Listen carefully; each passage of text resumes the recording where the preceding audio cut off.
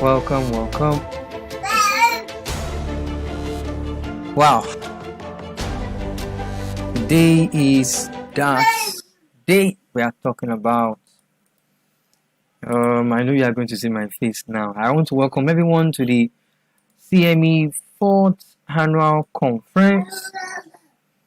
CME 4th Annual Conference. I am so excited that you are online with me this morning. Good morning, everyone. I think I'm going to give the reward to those of us who actually came online early.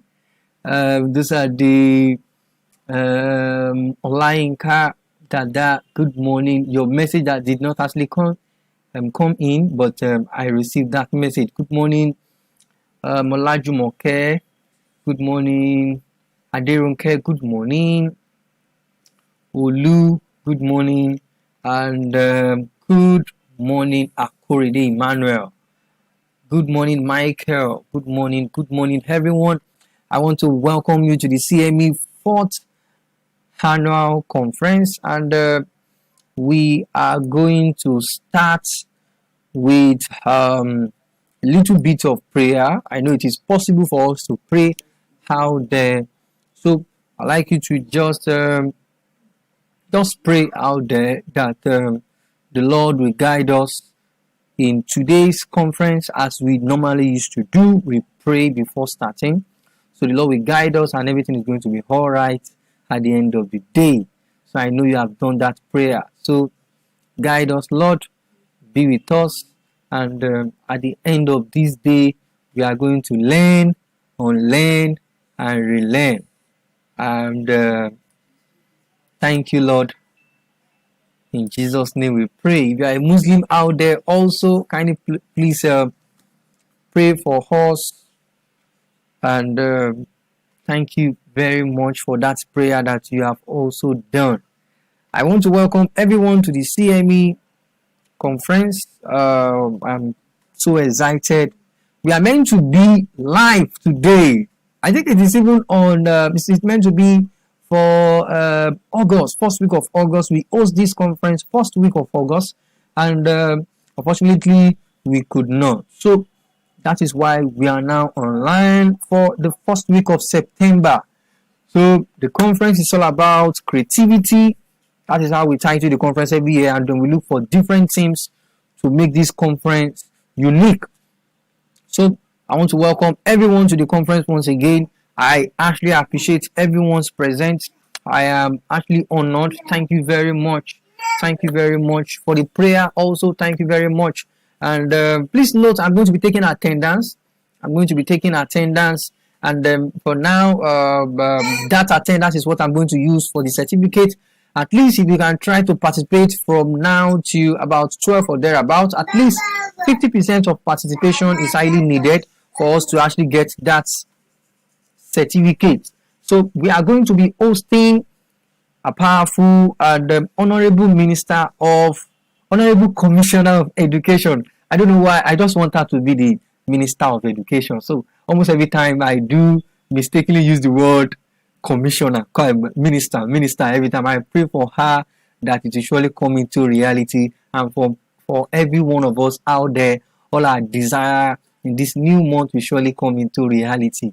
So we are going to start with a brief review of what happened last year. Let me start from the first annual conference. For the first annual conference, I'll be looking for the picture almost everywhere. For the first annual conference, it was held at Canadian International School at Surulere, where we host about 200 participants were present at that conference, and it was awesome. We host Dr. KUNLE FILANI. We host Dr. Oyedetola, and I was also there at the conference. About I think 4 to 5 speakers, and it was awesome experience at that conference. And today is the 4th annual conference, which simply means that it is not yesterday at all. It started long time ago. So it has been a very big time journey for me, and if not for you all this, which simply means that all this may not actually come into reality. It has been you, CME, it has been CME, it has been every one of us out there that actually make this come into reality. I want to welcome everyone to the CME 4th Annual Conference. I'd like you to get seated, sit down, and I'm very sure that you are going to enjoy every bit of this class at the end of the day. It is going to be an awesome time. The experience is going to be massive, and I am 100% sure that you are going to learn, unlearn, and relearn. I'd like you to be going and coming. If you can't withstand the data, and if you can also try as much as possible, try your best to stay with me online. I'm very sure that you are going to learn all those skills needed to be able to stay creative and to be able to stay relevant, especially in this time. I want to welcome everyone once again. So let me take you through what happened last 2 years. The last 2 years conference was also which was our second annual conference. It was a great conference. Mrs. ADEFISAYO was present at that conference. This was where I was actually welcoming her. Great conference with her. Every time that I was actually opportune to actually host her in the conference, I enjoyed myself. And I'm 100% sure that when she comes online by 9:30, you are also going to enjoy this class. This was a conference held at Supreme Education Foundation at Magodo, and this conference was massive. I could not actually believe what happened at the end of that conference. We host up to 500 participants, and thank you to ODETOLA KEMI for the awesome anchor of that show. A lot of educators were present.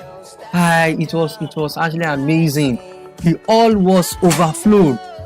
We have overflow from left to right. You know, it was not actually just our preparation alone. It was God make this conference an awesome one. Discussion time with Mrs. ADEFISAYO here, and she was not the Commissioner of Education here, but everybody were happy to be around her. Everybody were happy that, oh, mommy, you are around, this and that, and they really enjoy the awesome time with her. I actually want to appreciate her once again for even coming for that conference, because she actually made that conference a conference what a conference. So this is all about the second annual conference. The second annual conference was not just a conference at all. It was a conference that brought a lot of educators, a lot of people out there to learn, unlearn, and relearn. And I want to appreciate every one of us for actually attending that conference. Thank you very much for attending that conference. It was awesome time. Mr. Jude also was present. Okay, let me talk about those speakers. We have Mr. Jude, we have Mr. Dare, we have at the conference, we have a lot of them at that conference. And Mr. Jude presented a lot of technology stuff. And we also have Mrs. Adefakoya. Mrs. Adefakoya was also there. And it was awesome talking about measurement, assessment. It was all about assessment with her. And anytime we host her, awesome experience. Mrs. Adefakoya was indeed a role model at that conference. And for the closing remark, we host our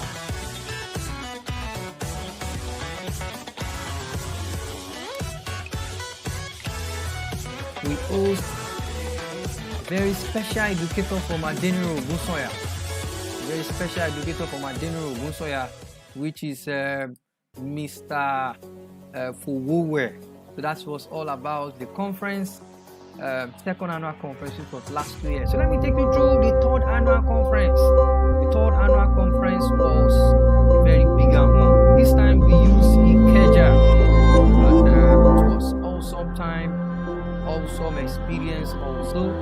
And then this time we now have a very great and passionate speaker. I was actually opportunity to actually have her around me that time. It was a great experience. That is Mrs. Bimbo Oluyede, and it was awesome class. And Mrs. Adefisayyo was also present. I think this time she was about to be the Commissioner of Education. I really appreciate her presence during that conference. It was awesome class. We spoke about creativity, communication. Mr. Preskuwe was there, Mr. Wiwa Shimolo was there, Mrs. Dideolu Adekogbe was there. A lot of educators that you won't even believe that you will see face to face. They were all around. It was awesome experience with her, and I'm 100% sure that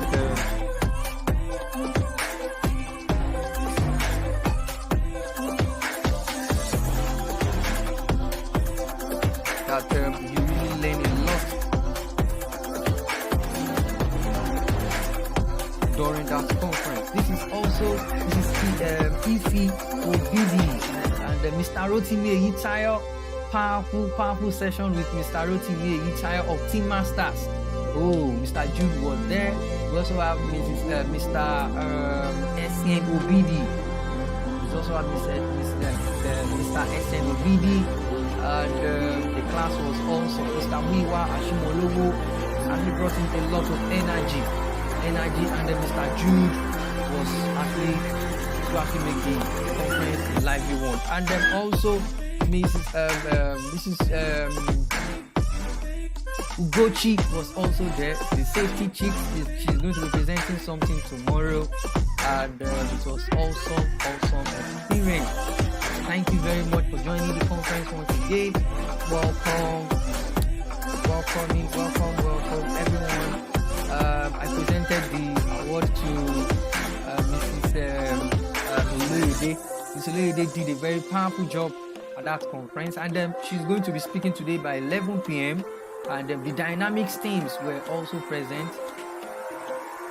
11 a.m. Sorry, not p.m. Sorry. So I want you to get ready for the powerful session. For the next 3 hours, we are going to be hosting the Commissioner of Education from 9:30. We are also going to be hosting Dr. KUNLE FILANI. We are also going to be hosting Mrs. Bimbo Oluyede for the morning session. For the morning session, I want you to get ready for the morning session. So, welcome to the morning session. The morning session will be all about how we can leverage on creativity, artistic creativity, leadership, and also communication. I would like you not to miss the communication class. The communication class with Mrs. Bimbo Oluyede. She's going to speak about a very big time topic, ability for us to communicate virtually. And I'm also still learning about that.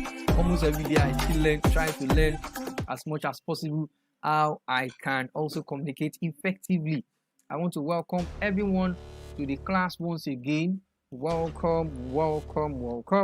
This is the CME 4th annual conference. I want you to sit down on a very nice seat. As you can see that we are meant to be here, but this is not where we are today. We are in our comfort zone, and then we are watching live. Comfort zone and watching live. I want to welcome everyone once again to the CME 4th annual conference, and I am 100% sure that you will be of benefit to this conference at the end of the day. Welcome. My name is ODETOLA Ebenezer Israel. If you are meeting me for the first time, I am an artist. I'm also a content developer in terms of technology, and I transform the learning environment of the child to not just be beautiful alone, but also to be instructive. So I'd like you to stay tuned. Stay tuned. If you are online, kindly please stay tuned. And if you have, if there's any difficulty out there, kindly please, you can private chat me. My number is 081 34 09 6110 for you to be able to get all the necessary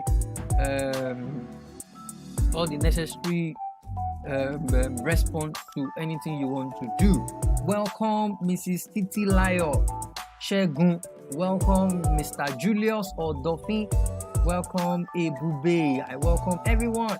Welcome, Angelo. I welcome you. I also want to welcome Mrs. Omobolanle. Mrs. Omobolanle, welcome. I also want to welcome Esther.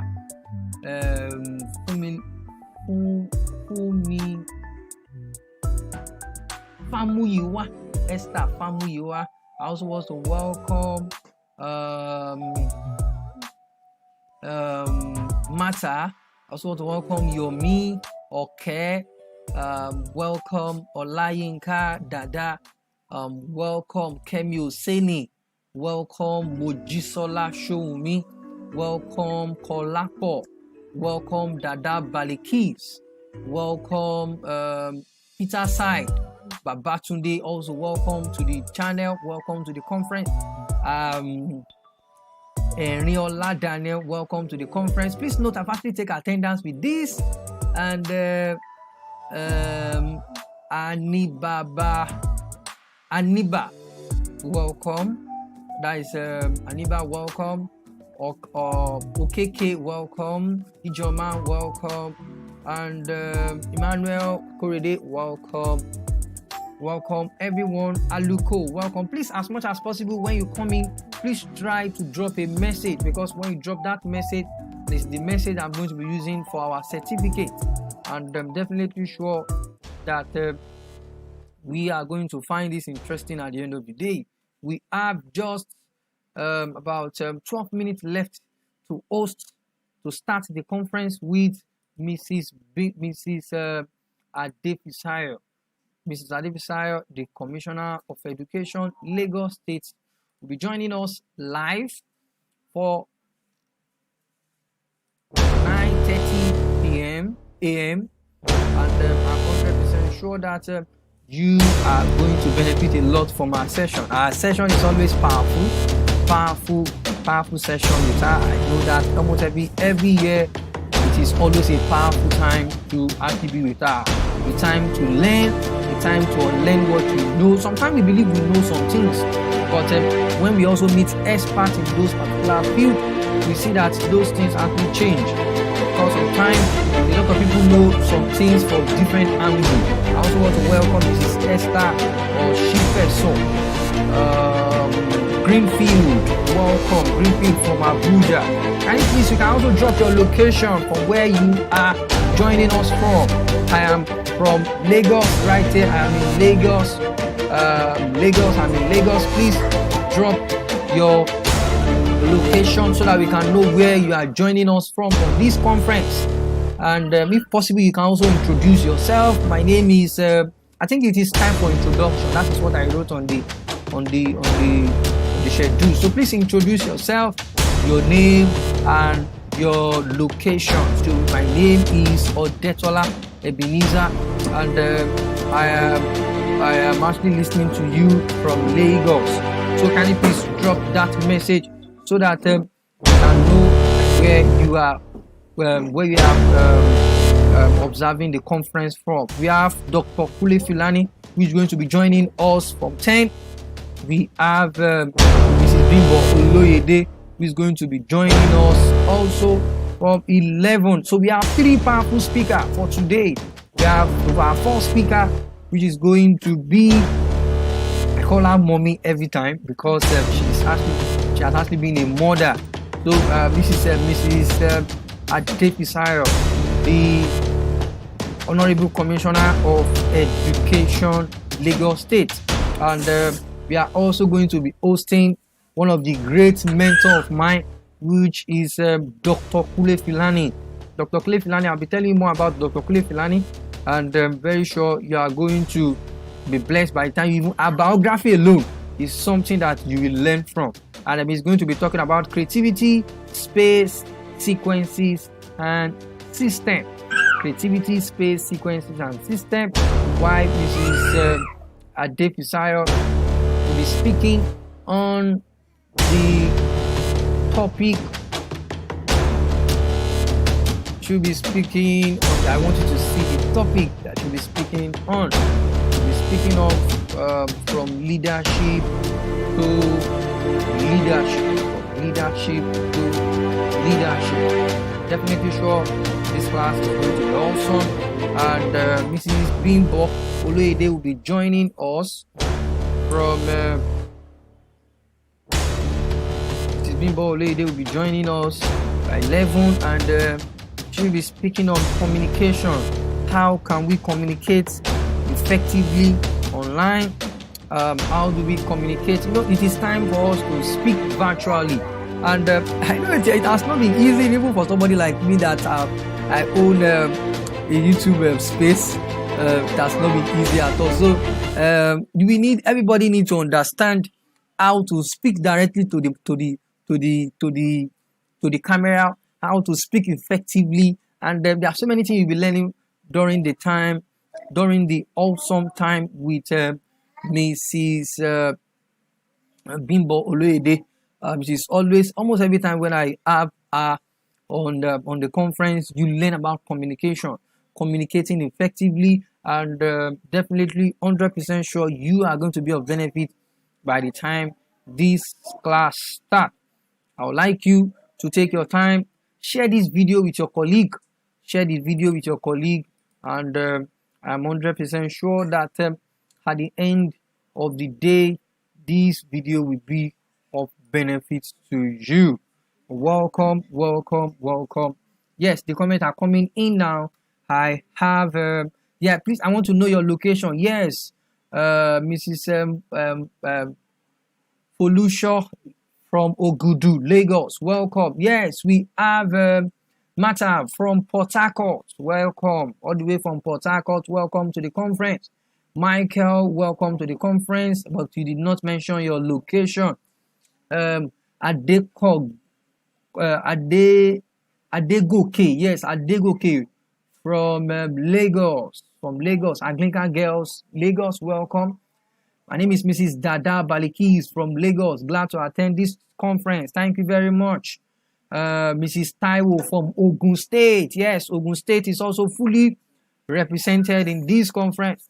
And also we have Mrs. Esther. Mrs. Esther, welcome, but you did not mention your location. Sylvia, welcome from Ikorodu, Lagos State. That is another state entirely. He was under Lagos State. Just kidding. We have Ijoma from Lagos. Please, those people that are outside Lagos, the Lagos educators are actually taking over.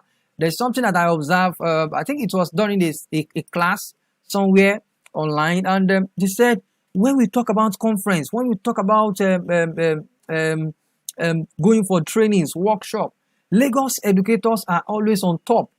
Please, I want us to go and invite our colleagues right now. If you are in Port Harcourt, Enugu, Jos, Rivers, or any state that you are in right now, let's try to take that narrative away, and by inviting our colleagues.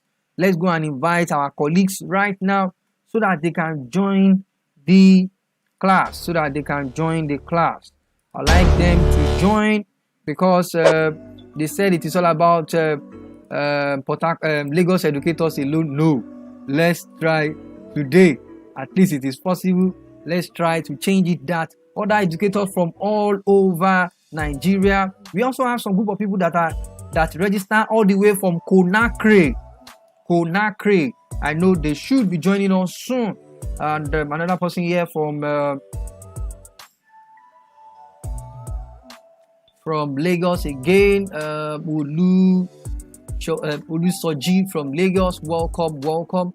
And we are about to start right now.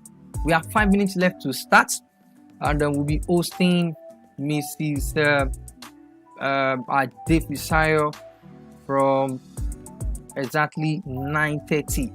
Before I start, we are going to take a very short time to read about our profile. I'm going to explain everything about her, what I know, and then from also we are going to be a brief profile about her.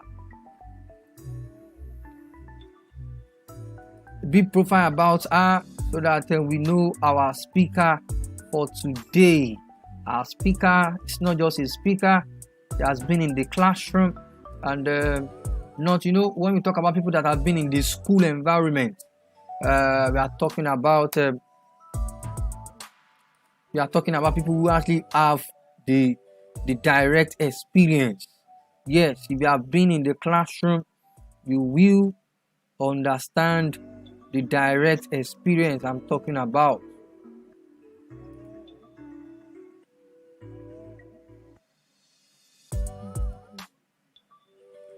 Welcome once again. Welcome, and I want to welcome everyone. We are starting at exactly 9:30. We have 3 minutes left, and for that 3 minutes left, let's quickly meet Mrs. ADEFISAYO.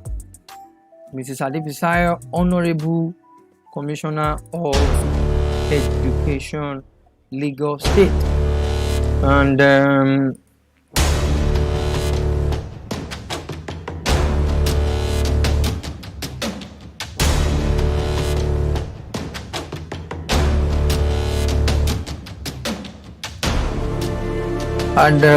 in case you don't know Mrs. ADEFISAYO, Ms. ADEFISAYO is the Commissioner of Education, Lagos State, and she'll be joining us exactly 9:30.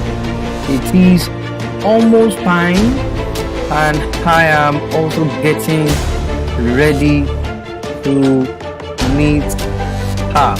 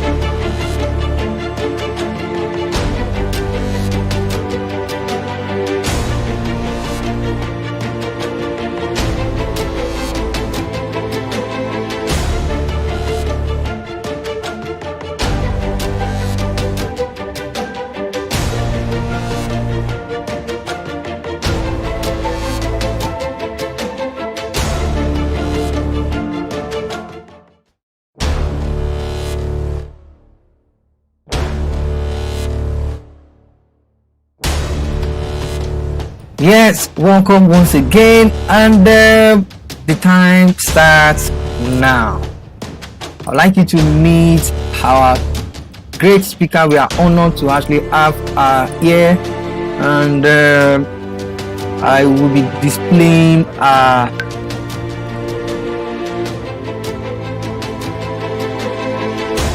I'll be displaying our profile right now.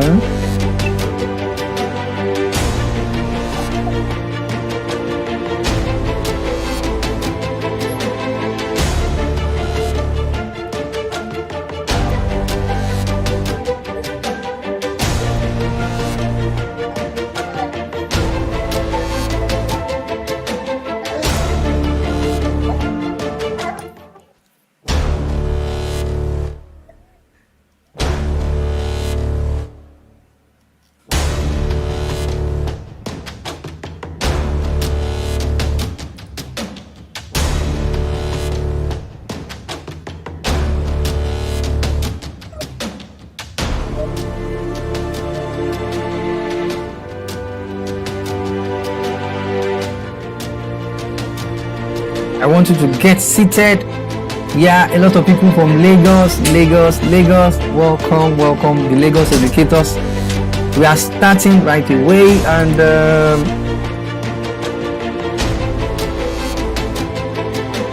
I would like you to get ready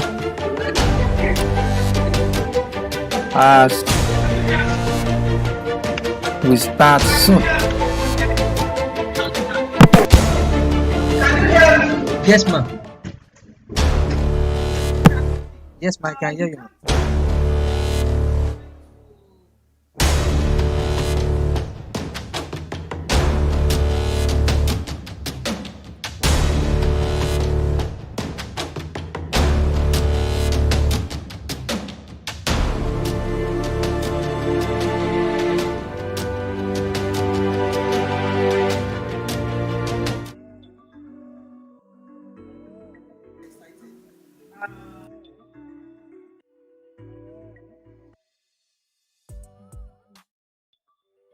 Before this one, because it was so interesting and varied, but I think I will try and cope with this one too.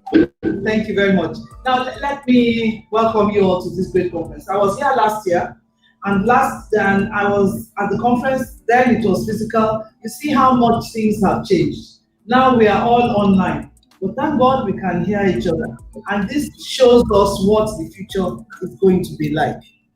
Now, when Eben gave me that topic, leading to leading, Eben, can I have audience participation? How can I have it? Because I would like to ask them questions and have them reply.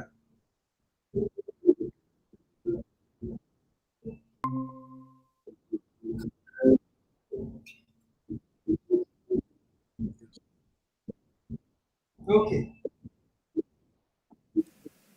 So when I ask my questions, you just you know how to move fast. So my first question is, what is the meaning? Now when he asked me, I do not sleep for like a day or two. Like, what is the meaning of leading to leading? Leading to leading. What is the meaning? So I want people to tell me what they think the meaning is. So get them to type the meaning. Okay. What of leading to leading? Okay.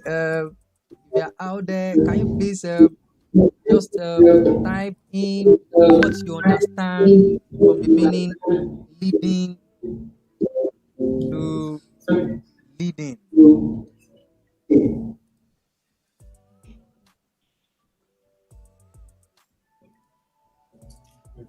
Are people typing? Do we have a chat room where people can type? Yes, ma'am. We have a chat room. We also have a smartphone there, ma'am. You can actually go on YouTube with the link I sent to you. You'll be getting all the response immediately. Okay.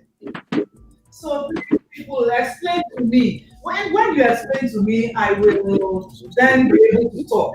Because if you don't let me know what you think it is, then maybe I will say the wrong thing. But what is the meaning of leading to leading? Leading to leading. Okay, somebody said that leading to leading simply means leading yourself in order to be able to lead others.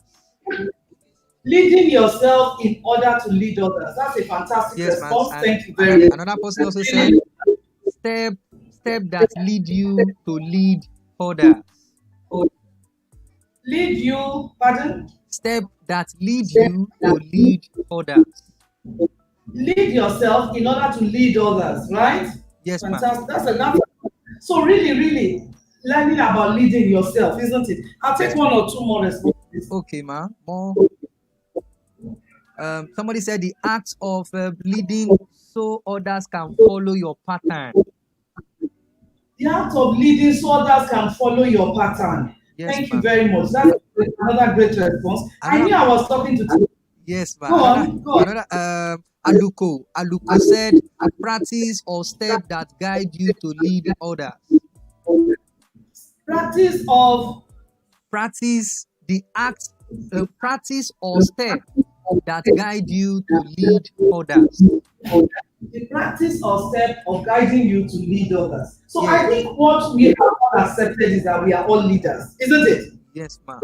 From all these definitions, we have all accepted that we are all leaders. And if we accept that we are all leaders, then we've also accepted that we can lead others to lead, whether it's our students, whether it's our colleagues, or whoever we come in contact with. So I think I agree with you, and I'll go on to my next slide, where I actually agree with most of what you said, but I will also say that I also had one or two things that I said, that for me, it all looks like an upward movement. That is, you are a leader yourself. You can sharpen and hone your skills, but then you also need to learn to go upward, so that, because when you go up, I hope you know that you bring others up with you.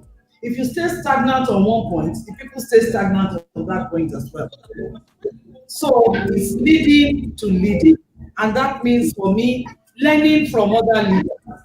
That means, you've all said it, learning from other leaders and also getting better at what you are doing. Sorry, I think my screen went off for a minute. Yes. Getting better as a leader. If you know that you want to get better as a leader, that means you've accepted that leadership is a journey.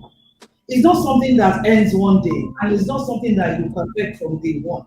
You keep growing, you keep getting better. It's an upward journey. And leadership is also a skill. And like all skills, there are many skills that we have. We learn to teach, we learn vocations, you can learn to sew, you can learn to draw, you can learn to paint, you can learn to drive, you can learn to ride a bicycle. These are all skills. And leadership is also a skill. And so, like all skills, it can be learned, it can be taught, and it can be mastered. And so today we are going to talk about how you are going to go upwards in your leading journey, so to speak. So let me start. We are in difficult times. During this pandemic, there was something that I studied a lot. Who are the leaders that made a difference? Because you could see people who are floundering, people who felt their life had come to an end. There were people who just couldn't make any sense out of what was happening. But there were people who said, well, this has happened, I'm going to get out of it even better than I came into it. Next slide. So these people, and there were certain characteristics that they had as leaders. First, they were creative thinkers. They have to think differently. You know that when we started online, some people said, it's not possible. Nigerians will not do it. Teachers will not. No, you have to be creative thinkers. You have to understand that, and being creative means you see what everybody saw, but you did what nobody thought. So you go ahead, be creative, do things your own way, and you'll be surprised at what will happen. We needed people who think differently. People who look at the same situation and are able to make sense of it and are able to think very differently from everybody around them. Someone spoke to me this morning. He said, he wants to share some things with me and he wants me to buy an app from him. He said, do you know that many people are going to lose their jobs? Teachers, I hope you know. Many teachers are going to lose their jobs. School leaders are going to lose their jobs. From now, for the next 10 to 15 to 20 years, who knows? And not just because of this pandemic, but because this pandemic showed the weaknesses of the system, the weaknesses in all of us. And so we have to start to think differently about our jobs. People who are proud before to say, Ebiolo, Facebook, Ebiolo, this and that, just bragging about their inability to use computer. They are now like dinosaurs, and you know what happened to dinosaurs. People who look for opportunities, in every situation, there is a big problem. What happened now was a big problem. I never thought I would face it. When I came in as Commissioner for Education, I had my plans. I'm going to do this, I'm going to do this, I'm going to do this. Then this thing came. And I just said, well, I was going to do this. Now I have to do it in a different way. And so we have to start addressing the situation before us, look for the opportunities, and start to look for solutions. People who have learned to create scenarios, those are the people who succeeded during this period. People who looked at the situation and said, if I do this, what will happen? If I do this, what will happen? If I do that, what will happen? So you need to start building up your own personal skills of scenario building. Because if you build scenarios, you'll be able to see the best case, the worst case, the most likely, and you'll be able to adapt strategies for each one of these scenarios. You know what I'm trying to say in other words is, you need to move out of this your comfort zone. All of us need to move out of our comfort zone and start to move out into uncharted waters, because the future is uncharted. Nobody could have predicted COVID. Nobody.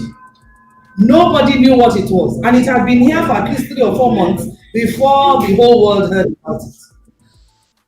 People who are willing to diffuse leadership, you see, you cannot concentrate leadership on yourself anymore. You have to accept that other people around you are also leaders or potential leaders, and therefore you have to be willing to share leadership, to diffuse leadership, to let other people grow. Because when leaders grow around you, you grow and you move on. If you stay stagnant, your staff will stay stagnant, your colleagues will stay stagnant, and no upward movement will happen. So I believe as a leader that I have to keep moving. I have to be a running target. So they can run after me, sure, but I am running as well. I'm not staying on one spot.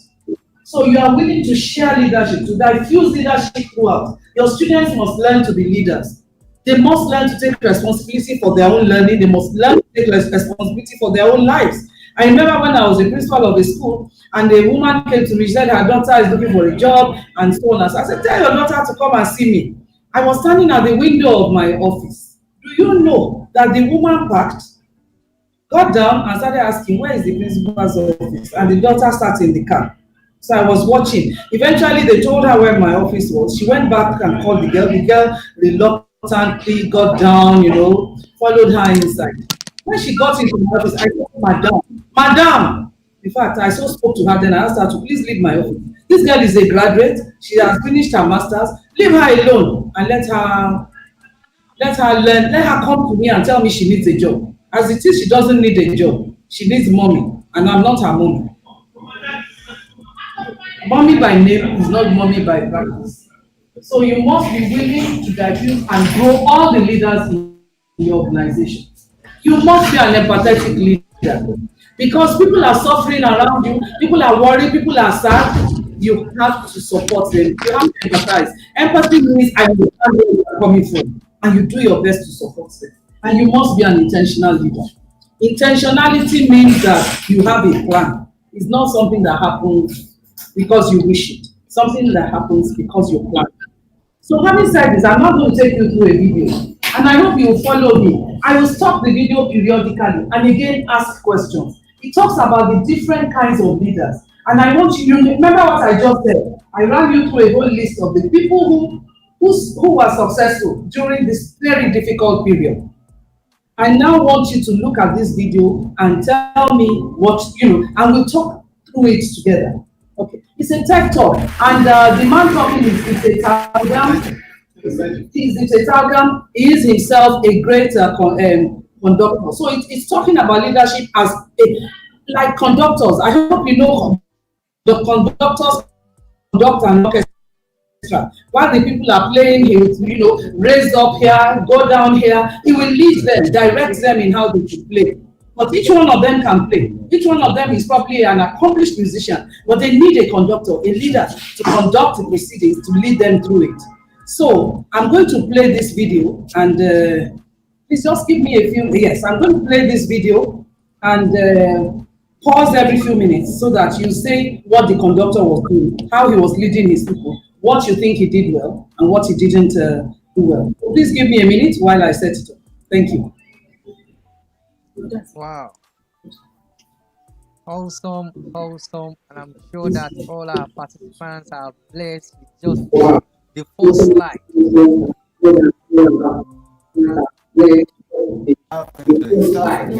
And I go on the podium. Cool. An open space, closed space. And in front of all that noise, something like this, not very sophisticated. Out of the chaos, noise becomes music. And this is fantastic, and it's amazing that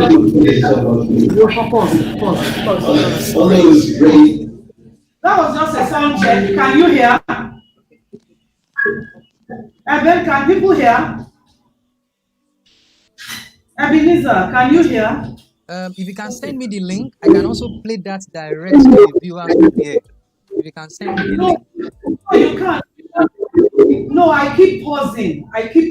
Because I'm not going to play it through. I'm going to pause it 6 times. Okay. So can they hear? Yes, they can hear, man. They can hear. Okay, play. People here make noise, they need me. Not really. If it were that, I would just, save you the talk and teach you the gesture. You could go out to the world and do this, with a company or whatever you want, and you have perfect harmony. That will work. Let's look at the first video. I think it's a good example of harmony. And then Help me mute your audio. Help me mute your audio.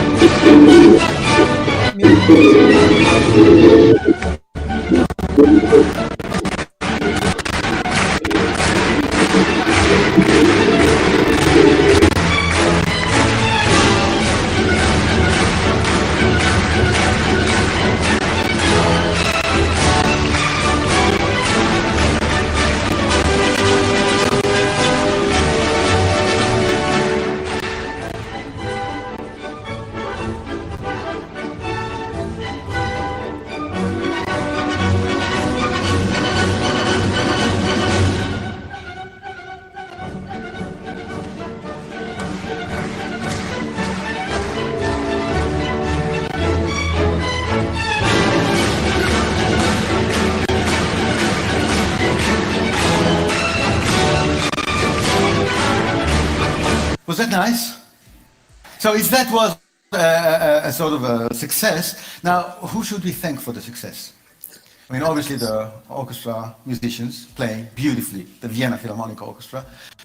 They don't often even look at the conductor. And then you have the clapping audience, actually taking part in doing the music. Viennese audiences usually don't interfere the music. This is the closest to an oriental belly dancing feast that you ever get in Vienna. Unlike, for example, in Israel, where audiences cough all the time. Arthur Rubinstein, the pianist, used to say that anywhere in the world, people that have the flu, they go to a doctor. In Tel Aviv, they come to my concerts. So that's a sort of a tradition. But Viennese audiences do not do that. But here they go out of the regular, just to be part of that, to become part of the orchestra. And that's great, audiences like you, make the event. But what about the conductor? What can you say the conductor was doing, actually? He was happy. And I often show this, senior management, people get annoyed. You come to work, how come you're so happy? Something must be wrong there, But he's spreading happiness.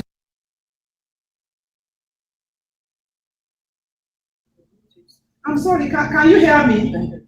Did you hear the video? Eben, please, did you hear?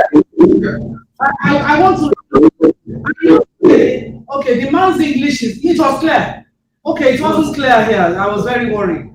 And his accent is a bit difficult to understand, but if you listen, you will understand what he's saying. Did you watch the orchestra? Did you watch them playing? Did you see the conductor? Now, you see, what was he? He was happy, wasn't he? That's because everything was going well. And what we are trying to say is that as the conductor, as a leader, you are leading. There are many things that are happening. The band playing in front of you, which is your students, the school, your teachers, people working hard in front of you, being successful. But again, at the background, there are people who build the building, the admin staff who are ensuring that everything is going safely. And so when you come to a situation, a conductor deals with so many situations. But you are happy when everything is working well. But if you watch the conductor's style, he was not really interfering in what any one of them was doing. He had trained them, he knew they were good, and he allowed them to work. He was not a micromanager. So let me listen to another person. Which one?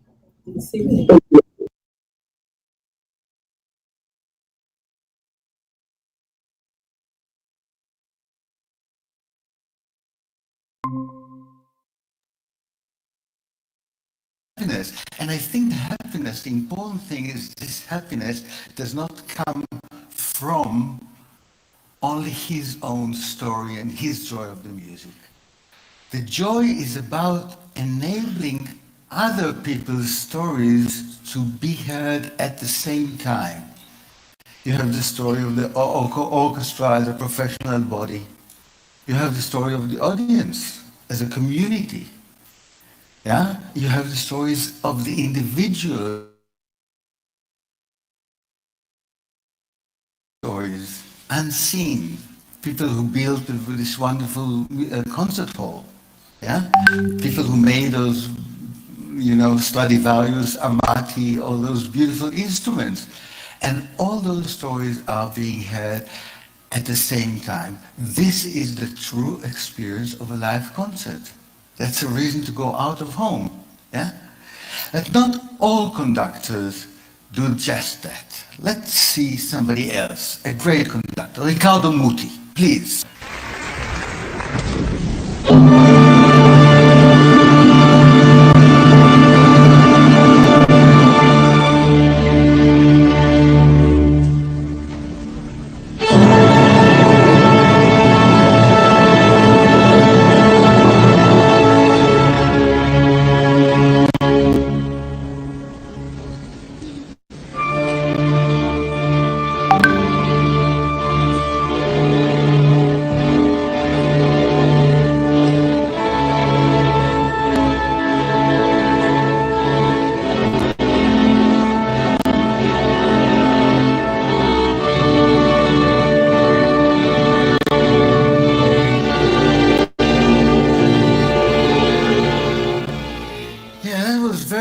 But you could see it's a completely different figure, right? He's awesome. He's so commanding, yeah? So clear. Maybe a little bit over clear. Can we have a little demonstration? Would you be my orchestra for a second? Can you sing, please, the first note of Don Giovanni? You have to sing, oh, and I'll stop you, okay? Ready? But, come on, with me. If you do it without me, I feel even more redundant than I already feel. So, please, wait for the conductor. Now, look at me, and I stop you. Let's go.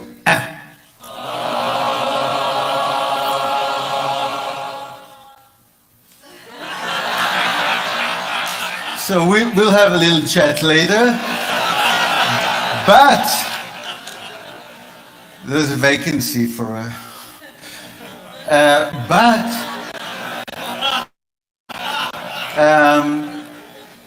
you could see that you could stop an orchestra with a finger. Now what does Riccardo Muti do? He does something like this. Oh,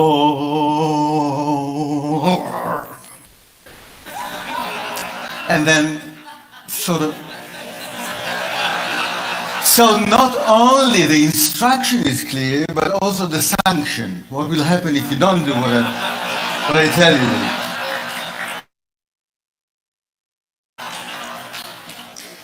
So, does it work? Yes, it works. To a certain point. When Muti is asked, why do you conduct like this? He says, I'm responsible responsible in front of him. Now, he doesn't really mean him, he means Mozart, which is like the third seat from the center. So he said, if I'm responsible for Mozart, this is going to be the only story to be told. It's Mozart as I, Riccardo Muti, understand it. And you know what happened to Muti? 3 years ago, he got a letter signed by all 700 employees of La Scala, musical employees, I mean, the musicians, saying, you're a great conductor, we don't want to work with you, please resign. Why? Because you don't let us develop. You're using us as instruments, not as partners. And our joy of music, etc., etc. So he had to resign. Isn't it nice? No, he's a nice guy. He's really nice. Well, can you do it with less control or with a different kind of control? Let's look at the next conductor.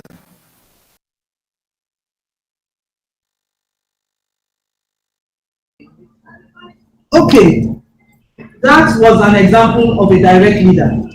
I am responsible, I am in charge, you do what I tell you to do, you don't interpret everything according to your own interpretation. You don't interpret, you follow me, you do what I tell you to.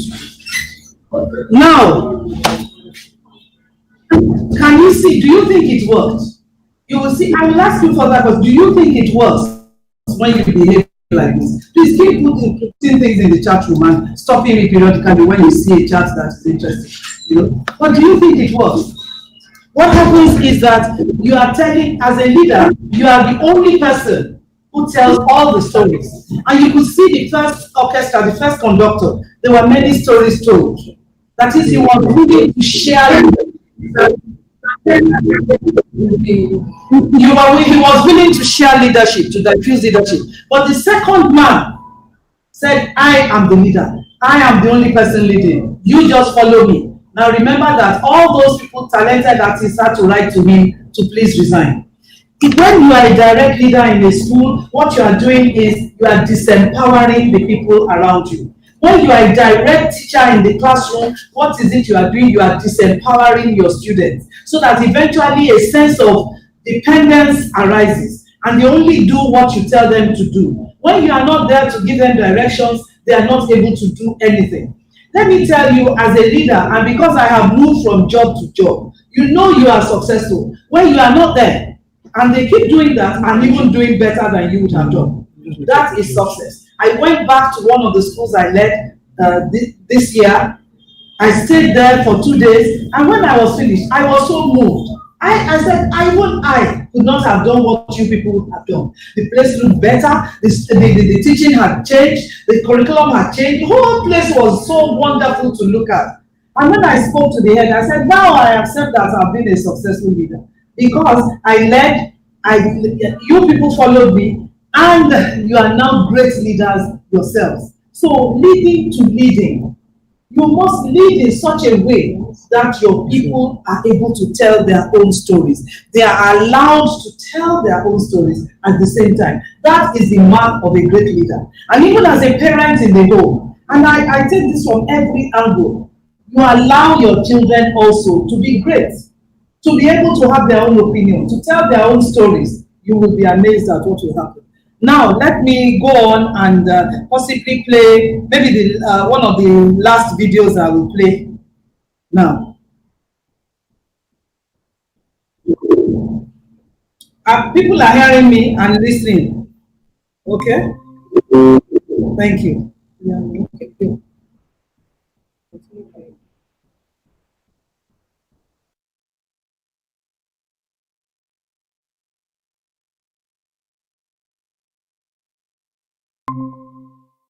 Richard Strauss.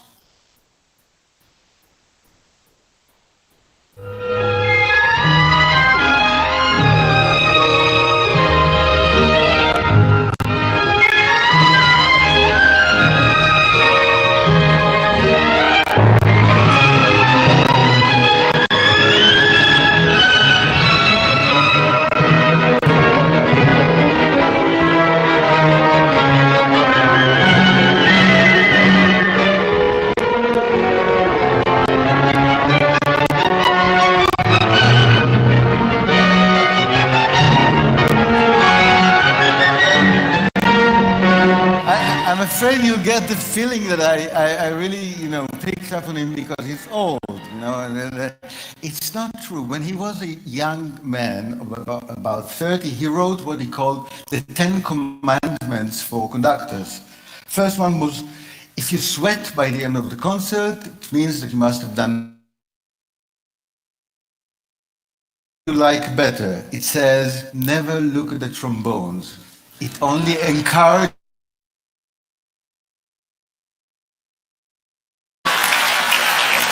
So the whole idea is really to let it happen by itself. Do not interfere. But how does it happen? Did you see him turning pages in the score? Now either he's senile and doesn't remember his own music because he wrote the music, or he's actually transferring a very strong message to them, saying, come on guys, you have to play by the book. So it's not about my story, it's not about your stories, it's only the execution of the rhythm music, no interpretation. Interpretation is the real story of the performer. So no, doesn't want that. That's a different kind of control. Let's see another super conductor, a German superconductor, Herbert von Karajan.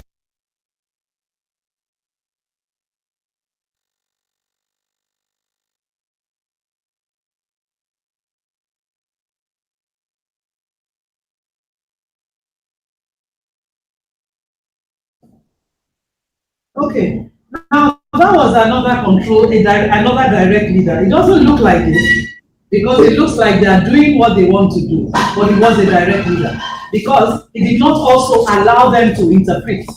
He said, do what I put down in the book to the letter. And it came out beautifully. Now I want you to notice that all these the conductors were good. They were the greatest conductors around. Each one had a different style. Each one came out with a different result, but some were greater than others. And we are getting to the realm of the greatest one. You can see that in playing that, you see that we have moved from that man who was very happy, he was in control, but he was happy, he allowed them to do what they wanted to do, to the direct man who said, follow me, this is me. I'm the only person allowed to tell any story here. To the other man who behaves as if all of us are telling the story. I'm not controlling you, but he's actually controlling from behind. Again, you can see, now what you have to know about leadership is there is no particular style that you cannot use. You can use an amalgam. Sometimes you have to be direct to people, especially people who refuse to listen to instruction. But it's a poor management style or leadership style in the long run. Sometimes the second one where you direct from the back can be the best, especially when you are working with professional teachers who know what they are doing. In other words, you allow them to talk. You allow them to do what they're doing, but they must follow your rules exactly. That is also another leadership style, and it's also appropriate at certain moments. So leadership, again, I just wanted to show you that leading to lead is not having a single strategy. It's also reading the situation intelligently and deciding the best approach to take. This last one was direct control leadership, but the people didn't feel it so much so. But again, in that kind of leadership, you may not bring out the best creativity because you are still saying, it's my story. Now, let me listen to another person. I hope we are okay listening to these stories. Even I hope people are comfortable. The man that great. No, okay, I will soon finish. Then we'll take the comments. Then we'll just go through the comments. All right. So let me play another type of leader.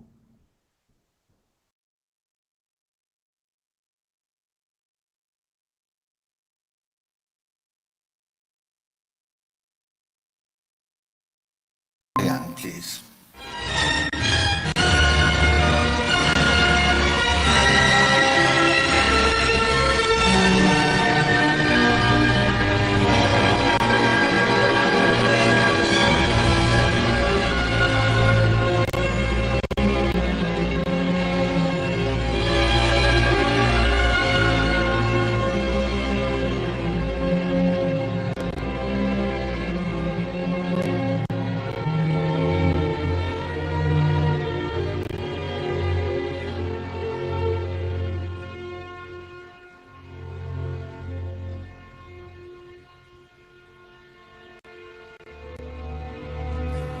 What's different?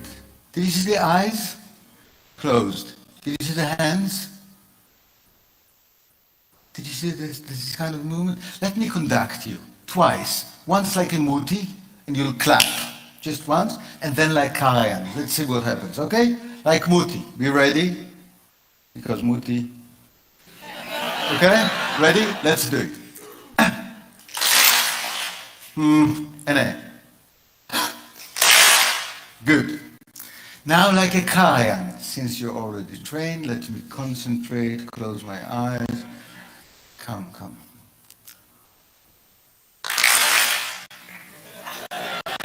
Why not together? Because you didn't know when to play. Now, I can tell you, even the Berlin Philharmonic don't know when to play. Yeah? But I'll tell you how they do it. No cynicism. This is a German orchestra, yes? They look at Karajan, and then they look at each other. Like, do you understand what this guy wants? And after doing that, they really look at each other, and the first players of the orchestra lead the whole ensemble in playing together. And when Karen is asked about it, he actually says, yes, the worst damage I can do to my orchestra is to give them a clear instruction, because that would prevent the ensemble, the listening to each other that's needed for an orchestra. Now that's great. What about the eyes? Why are the eyes closed? Yeah? There's a wonderful story about Karajan conducting in London. And he cues in a flute player like this. The guy has no idea what to do. So, Maestro, with all due respect, when should I start? What do you think Karajan's reply was? When should I start? Oh yeah. He says, you start when you can't stand it anymore. Meaning that you know you have no authority to change anything. It's my music. The real music is only in Karajan's head, and you have to guess my mind. So you are under tremendous pressure because I don't give you an instruction, and yet you have to guess my mind. So it's a different kind of a very spiritual, but yet very firm control. Can we do it in another way? Of course we can. Let's go back to the first conductor we've seen. Carlos Kleiber, his name. Next video, please.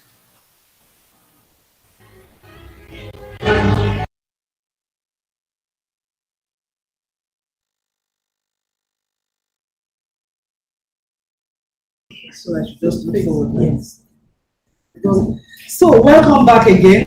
You can see that the last one now, that was an interesting one as well.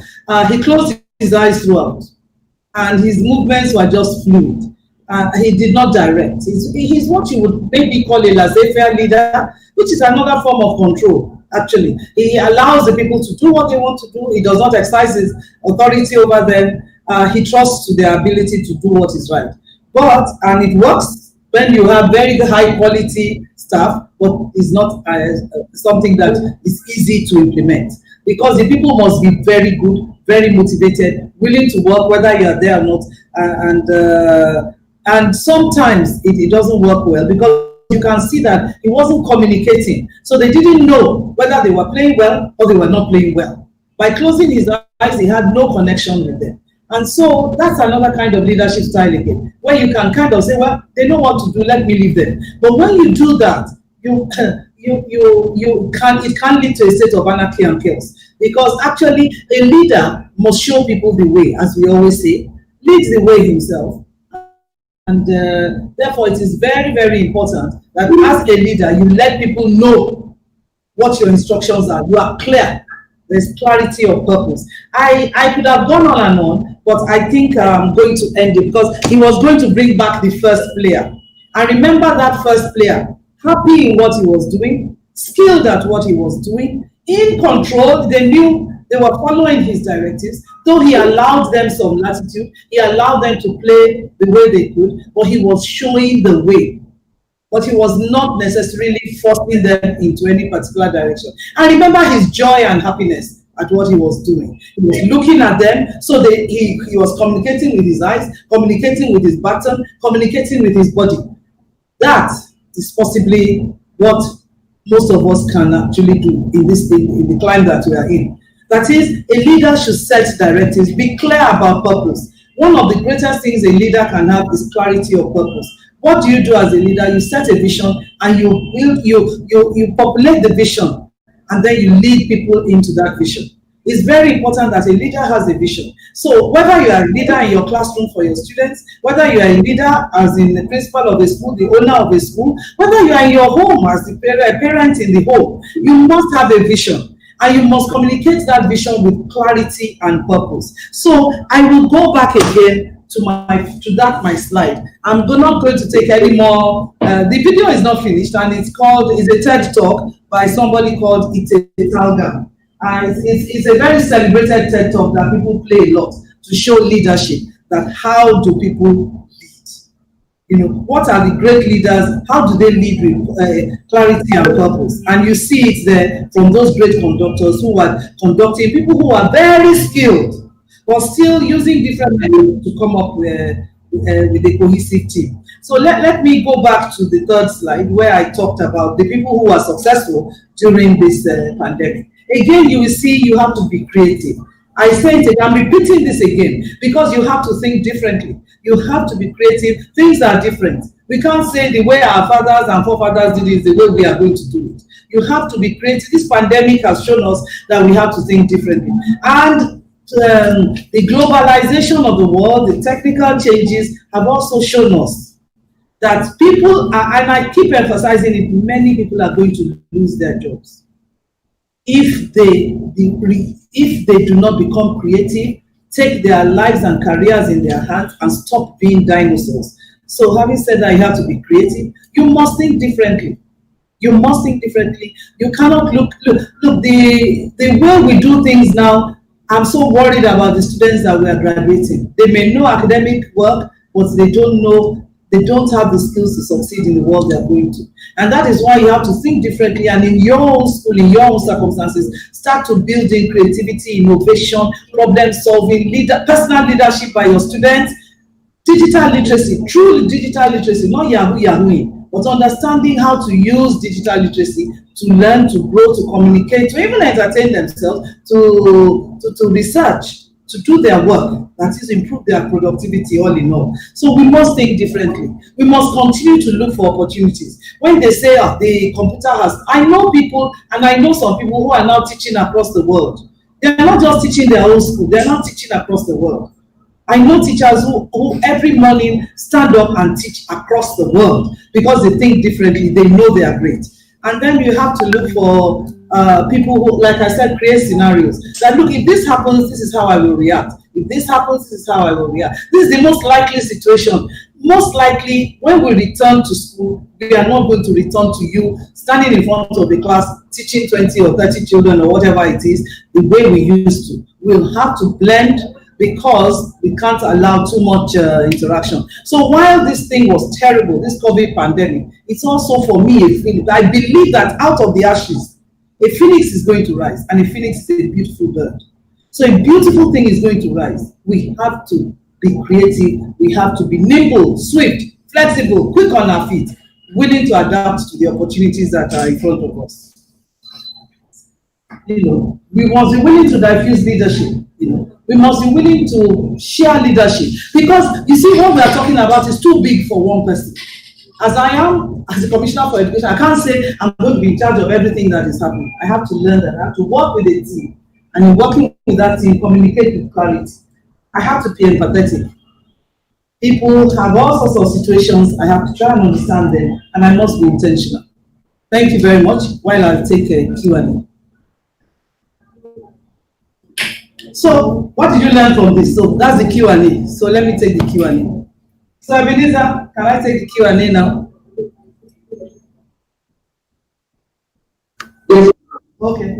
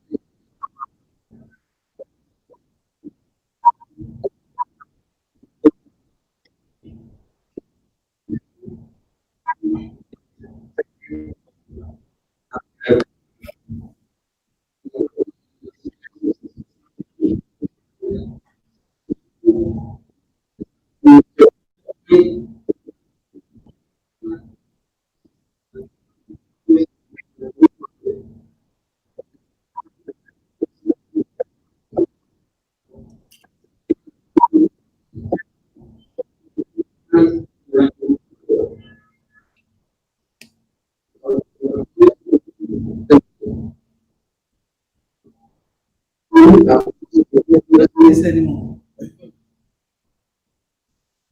Go on.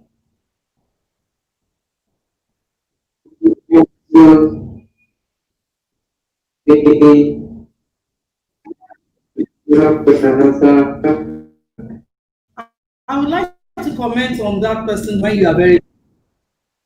Can I comment on that? That you being manipulative. Yes, a leader can become very manipulative when you are very direct, when you are in control, because you want to so be in control, you start to engage in a number of inappropriate practices. I know leaders who have spies in the staff room, spies among the staff, coming to tell them stories. This person said this about you, that person said this about you. I know leaders who get into all sorts of inappropriate things of everything that is happening. And at the end of the day, somebody advised me when I was principal, make sure you have spies. I sat and thought about it and said, look, I'm not going to start finding somebody who will also be able to blackmail me by making the person my spy. I can hear things in many ways. I don't need to debase myself to that extent. And I tell you that I did not, and it worked for me. By having spies, you will hear bad things said about you. People always say bad things about you. Yeah? It's best if you are able to engage people in, there was one time I had a 360 degree done. My PA and people around me, they did it anonymously and I had them send it to a consultant. How do I behave to you? What do you wish I could do better? How do you think I should change? And each one of them said what they had to say. And I assure you it affects me till today. My secretary said I'm too impersonal. I just come to work and say good morning and do the work. So I said, okay, she wants me to say good morning. How are you today? How is the family? So it's just a minute. So I started saying it and I got used to it so that the people around me, I care for them. I show that I care. She puts it there and I never quarreled with her over that because I could see it was a source for her that she wanted me to be less impersonal. And I assure you that comment made more than 12, 13 years ago, I still hold on to it. And I watch myself because I do have a tendency to be impersonal. That is, we are at work now, we are not here to be playing. But I also know that work is, we must have relationships. And therefore I try and calm down in the right way and build relationships.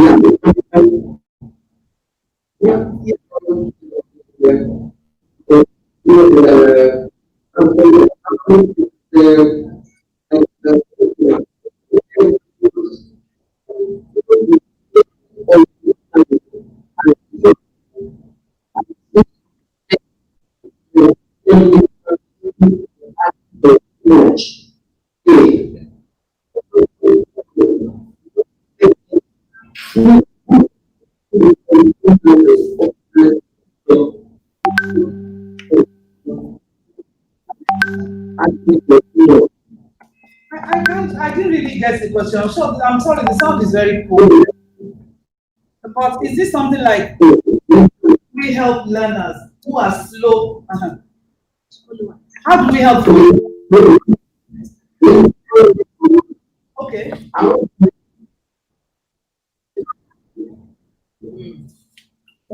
How do you help followers?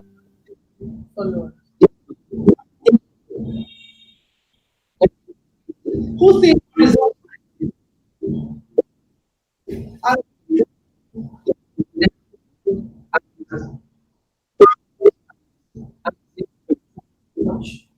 Well, that will always happen. And at the beginning of your relationship with people, you must understand that they will have all sorts of opinions. For me, what I do is I make sure that I never tell people to do things I do not do or cannot do myself. I would not tell my staff to close late and then leave every day very early. I would get to work on time and I would close on time. And when I'm at work, they see that I am working. I will be courteous to people around me so that by the time I'm giving instruction, the person knows that she can do it, she does it. But one other thing is, so I'm telling you that authenticity is probably the greatest thing that you can use as a leader. To be authentic, when they say do as I do and not as I say, there is nothing truer than that. So when you give people instructions and they mistrust you, it's because you have behaved your way into a situation where they need to mistrust you. I'm sorry to say that. So I think one of the things you have to do is to build up trust and relationships with your staff, to let them know that what I say is what I want to do. What I want to do is what I say. Yeah. So I think for me, it's building up relationships. What that question that was asked is a question of relationships. The relationship is not good. You have to build it up. So how do you help followers who do things haphazardly and see your insistence on quality as asking for too much? Well, as a leader, how do you manage people who will never meet deadlines and are not remorseful about it? They simply tell you that is their way. It's because there are no consequences. I don't believe a leader should be so soft that there are no consequences. One thing is clear. Between what happens to you, and I'm a Stephen Covey certified trainer, where it says between the stimulus and the response, there's space and time for you to think about what action you are supposed to take. And once you take the action, you are responsible for the consequences of your action. So I assure you, I'm not a soft, touchy-feely leader that will now say, Joe, shake it. No, you don't do it, you face the consequences. I believe so much in consequences that when you were doing it, you knew these were the consequences of what you were doing. So when people don't face the consequences, they will continue behaving haphazardly because nobody is asking them to face the consequences of their action. You keep on petting them and begging them or being annoyed, and they know that you will get annoyed and move on to another topic. But when you face the sometimes I've given people very serious queries. Another question here. I learned you must strategize and share your leadership goals. Yes. That's it. You must have a strategy. Don't sit there and people wonder, what are we doing in this place? What does she think? What does she want? You must let them know what you want and help them through the process of getting to where you want. And mind you, listen to the advice as well, because you don't know everything. Everyone cannot be in your corner. 360 is always great. Thank you. And local posh. My posh lady. That's a lady who I love looking at. You're always beautiful. So, local posh, thank you for your comment. This job is not about popularity. Not everybody is going to like you. The first thing as a leader that you go for is respect. The first thing you go for, like relationships, liking each other may come. But the best thing people can offer you is to respect you. You don't be static, but they should always evolve. Yes, Josephine Ikoton, it should evolve, but don't forget, not just evolve, but also adapt.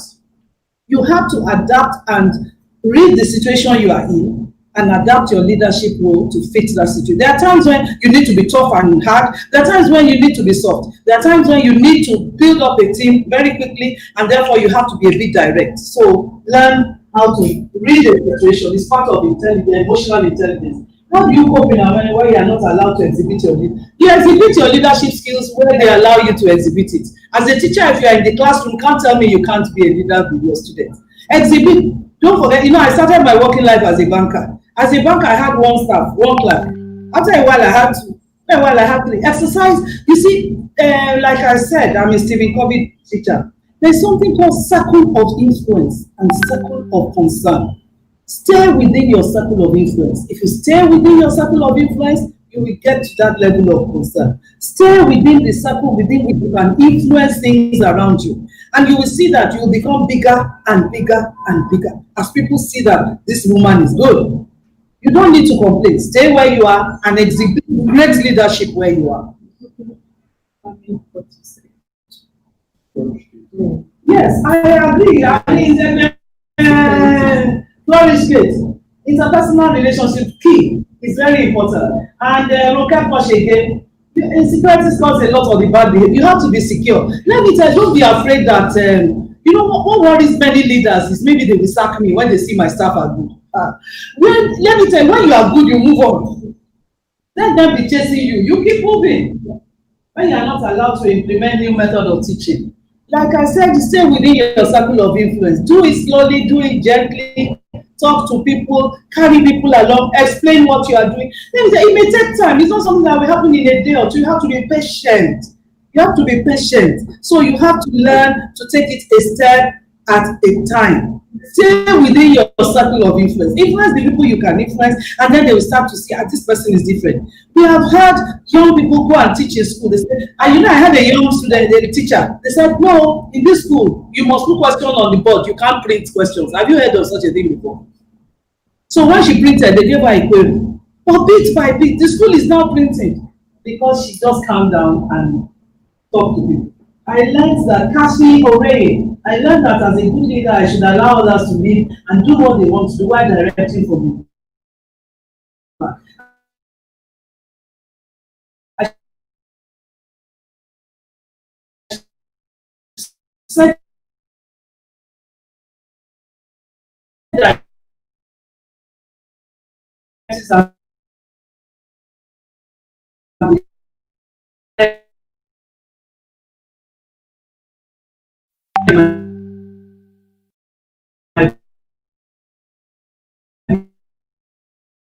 And purposes. Last, but I will still add it to. I need to go. Put it in your phone. Thank God. Very well. Wait till.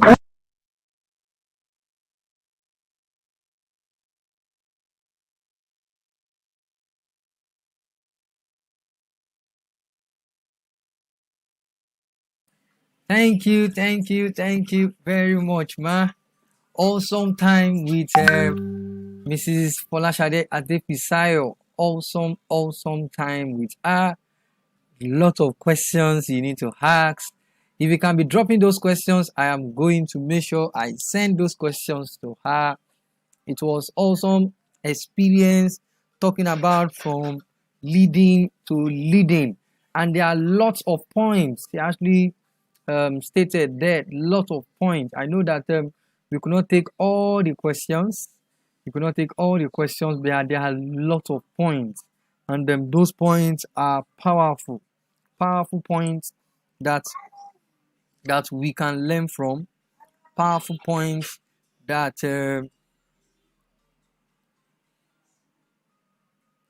we need to go and hang on a particular corner in our offices, at home, and more. You have to be intentional. I can't actually forget those points at all. There are so many points there that you need to still go and rewatch the video for you to learn about those strategies. I'd like you to try your best as much as possible to make sure that you watch this video again and again. Can we please let's appreciate Mrs. FOLASADE ADEFISAYO with as much as sticker that you can. Can we please let's appreciate her? Let us appreciate her right away. Let's appreciate her. Please drop your appreciation. Drop your appreciation. I need that. Please do that. Drop the appreciation. Yes. Let's appreciate her. That was awesome experience with her. And I will not lie to you. I also learned a lot. Can you see those conductors? It was totally different leadership strategy, and different reaction towards them also. And there's something I will never forget from what she actually spoke about is the ability to evaluate yourself out there. And she make use of the 360 evaluation, which was anonymous question. Okay, drop your question. What do you observe about me that you don't like? What do you want me to be doing? I think I'm going to practice that. And even as a teacher in the classroom, you can also practice that when school resumes. You want to be a new teacher. You want to be a teacher that is leading, not just that you depend on yourself alone. Your knowledge is not enough. You also need feedback from everybody out there. In the classroom, you need feedback. As a school leader, you need feedback. And I'm very sure that those feedback are going to help you a lot. So I want us to appreciate her as we prepare for our next speaker.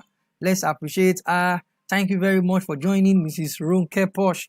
Thank you very much for joining, Mr. Rotimi Itayo. And remember to drop down your state that we are joining us from. If you are joining us from Lagos, write it there. If you are joining us from Abuja, from Kano, from Kaduna, Maduguri, and more, kindly please state it there so that we can know where you are joining us from. I want to appreciate everyone out there for joining the CME 4th Annual Conference, and it has been an awesome experience this morning as we host Mrs. FOLASADE ADEFISAYO, and I'm 100% sure that you have learned a lot from her, and definitely sure that you will also look for a way to still learn more from her. Definitely sure that you will also try as much as possible. If you still have more questions, you can be dropping them in. We have a lot of people who are still coming up online. See you later. Yes, thank you very much from Ogun State, joining from Lagos, joining from FCT, Abuja. Yes, now we are seeing Abuja educators joining us. Yes, I'm glad. Not only Lagos, we want those people from all over the world to join us. Can you please appreciate Mrs. FOLASADE ADEFISAYO? Also, coming up next, we have our creativity experts, Dr. KUNLE FILANI. Dr. KUNLE FILANI will be coming up next. Can you please get ready? And I want to welcome everyone personally to the conference. Welcome to the conference. This has been an awesome time. I'll be here from now till 12. From not to 12 till about 2. Then 3 o'clock we go for 1 hour break. Then from there we now start up another session. Yes, from Oyo State, Ibadan joining us. Welcome. Great people in the house, as Roke Posh, as Mr. Itayo, Flourish Gate. I cite you all. That is from Sheun Olurotimi. Welcome. I also want to thank all of you for joining.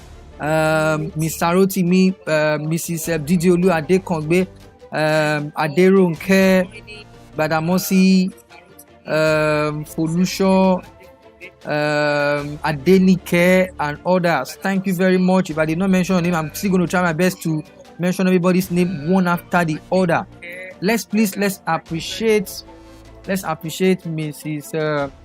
FOLASADE ADEFISAYO as we get ready for our next speaker. Let me say something about the next speaker. The next speaker was the former provost of Federal College of Education, or CLE, Abeokuta, and this is somebody that I so much respect in the area of creativity and history. He actually served as one of the great art historian in Africa.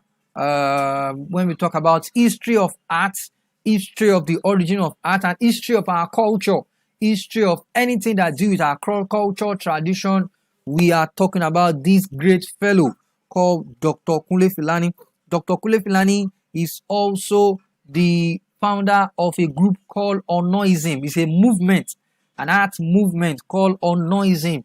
Onoism is an art movement that uses Yoruba symbols to create artwork, with meaningful artwork. And then we have the lives of Tola Wewe and co under this group.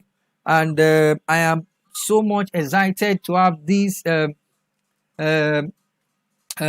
person around me, and it is not just by just doing anyhow, but making sure that you do it well. You know, Mrs. Adefisa says something that you should hang yourself around quality people, hang yourself around quality people, and as much as possible, create a kind of circle that you can leverage on. Create a kind of circle that you can leverage on. I think that was also the topic today during the Good Morning Education show, and I'm very sure that we have learned a lot today. So coming up next, we have Dr. Kunle Filani, and Dr. Kunle Filani will be joining us in the next 2 to 3 minutes as he takes us through everything that talks about creativity in the classroom environment. And I want you to get ready. I want you to get ready. I want you to get ready as we host Dr. Kunle Filani. Dr. Kunle Filani is a fellow that we can learn a lot from, and I will not lie to you. If you want to learn about how it works, if you want to learn how to be great, how to leverage on artistic creativity, you should be thinking about learning. It is my pleasure to join bosom. And the Creative Minds Educator in this unique fourth annual conference. Okay, let's get ready. Let's get ready for Dr. Kunle Filani to come online, as he is going to be taking us through creativity sequences and everything about artistic creativity you need to understand. Anything about how to leverage on creativity, especially during this season. And I'm 100% sure that you will learn a lot from Dr. Kunle Filani this morning. Thank you very much. Thank you very much, Nike Sweet. Thank you very much, Fumilayo Salau. Thank you very much, Mao School. Thank you very much, Inkiruka and RHODA. So right now we are going to start the conference with Dr. Kunle Filani. To meet Dr. Kunle Filani, Dr. Kunle Filani is an icon of art history, is an icon of art education, and this is somebody who has been there for a very long time, and for us to learn from him this morning is a great opportunity. It's a great opportunity that I personally am not taking for granted, and I want to welcome Dr. Kunle Filani to the conference. Welcome, sir, and welcome, sir. It is my pleasure to join the Creative Minds Educator in this unique fourth annual conference. It is indeed unique in the sense that this is the first time it will be online, and it's more inclusive anyway. It's part of the challenges of the pandemic, the COVID-19 pandemic, that we must face and meet up with as, as a challenge that will bring a positive impact to the people. I should also appreciate the organizers of this unique annual conference for their temerity, for their dedication, and especially the newness of the information that we share on the Creative Minds Educator platform. So Mr. Ebenezer ODETOLA is the one I should salute for his persistence and good leadership in this area. I must also thank the Honorable Commissioner for Education of Lagos State, Mrs. FOLASADE ADEFISAYO, for her very, very sincere paper on leadership. I'm sure many of us have benefited from it, because as teachers, as educators and administrators, we are all leaders where we work, and it is important for us to, go ahead. It is important for us to ensure that we maintain that leadership quality so that we can have successes in our various institutions. My topic, okay, well, let me start from the theme. I would just want to make a remark on the theme, which I find very interesting: creativity, left side up. That's the theme. And my own topic is on creativity. And I will be talking about, in passing, issue of space, sequence, and system. I believe you all know that I'm an artist and an art educator. And so, issue of creativity is not new to me. And I should be able to share some experiences, about what creativity means, so that we can take advantage of it to do better things in our various institutions. Talking about the general theme, which is creativity left side up, I got interested when I saw it, in the sense that, it strikes me, to research into the series of things we have heard about, creativity itself. Who are those that are creative? What are the creative personalities? What constitutes creativity in our human makeup, especially the brain? And oftentimes it is said that for creative people, they are right-brained. That is, they have their creative network within the right hemisphere of the brain, while the more logical people tend to have their own at the left-hand side. So this left side up, raised some curiosity in me, and I wanted to just say a few things concerning that. Usually it is believed that the issue of the dichotomy between the left and the right hand side brain, as it affects our activities, is regarded in some parlance as psychological myth. The myth was engendered especially by the Nobel laureate of 1981, who conducted the research into the brain functions and summarized, that the right-hand brain is more of is more for spatial information and visual comprehension, while the left side brain is more of language and logic. Roger Sperry, did a good research, and it was good in the sense that it gave us an idea of how the brain functions. That the left-hand side of the brain is both analytical and methodical in thinking, while the right-hand side is more of emotions or an artistic, intuitive, and subjective opinions. However, later research dismissed it, but they classified it as, part of the many myths of psychology, where we determine whether one side or the other, is accountable for our actions. By the research they conducted, especially neuroscientists, they felt that the two sides of the brain, often collaborate to perform a broad variety of tasks.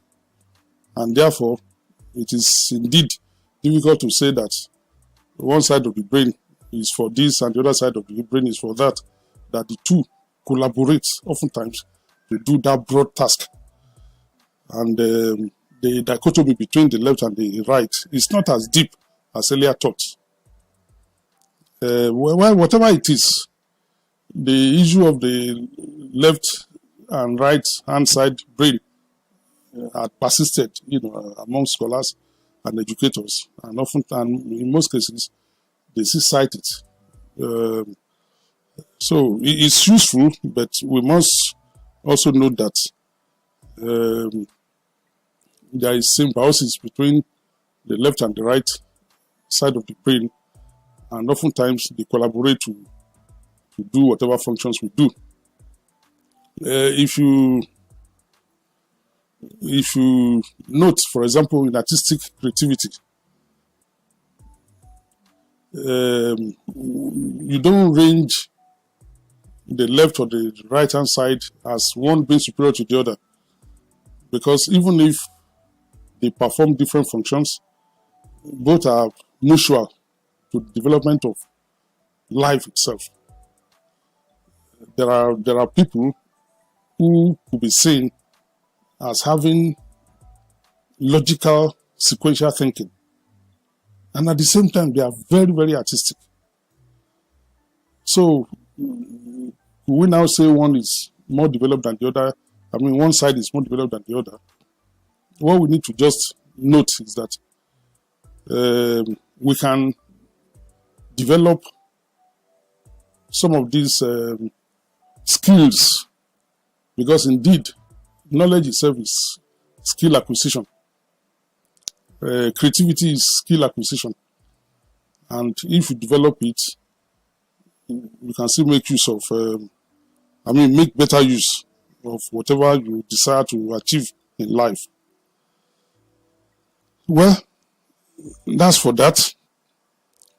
I think I should talk about creativity itself, because it's very unique and distinct to the issue I'm trying to explain today. Creativity is not limited to artistic creativity. Creativity is for everybody, every human being, and is for almost all things that we do in life. So it has no limitations in terms of profession, in terms of scope. Because in all things we do in life, we require creative approach to making it better. And so as teachers, as educators, when we talk about creativity, we are not referring to mere artistic creativity. We are talking about how we can develop certain skills that will see us through and make us better in whatever we do.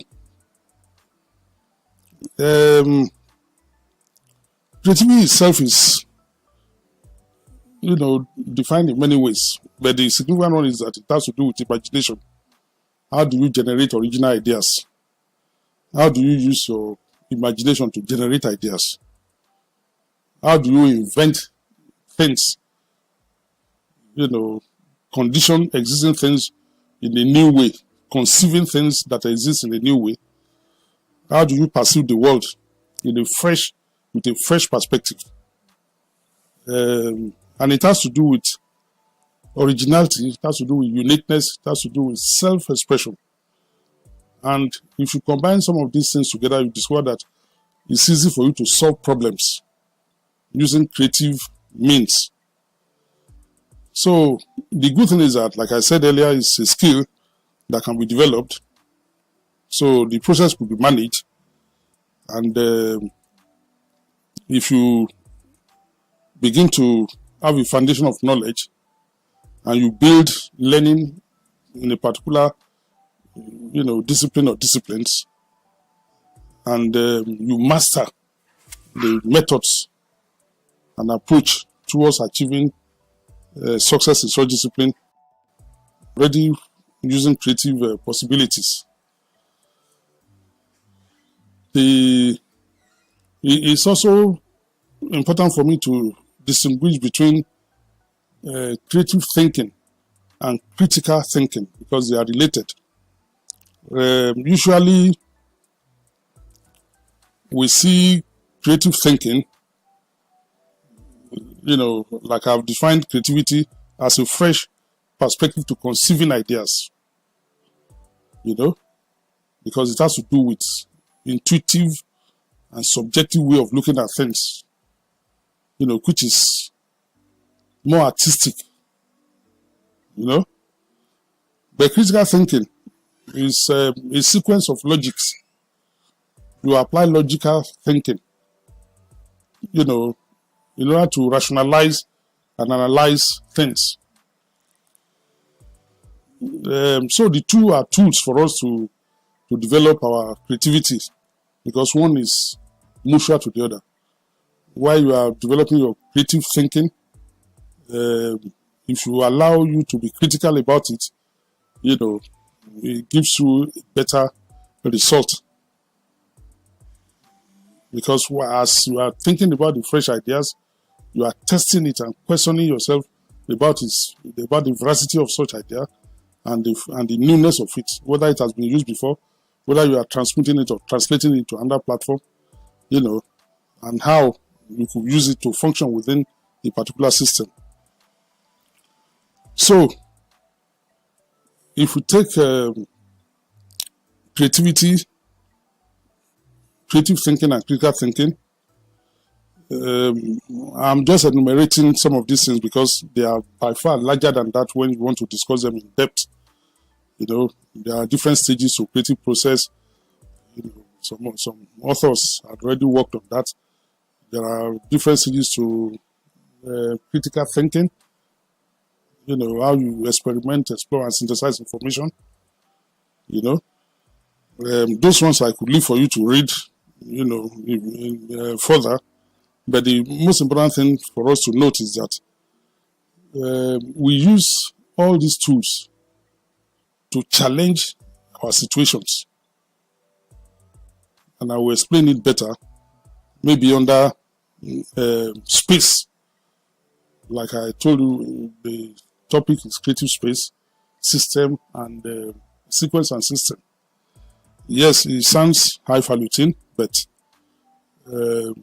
they could be openers to broader perspective for us in issues of creativity. So if we talk about creative space is already we know what creativity means. We know it's where we can think of new ideas, where we can innovate, and you need space to do that. And when we are talking about this place, we are not talking about mere physical space. We are also talking about the mental and emotional environment.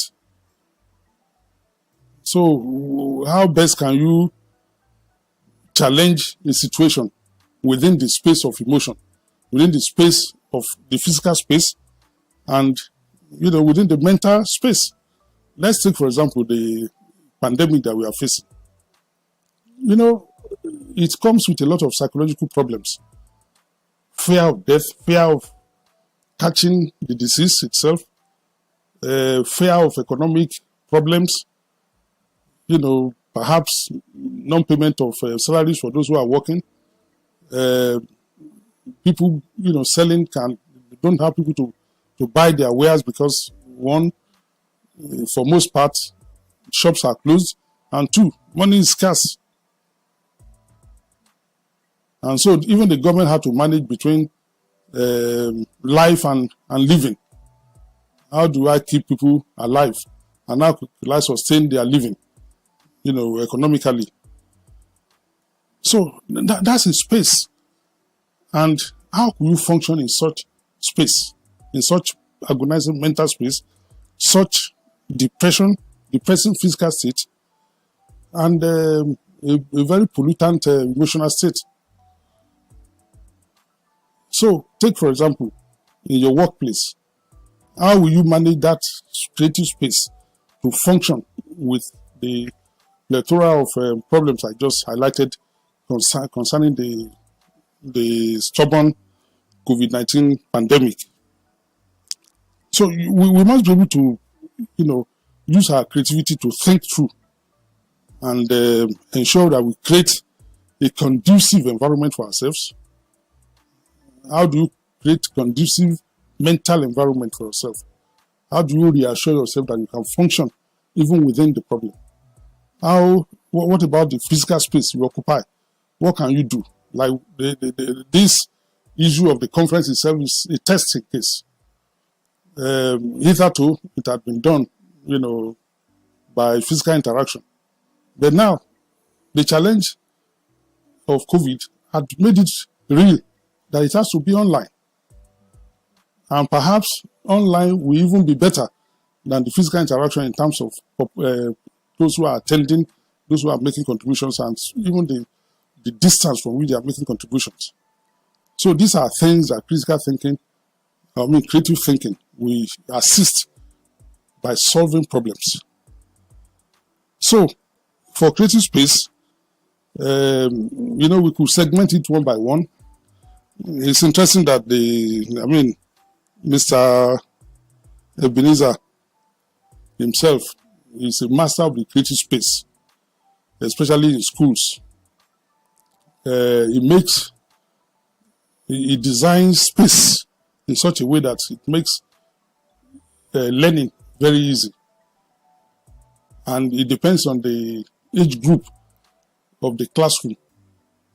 If it is the nursery school, the primary school, the tertiary institutions, he has a very comprehensive idea of building, space, decorating the space, designing the space to make learning conducive. And so, we will not be able to go through all this because of time, but it is for us to appreciate the fact that space has to do with creativity. And if you don't intentionally master the space, it might hinder, it might debar, it might slow down the process of your job and your creative intentions. So when we talk about the creative space, we must constantly reinvent ourselves because there could be challenges in new knowledge, new environment.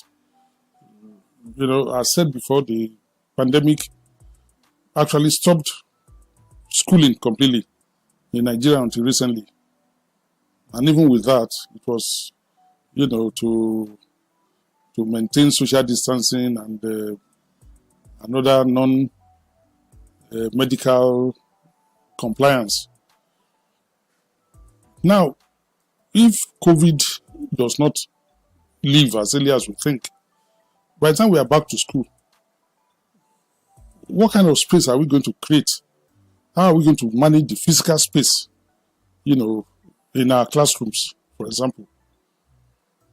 Do we have adequate equipment for online lectures and for online teaching and learning? If we don't have, how do we improvise? How do we ensure that, we maintain social distancing, for example? How do we caution our students, the youths who are more agile? How do we caution them concerning the basic hygiene, like washing hands and sanitizing the hands, wearing masks and all those things? We as teachers, administrators must, plan for such emergencies and create alternatives, for occupation of space, for example. And it is that will bring the issue of sequencing and systems to place. Creative sequence, in the real sense of it, has to do with a particular order, in which related ideas or related things follow each other. The easiest way for me to illustrate is the storyboard that we use those days, or film strip, where you have a concatenation of events that are related. And what we are saying by that is that, what is the planning? How do you sequence, how do you plan, in a creative manner for things that are related with each other and to make it function in appropriate order? So we must, as creative individuals, begin to imagine, begin to concretize and make into reality all those things that might be problems, so it might be solution to problems that we are likely to encounter in life. Curriculum, from time to time change. As it is said, the only constant thing in life is change itself. And so, whether apart from COVID, like we all know, from time to time, the curriculum of our institutions must change. We must follow the development and advances of time. And so, how do we sequence the newness of our thoughts into a system that could assist us in achieving, without stress, that could assist us in getting things done without much stress, especially in a technologically developed environment. It is often said that for every set of sequence, there are consequences. I mean, that's a general remark in life. And if you sequence related images, for example, like storyboard, then you begin to see pictures that are moving, even though the storyboard is static. That means that you have engineered life into each part of the related storyboard. So we need to give life into the curriculum, for example, into the management of our institutions, into the subjects that we teach, into writing and researching to each and every subject, by noting that a subject does not terminate in itself, that it has consequences over other subjects. Let me use art, for example. There is the concept of art education and the concept of art in education. Art education is for those who are trained as artists. How do you go about the pedagogy, the practicals, and theory of teaching art. And we talk about creativity and all those things. But also, we must note that there is art in education. Nobody wants to make everybody artists. But what we are saying is that if you imbibe certain qualities that are artistic, that are creative, that are innovative, you are likely to make success of whatever career you decide to choose. So, if I, as an art teacher, cannot synthesize and synchronize the fact that all students in my class are not likely to be artists, that some of them could be engineers, some of them could be architects, some of them could be scientists, and ensure that my teaching is tailored towards engendering creativity in them rather than engendering subjects in them, then I wouldn't have done what is important. So in sequencing, in our creative sequencing, we must think of curriculum, think of other things that are related that we could use in such a way that even though, because they are related, we put life into them and make them to be more successful. Make them to be more interesting, more dynamic, when you are interpreting them. Systems are not too different from sequence too, because the system is an established order of doing things.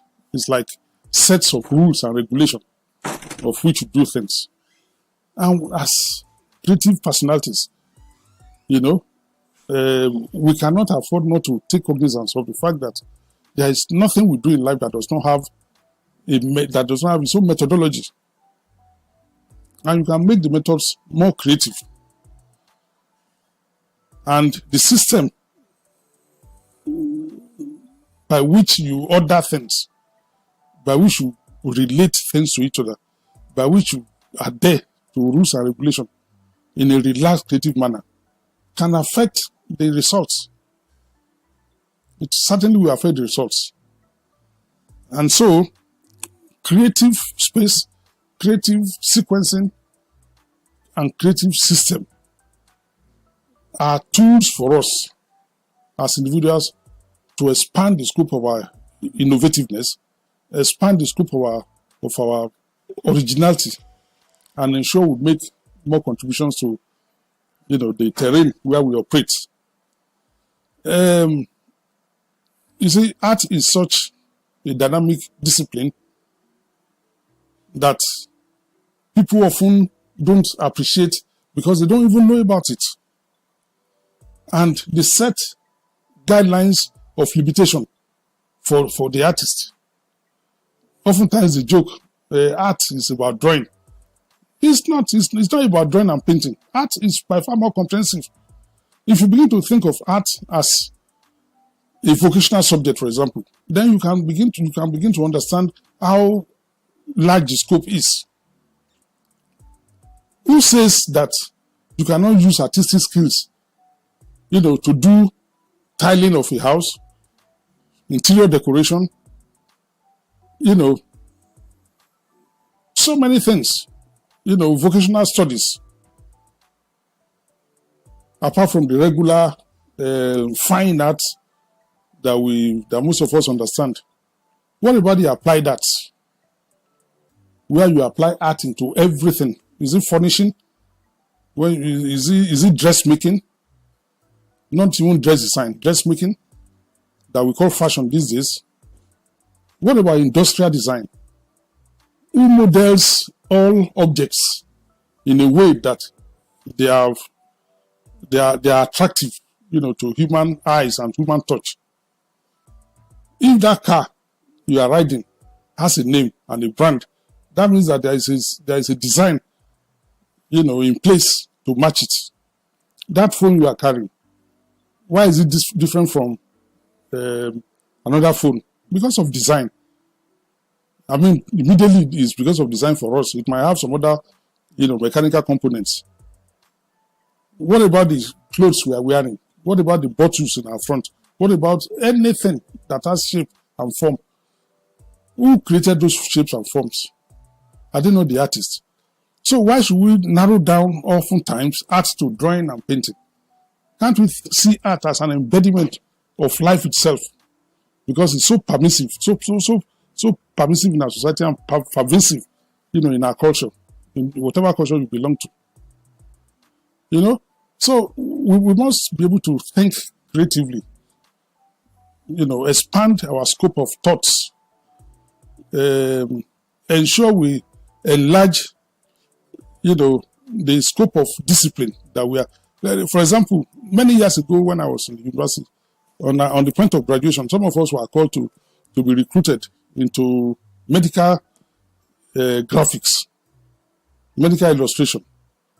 Because in medicine, okay, now you see images of COVID. People now, when they are talking about COVID on television or wherever, there's a particular image that is associated with it. Yes, it might be a natural image that is seen by, these binoculars or whatever. But then it is the artist that gives vibe and life into it. In all the drawings, all the medical drawings, you see all of those ones. So art in medicine, for example, is a possibility. And if you don't understand the functions of the system of the body, how will you be able to articulate images, forms that will be suitable? So we must be able to broaden our heart generally. And that's what creativity does to individual. It gives you an enlargement of scope. It gives you a very broad mind. It gives free to your imagination. You just think in an abstract manner, think in a seemingly impossible manner, And once you can imagine it, like it's often said, then you can make it. So these are the qualities of a good creative individual, good creative personality. And if we don't consciously subject ourselves to understanding and appreciating what creativity, critical thinking, and creative thinking means, then we might be limiting ourselves, in solving problems. In conclusion, I would like to emphasize the fact that I've discussed creativity in a very relative terms, considering the issue of space for creativity, issue of the sequence and system, within which we operate. But what we must take home is the fact that we cannot do without being sensitive to creativity itself. If you look at the actual thing that changes an era is how creative the individuals within that era lived. If you look at Africa, for example, what are the changes we have recorded in Africa beyond the imported Western domination? Since Egypt, ancient Egypt, what have we done that is unique, original, that has changed our environment for positive living in Africa, except the borrowed and often enforced culture that people are giving to us? Does it mean that we lack creativity? It doesn't mean that we do not have creative individuals. Maybe our application of such is wrong or inadequate. And we must begin to wake up to the reality of life that without, fostering our creativity on our pupils, on our children, it will be difficult to have a positive change that will impact, on our good quality of living in Africa. And that is why those of us who are, critical to education sector must have a rethink of how to design the curriculum in a new environment. For example, even if COVID vaccine is found today, there are things that COVID had enlightened us about that will never change any longer. It has cushioned and collapsed space for all of us. And we must begin to key into such for further development. And how do we review and, do our curriculum to reflect the reality of now and the realities of the future, so that we can use them to solve problems whenever those issues arise. If in 1918 there was a pandemic and 100 years after another one took us by surprise, that means that the world itself still lacks certain, creative impetus to solve problems. And I believe that it's an experience that we should call a challenge rather than a problem, because it has given us further way of thinking, another way of solving problems, and another ways of seeing issues of life. I will advise or suggest that our government especially must be more responsive, to issues of education.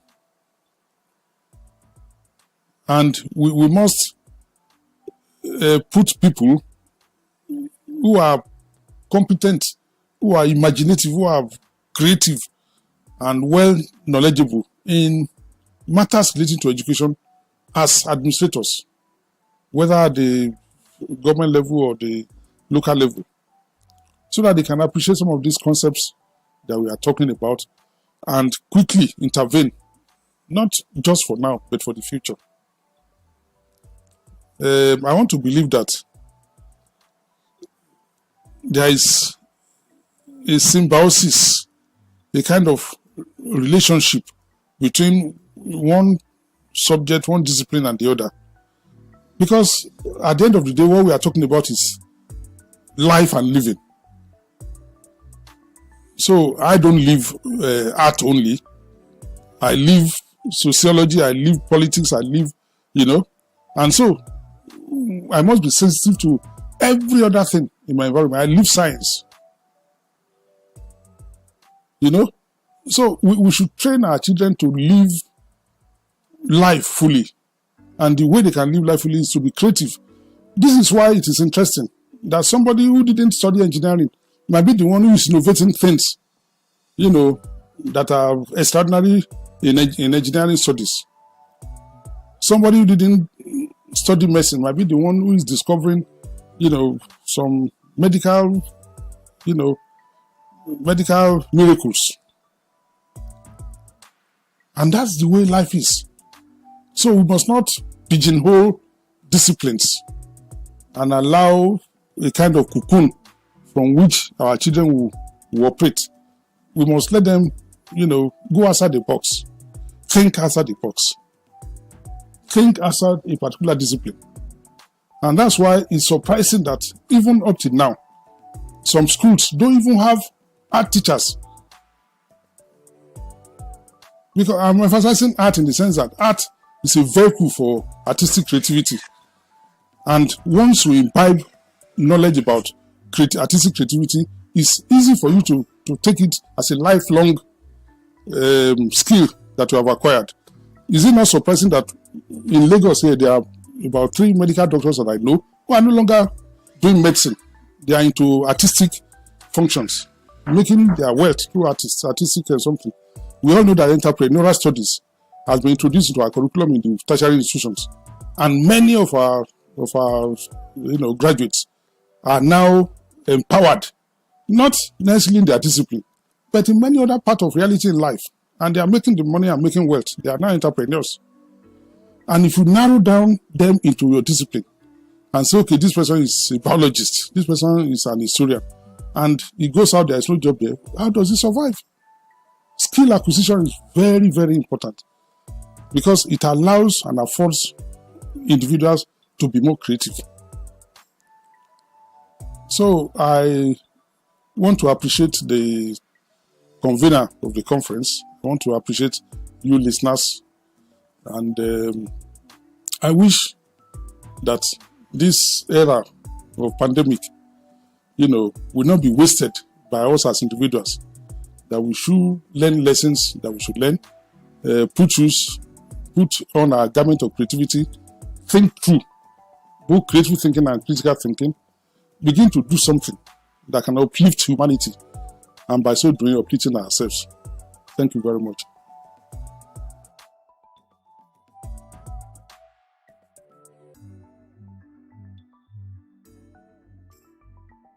Wow. This is awesome.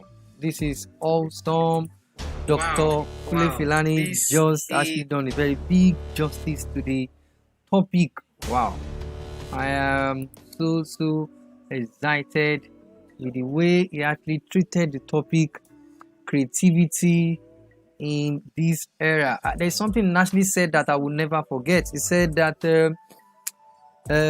for us not to be able to deal with the pandemic just like that means we lack some creativity tools for problem solving. That simply means that as teachers, as administrators, as leaders out there, we need to try our best as much as possible to train these children in a very creative way to respond to problems that are ahead.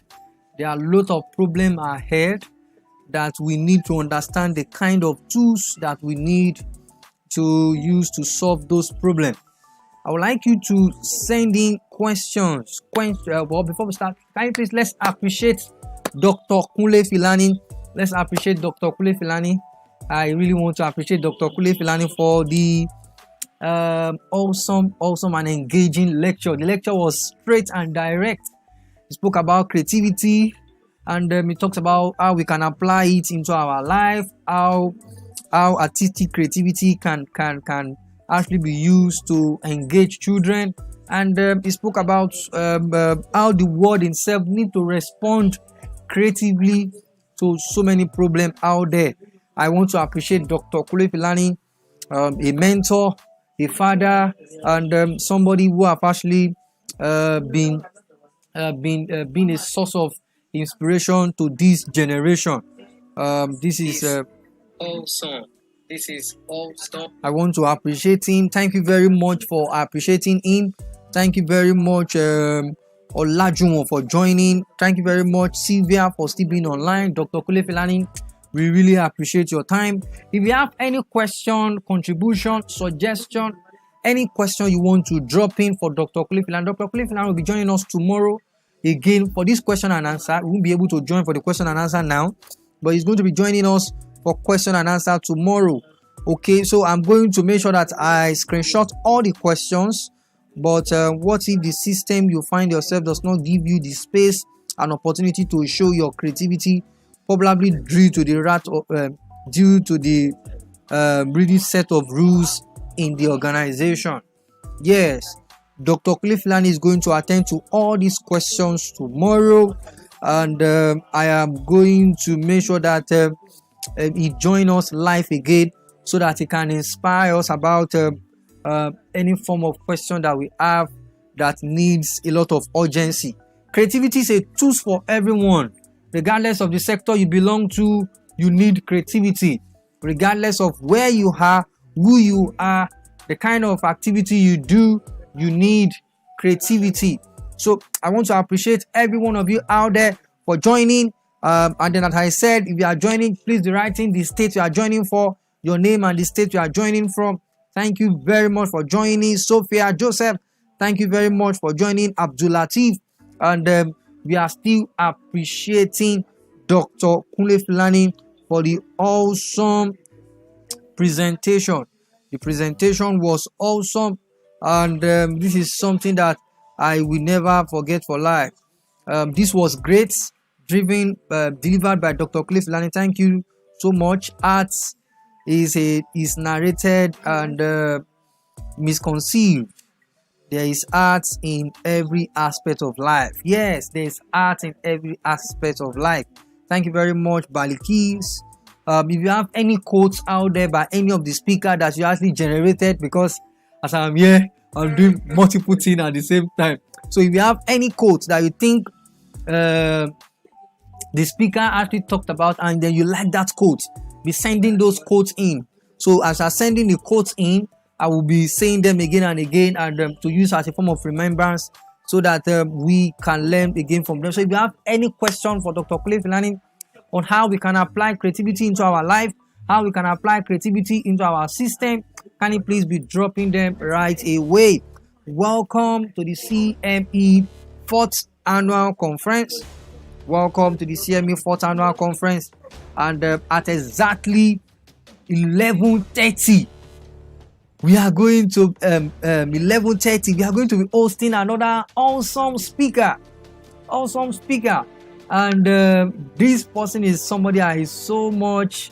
I'm so much happy to be around him, and it has been a very great time to have him on board.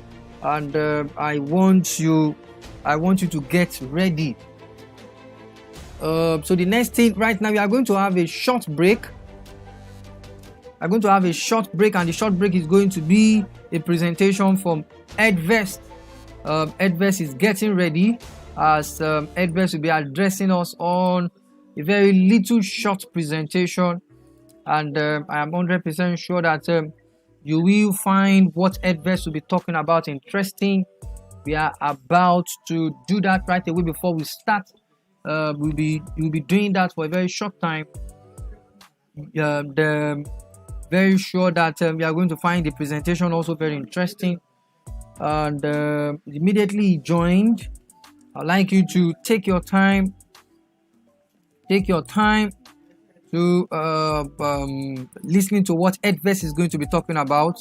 And what Edvest is going to be talking about will actually be of interest to us. And I am 100% sure that you will learn a lot from Edvest. Edvest is an organization that you need to understand what they are doing, because they are doing a lot in their organization. and we are about to start their presentation. Before we host Mrs. Bimbo Oloyede, we'll quickly host Edvest, and Edvest will be joining us live now. Waiting for Edvest to join us, and immediately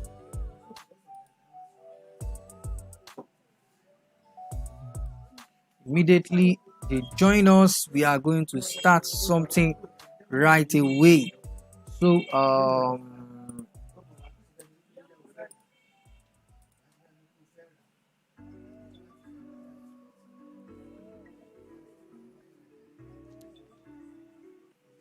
I want to appreciate every one of us for joining.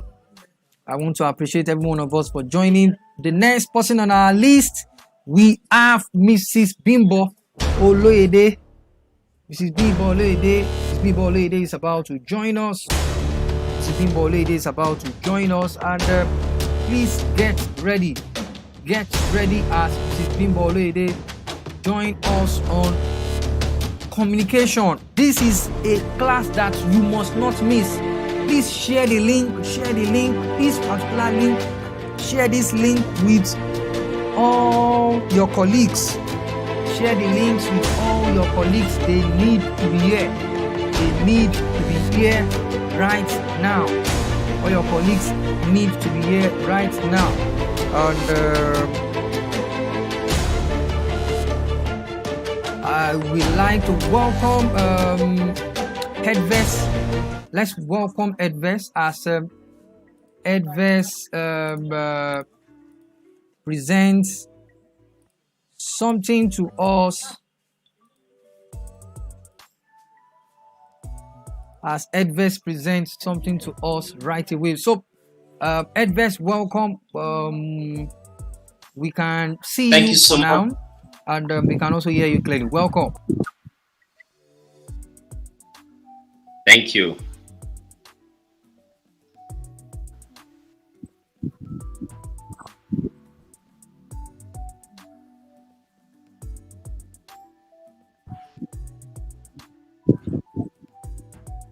Okay. Good morning, everyone. Trust we've been having a great time at the session. Mr. Eben, please confirm with my screen if you can see my screen.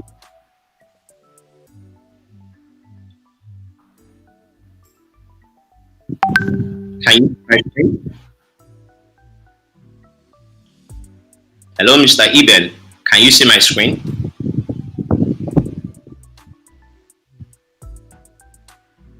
Hello. Please, can you confirm if you can see my screen, Mr. Eben? Okay. Thank you very much. Thank you very much. My name is Dari Adebayo, and I'm from Edvest. We're an education technology company, and we're into automation of learning and school management processes. Like you can see on my screen, Edvest is a learning and school management platform that helps you to ensure that you do less of paperwork in your school. And the platform is accessible both on mobile and on web. So our goal is to automate learning and daily routines and paperwork in school by providing a customizable and a personalized mobile and web application for schools. So with Edvest, you can actually unlock your school's potential. You can maximize the potential in your school. You can solidify relationship between your teachers, your students, your parents, and your school administration. We have been doing this for over the last 10 years. We've won over 7 awards, both internationally and locally. We have about 580 schools spread across Nigeria and Ghana. We've processed about $2 billion in school fees processing. We have about 70,000 parents on the platform, 20,000 educators, and 110 students. So this is actually a very big platform that you need for your school. So I'll just quickly talk about some of the things that Edvest helps you to achieve in your school. Number one, I want to talk about is in terms of learning and academics. So you can use Edvest to prepare your results and to generate transcripts for your students. And of course, for such a big platform with so many schools, over the years, we've built in the capability to be able to customize certain things to individual school specification. So especially when it comes about your results, which is a factor of your curriculum. Maybe you are running the American curriculum or the British curriculum or a blended curriculum. We can customize your result template and your specification for you. With adverse, teachers are also able to send lesson notes to their supervisor to mark the lesson notes. We have a live chat on the platform that teachers can use to teach, exchange videos, images, and other text. We also have a CBT environment, which you can use for your quizzes, your tests, and your exams. Quite a lot of schools were able to use this to write their second term exam, and even for the online term that most schools just concluded. Also, we have provisions for online assignments, class notes, video sharing, which you can share videos with your students. This is more like an LMS for you that is branded with your school name and your school logo. So you are not using a third party. It is actually branded with your school name and your school logo. Also, in terms of administration and communication, so Edverse helps to ensure that administration becomes easy in your school. We have things for communication like your SMS, your email. We have event calendar, which you can use to schedule events, to remind parents. The system automatically reminds parents about such events. We have the timetable. We have the communication book. Communication book, most schools have it in paper format, and most times you find out that parents are not reading. But you can customize this on the platform and then share with your parents. They get it real time. We have modules for health record, hostel, school bus services to manage your school buses. We have admissions. A lot of schools are processing admission now. So, just like you will apply for a master's degree in any part of the world, you just fill the form online and then an account is created for you. So this is the same thing. Parents don't need to come to the school physically. They can fill your form from anywhere they are in the world, apply online, pay for the admissions fee, upload pictures, documents, and other things that you need them to upload. We also have the attendance tracker, which you can use to keep track of students coming and going out of the school, and keep their parents informed. Your students and your parents' information are on the platform, so it serves as a database for your school and as well your staff information. In terms of finance, we have the inventory, which you can use to manage your inventory in your school. We have the revenue, which you can use to manage your invoices. You can use to track defaulters. You can use to track pending payments. You can use to see who has paid, who has not paid. We also have the payroll. The payroll is very useful to manage your payroll, generate payslip for your staff. We have the expenses, which you can use to track your expenses day in, day out. And you can easily generate reports that will show you bars and pie charts to know what particular expense is taking a chunk of your your daily expenses. We have the financial reports, which you can use to generate financial reports about your finance. So why use Edverse? Number one is that it saves you time in your school. It improves efficiency. Paper, we can't keep doing things the old way. It generates insight. There's some insight that you cannot generate when you are keeping records on paper. You can quickly know the average performance of students in a particular subject. You can quickly know the average performance of students in a school in just one particular subject. You want to know the average performance of students in mathematics in the whole of the school. It makes it easy for you. It promotes collaboration among stakeholders as well. So what are some of our competitive advantage? Number one is that it is customizable. I know that most schools, they want something that is customized to their specification. You don't want us to bring a software that changes what you do. You want a software that enhances what you do, and that's what we do. Also, we have a very, very good customer service. You can always reach out to us and we'll attend to you appropriately. You can use it for any curriculum, and the fact that even if you have schools in multiple locations, we can deploy the platform to manage the several locations for you. Now, if you are already using a platform and you are thinking, how do I migrate? It's very, very easy. Once we set up your school, prepare your data on Excel, we'll upload for you, and then you are good to go. What are the requirements you need to run this platform? Internet service, computer, tablet, or smartphones, and then an ICT administrator, maybe like your computer teacher or whoever you want to be the portal manager. We'll train that person to be able to support your staff, and of course, we'll also provide support for everyone in the school. So thank you very much for this session. If you want to see the products in demonstration, you want to see a demonstration, please look at the link on my screen, edverse.net/bookdemo, edverse.net/bookdemo. Mr. Eben, if you can please help me put this up. So if you go to that page, you can book a demo with us so that we can show you how the platform works, in total. And if you need to talk to me on phone, my number is on the screen, 0096 200 326. Thank you very much for having me today, Mr. Eben.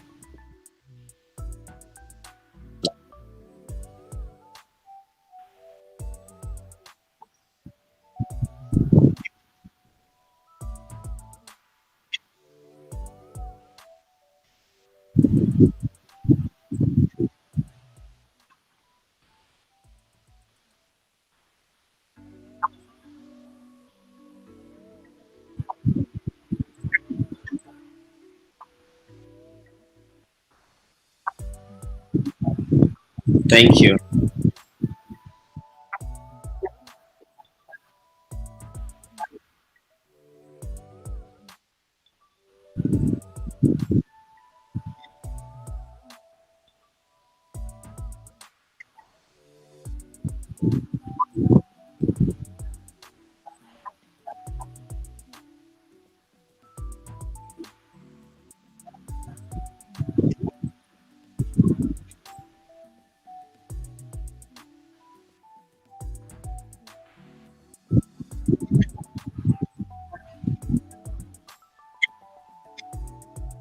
Thank you so much.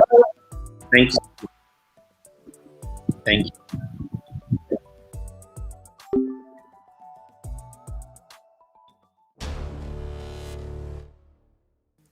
Welcome back,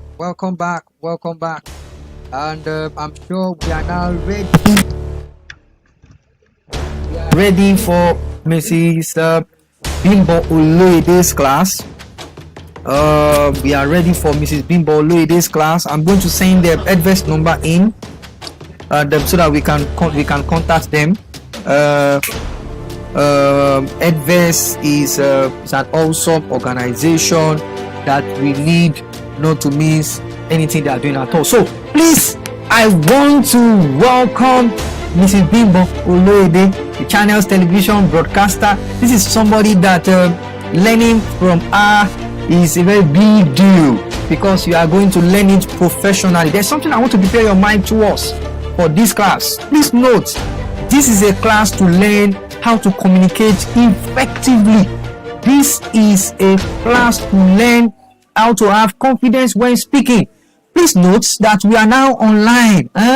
We are now online, and I'm very sure that we all know that we are all mini journalists for now, because everything we do right now, I am reporting to you right now. And if I'm also speaking to the children, this is also what I'm going to be doing. So we need to make sure that we understand how to communicate effectively, the kind of sound we need to understand, our environment setup, and every other thing we need to understand. So please get ready for this awesome class, and I am 100% sure that you are going to learn a lot at the end of the day. Please get ready as we meet Mrs. Bimbo Oloyede, the broadcaster, and a broadcaster and also a journalist. And if you are used to the 10 o'clock news, this is the face that you see on that 10 o'clock news, that old face that we normally see during 10 o'clock news. This is the face. And right now I want you to get ready as we host Mrs. Bimbo Oloyede, the channel's television broadcaster, strictly speaking organization, and she has been in this business for a very long time, and you know it is good for us to learn from professional. So I would like you to get ready to learn from the professional. So right now I am about to welcome Mrs. Bimbo Oloyede to the conference, and it is my pleasure to welcome her. Hello everybody. It is my pleasure to welcome This her. is quite an occasion, Start isn't it? speaking. Hello, ma. Very Hello, ma. unusual to find Can you ourselves wait, in ma? this sort of situation. But I really have to Can you congratulate. wait? Okay. So right now we are set to host one of the biggest in terms of journalism and speaking right, communication, and so many things that you need to understand about how to speak well in terms of your online class. Remember, we are all going to be online. Even when school is over, we are all going to be online and also offline. Please get ready for that era. We are going to be in the classroom, some parts. We are going to be in the class. Also, we are going to be online in another part of school, which is called the flipped classroom. I'm going to talk more about that tomorrow. But for today, I'm going to talk about something great soon by the time I want during my own session. Please, please, let's welcome Mrs. Bimbo Oloyede to the conference. She was here last year, and that was my first time of meeting her, and I did not actually take that for granted at all. It was a very great and big time opportunity to have her in our during the conference. Can we please let's welcome Mrs. Bimbo Oloyede to the conference.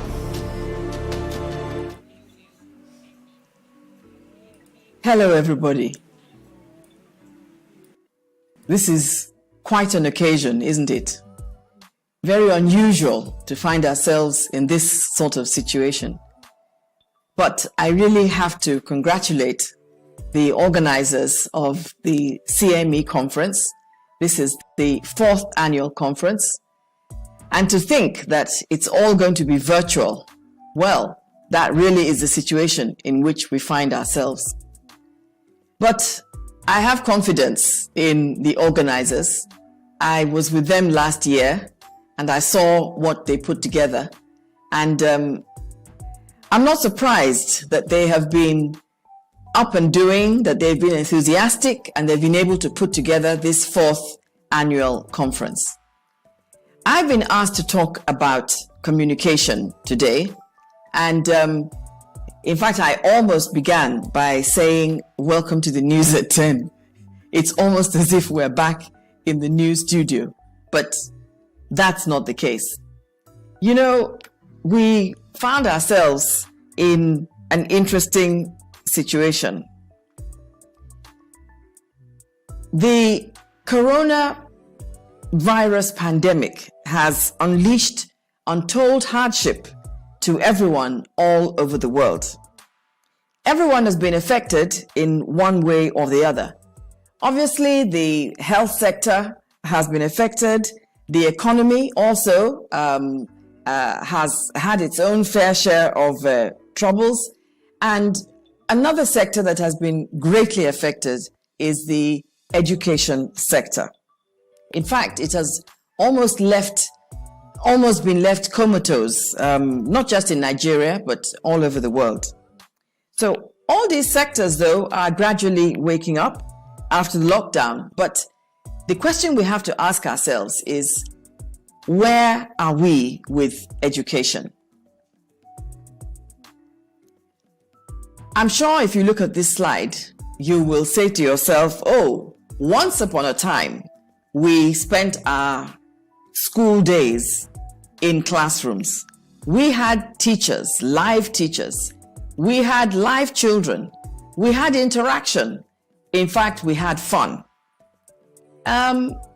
Those were the days. But unfortunately, as we all know, something happened. Along came the COVID-19 scenario. Now the situation is completely different. Now we have empty classrooms. However beautifully decorated they are still empty. We have teachers that are, well, some of them are frankly jobless. Some are occupied because they have the necessary skills to be occupied, but there are many that really don't have anything to do.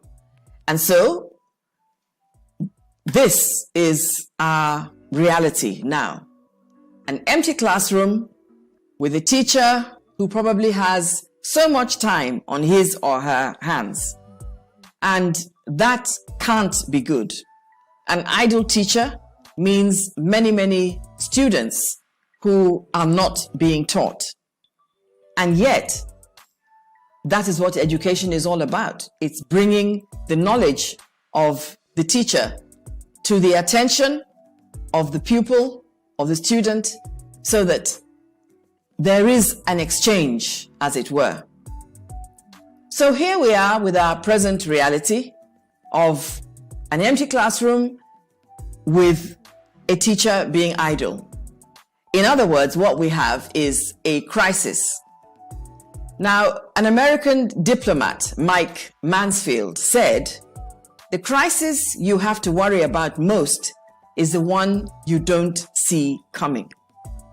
And let's face it, nobody, absolutely nobody, saw the coronavirus pandemic coming. Certainly the teachers didn't, the principals didn't, the ministry didn't, the church didn't, the priests didn't. Nobody saw the pandemic coming. And when you're in that kind of a situation, then, well, what do? Do you sit down, fold your hands and say, well, it's too bad, there's nothing I can do about it? Or do you pick yourself up, come up with solutions, come up with ideas that will help you overcome the crisis? Would you be like Winston Churchill, who said, "A pessimist sees the difficulty in every opportunity. An optimist sees the opportunity in every difficulty." Of course, you know that Winston Churchill was Prime Minister of Great Britain during the war years, and he was a very dogged fighter. He didn't let anything get the better of him. As far as he was concerned, he was going to fight until he won. And ladies and gentlemen, that is our situation with education in Nigeria and the world over. We have to fight until we win.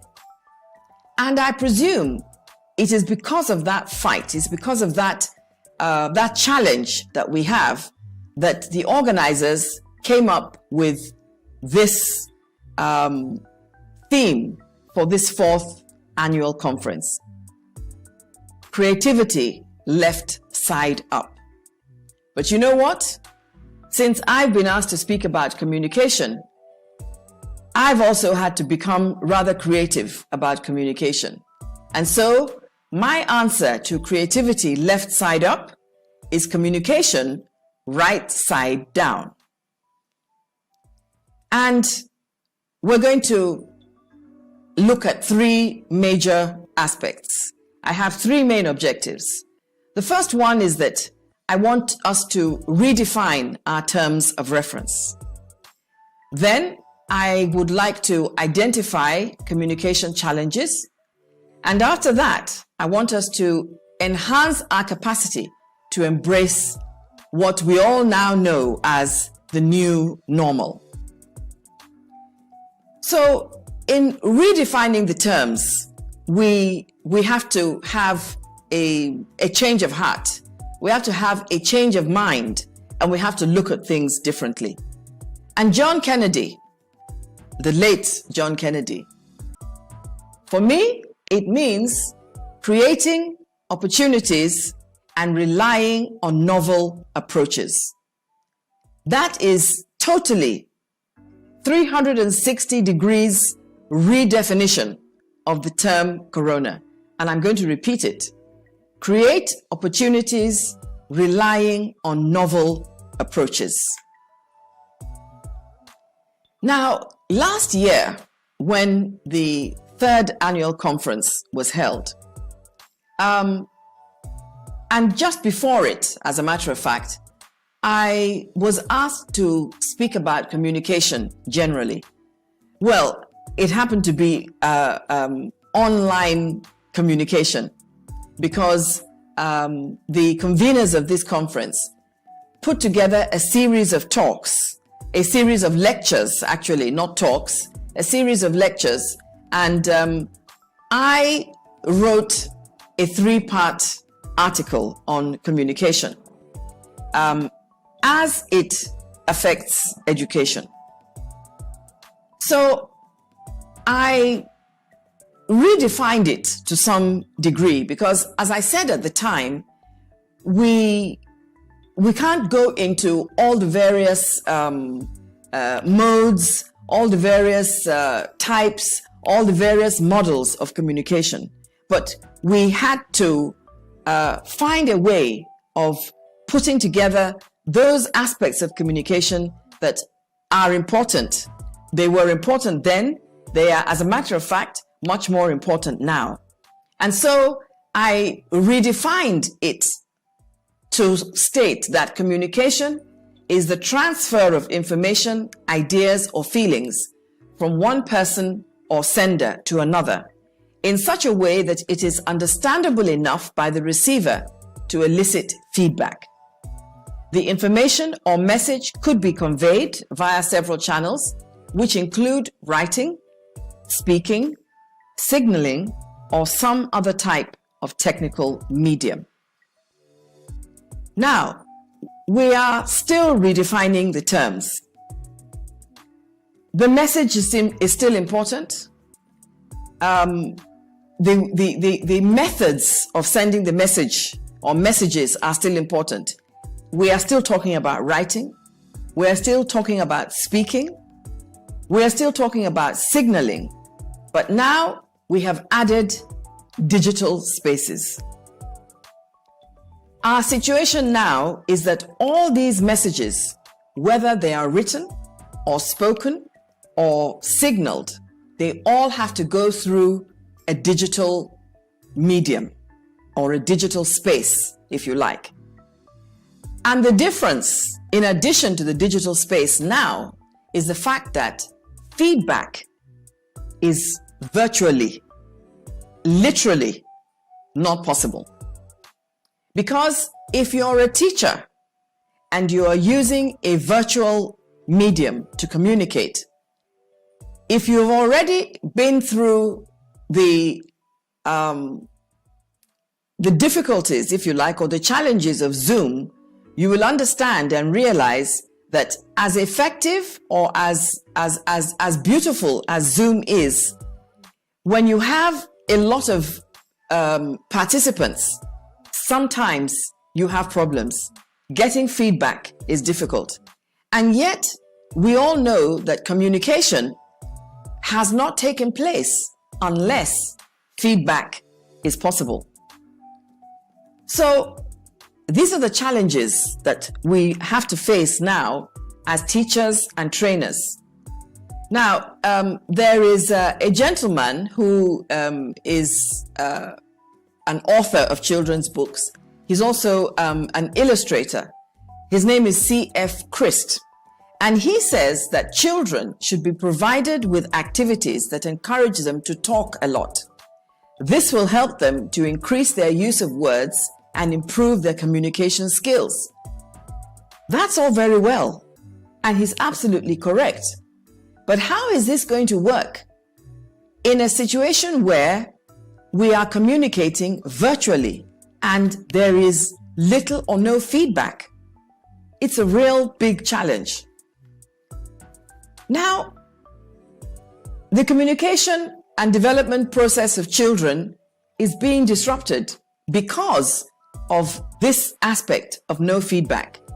Interaction is reduced because they spend more time with technology and less time with people. So how are we going to get to that point where their skills are developed, where they are able to speak, where they are able to interact with us, and we are satisfied with the level and degree of interaction? Well, I think we're going to have to do what I call, although it's not an original statement, out with the old. Now, we have been told that the left side of the brain is what is used to analyze, calculate, and plan. It's digital, so we've been told. And most people depend on the left side of the brain, so perhaps not too many would be creative. We've also been told that the right side appreciates beauty, art, music, and it lends itself to imaginative thinking and problem solving. Now, I say out with the old and in with the new because now research has shown that actually there's very little difference, if any, between the left side and the right side of the brain. Both sides of the brain apparently are working together and giving us the aptitudes that we have. So despite popular belief, that theory is outdated. It has become just a point of historical interest for most scientists and psychologists. The theory now is so out of date that it is studied to understand the brain and how it functions and how it has evolved over the decades. So that brings us to left side up. It means that in our approach to communication within the education sector, there has to be a paradigm shift. We have to move from where what we are peddling or transferring is knowledge, which is important, but is limited without activity. And is certainly limited if all we're going to depend on as teachers now using digital media or digital platforms. If that's all we're going to depend on, then we're going to be in trouble. So we have to move from knowledge to activity. We have to come out with or let go of this idea of teaching children to cram and bring in activities and approaches that will help them to remember, help them to understand, help them to demonstrate. In other words, they've got to be creative. Learning must be fun. Now, it really doesn't matter, the way I see it now, what the environment is going to be like. Because during the time when we were able to have face-to-face teaching, where there were no limitations, we had beautiful classrooms, okay?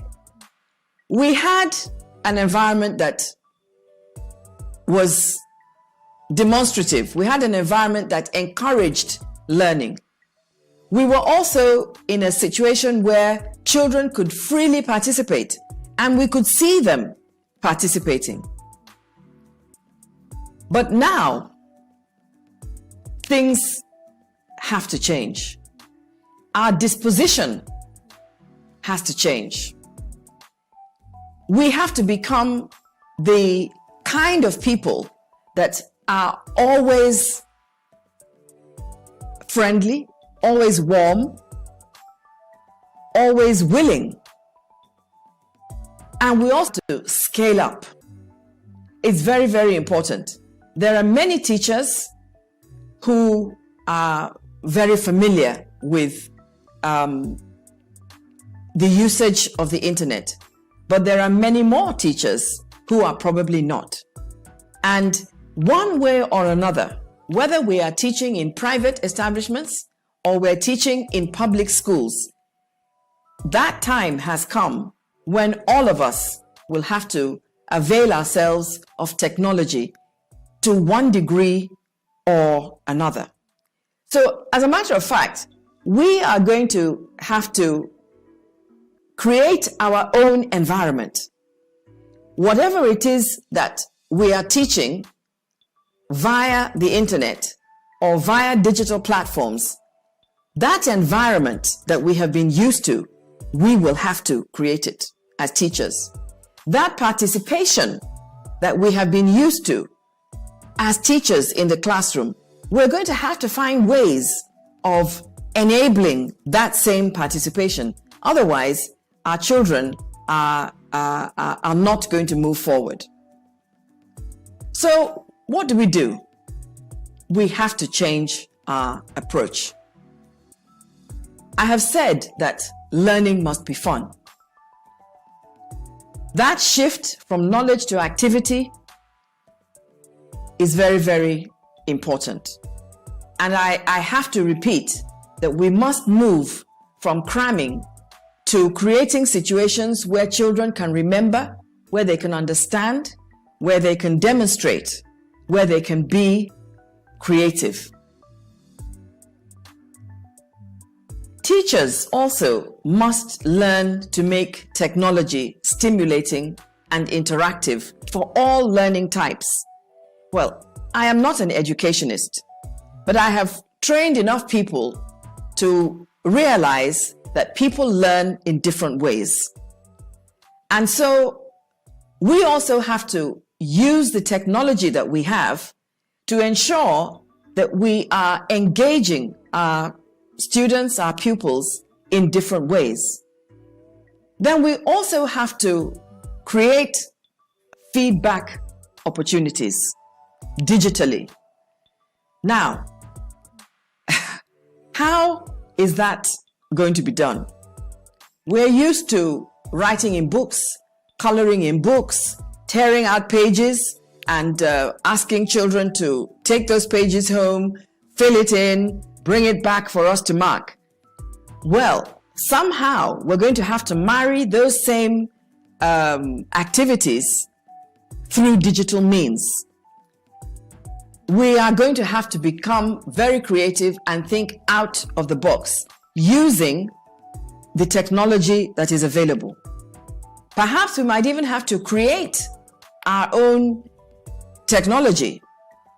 But all I can tell you is that we have to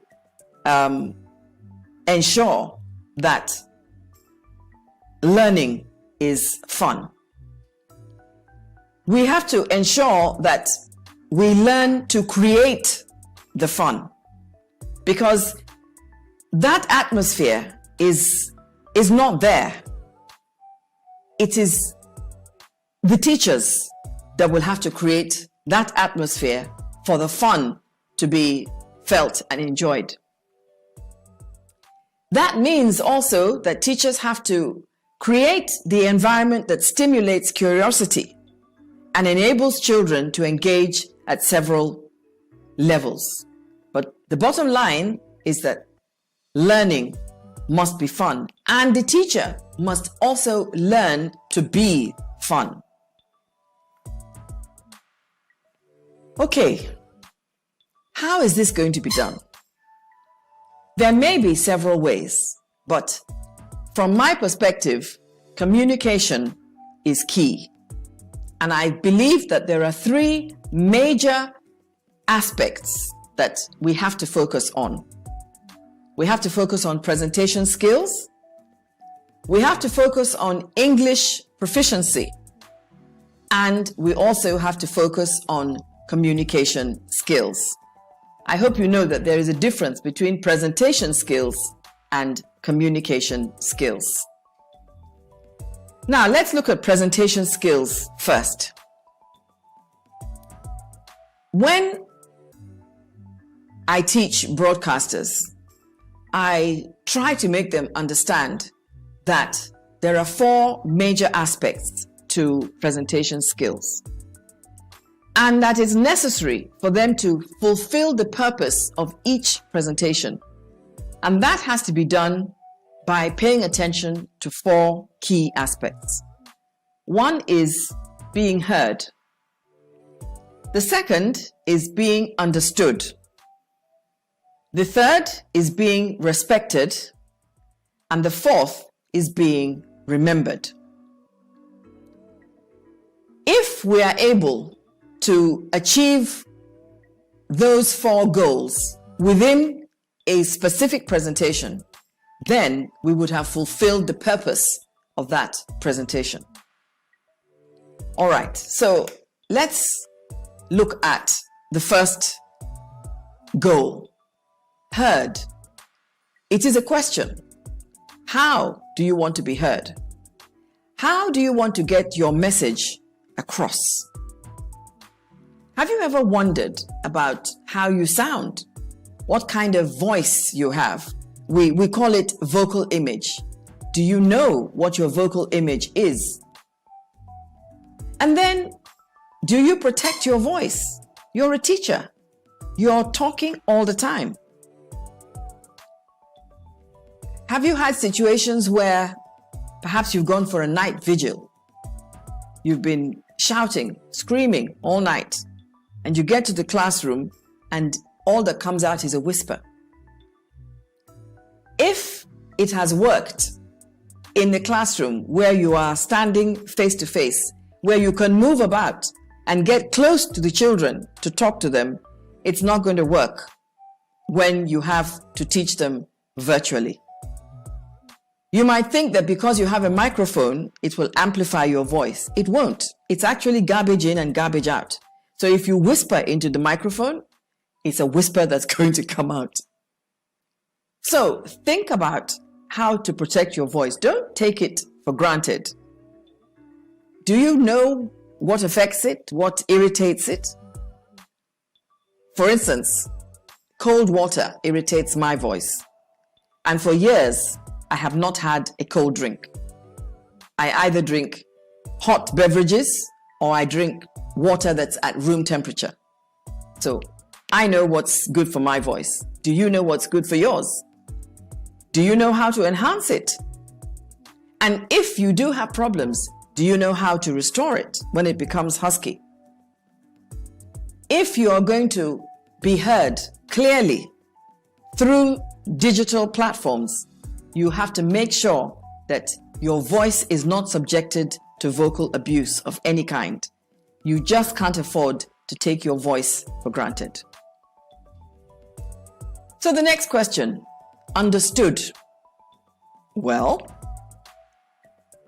do people understand you? Do your colleagues understand you? The children that you relate with, that you teach, do they understand you? We have to aim for clarity all the time. It has been said that the biggest communication problem is that we do not listen to understand.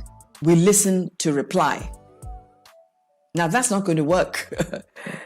It is really not going to work because don't forget, the situation in which we're in now is that most people will not be able to reply. So how are we going to aim for clarity? What do we need to do? Our sentences need to be simple and short. We need to give specific directions when we're telling the children what we want them to do. We can't afford to go round and round in circles. Clear, specific directions that are unambiguous. So you must avoid vague terms. You can use repetition often too to reinforce what it is you want them to learn or understand. Now, many of us don't understand that we have to vary our voices. We have to vary the way we speak. That means that the tone of your voice, the pitch, and the pace need to be varied. You can't just speak on a monotonous note all the time and expect that people will listen. At the end of the day, in fact, maybe within 5 or 10 minutes, the children will be fast asleep. So there has to be energy. You have to change your pace, change your pitch, change your volume from time to time. Your thoughts need to be structured. So before you start, you must be very clear about what it is you want to teach them. And of course, you need to speak clearly. You need to project your voice. Don't rely on the microphone. The microphone, as I've said earlier, will only reproduce what you give it. So project your voice and try to avoid using long words. I understand that we have to teach the children and that as they move from one class or 1 year to another, that their vocabulary will become, a little more challenging. The words will become more complicated. But always keep it at the back of your mind that they are not in a position, if you're talking to them virtually, that they're not in a position to ask you to clarify that word that you have used that may be too difficult for them to understand. So even if you are going to use a difficult word, you need to explain it immediately so that it's clear. Now, respected. Yes, that might seem like an odd word to you, like a strange question, but it is important because your character, is almost as important as the content that you are going to share with the students. You are the messenger, okay? At this point, you are the messenger. And the children have to get that message. So if you think of yourself in terms of being the message, when they watch you, when they listen to you, what do they see? Do they see somebody who is well-dressed, smart, neat, well turned out? Do they see somebody who has a smiling face? Do they hear warmth in your voice? If you don't portray those things, then you'll send a negative message across. And once that is established, almost everything that you say afterwards will not be fully accepted. So self-confidence. You need to have self-confidence so that when you speak, when you give them instructions, they will obey, they will comply with what you ask them to do. Now, looking good. I did mention that earlier. We want the children to admire you. You need to have a role model status so that the children will willingly follow you. All this comes under the umbrella of respect. There are situations, there have been situations where people in the public eye have said certain things, and because we don't have respect for them, we don't believe what they have said. And the reverse works here. So make sure that you're in a situation, or you put yourself in a situation where the children respect you so that they will accept the content that you share with them. You need to be calm and controlled so that children see structure, because they need that. And you need to think strategically, because we want the children to remain focused. Your class, your lesson, it has a beginning, it has a middle, it has an end. It has a goal, it has objectives. Then the children will remain focused and they will follow you till that goal is scored. So plan your content well and make sure that as you're planning it, that the children are fully engaged. And of course, vary the activities, because what we want to do is to ensure that the curiosity of the children is satisfied. Now remembered, that's the last part of the presentation formula, if you like. Another American president, Franklin Roosevelt, he said that confidence thrives on honesty, on honor, on the sacredness of obligations, on faithful protection, and on unselfish performance. Without them, that is confidence, cannot thrive. So you have to deliver with confidence, because what it is that you deliver must be remembered. How can you deliver with confidence? Maybe you have your own style. Maybe you have your own special way of reacting or interacting, rather, with the children. Perhaps you're a storyteller. Maybe that's what they remember you for. You could be a writer of poetry. You could sing. You could have a lovely voice and you use that voice effectively. What activities can you read up? What activities can you search for and adapt to suit our present situation? Maybe you're an artist, like the convener of this conference, Ebenezer ODETOLA. He's an artist, but look at what he's done as an artist, as a fine artist. Are you friendly? Will we remember you for being a friendly person? Or will we remember you as somebody who's always scowling and frowning? Let's put ourselves in a situation where the children remember you, remember your content for good. Now, the second part of the communication triangle or pyramid is English proficiency. Well, your language of communication must be first class. We happen to be in a country where English is the official language, and that's the language we use to teach. So it's got to be first class. Don't forget that now that we're going to be doing a lot of work virtually or digitally, that these materials will be accessed across the globe. Anybody can reach them.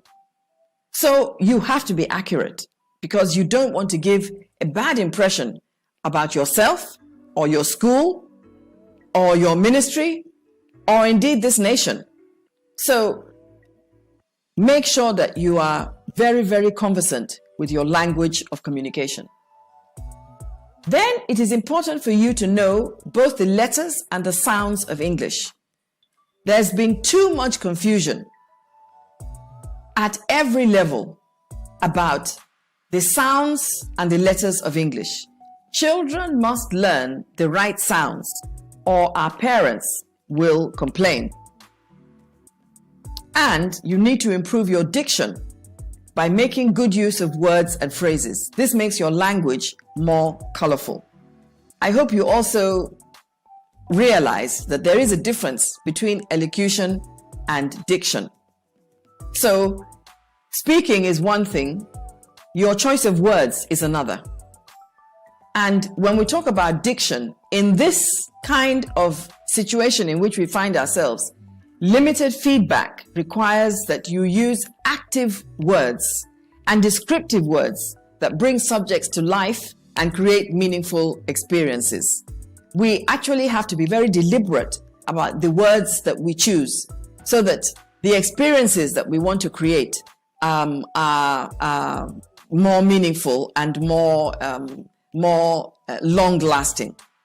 And then the last thing that I'm going to say about English appreciation is that one of the things that will help us is if we think in English. Part of the problem that we have is that many a time when we are speaking English, we translate from our native languages directly into English, which of course, it can never work. So we should try as much as possible, especially once we are on the premises, or let's say when we leave home, we're heading for school. Let us deliberately try to think in English so that when we speak, it will be fluent. Don't forget too that we sometimes find ourselves, or we will find ourselves in situations where our speech is not direct. We will be speaking through microphones, we'll be speaking through screens, through camera lenses. And honestly, it is not just visuals that become distorted.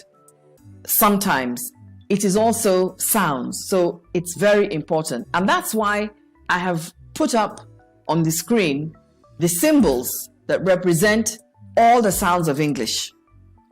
These are the symbols that have been created by the International Phonetics Association, and they represent all the 49 sounds that exist in English. All the vowels, the short ones, 7 of them, the long ones, 5 of them, the double sounds, which are known as diphthongs, 8 of them, the triple sounds, which are known as triphthongs, 5 of them, and then 24 consonant sounds. It is absolutely essential for every teacher to be well versed in each of these units of sound, because when children ask you questions, you must be able to answer. And as I've said earlier, when you speak now through the digital platforms, people from other parts of the world will listen to you. So it won't be just children that are learning. Other people also who perhaps are learning to speak English could very well key into your presentations, and you've just got to get those English sounds, or those sounds of English. Let me put it that way. You've got to get them right. There are resource materials. In the broadcast profession, we are familiar with the Cambridge English Pronouncing Dictionary, made popular by Daniel Jones. That's what we have in most of the radio stations and TV stations around the country.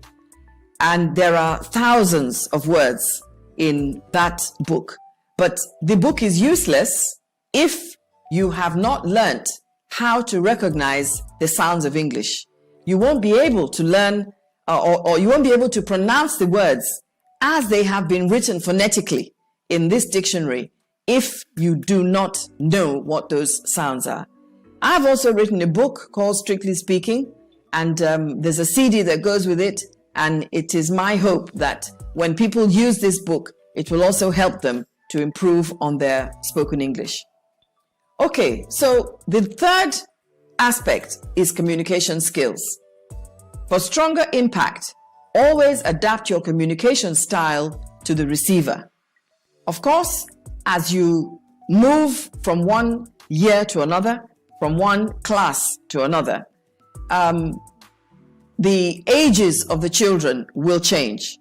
And therefore, you will have to adapt your style little by little as you go along, but always making sure that you stay true to the basics that we have talked about.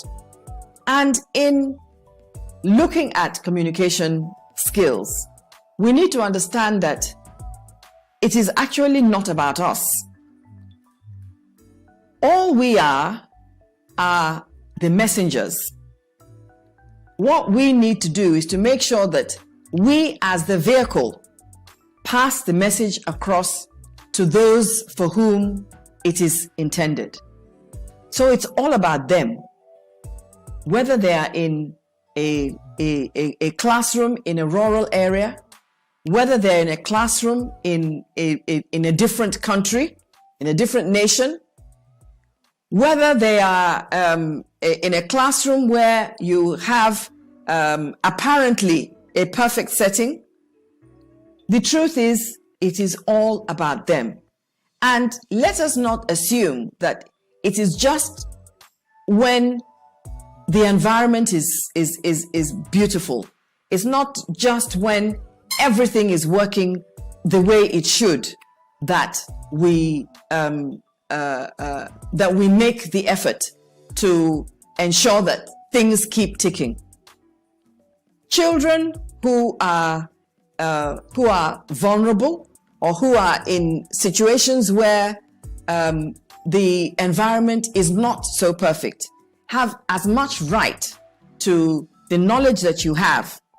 They have as much right to being built, to learning, to having a good time.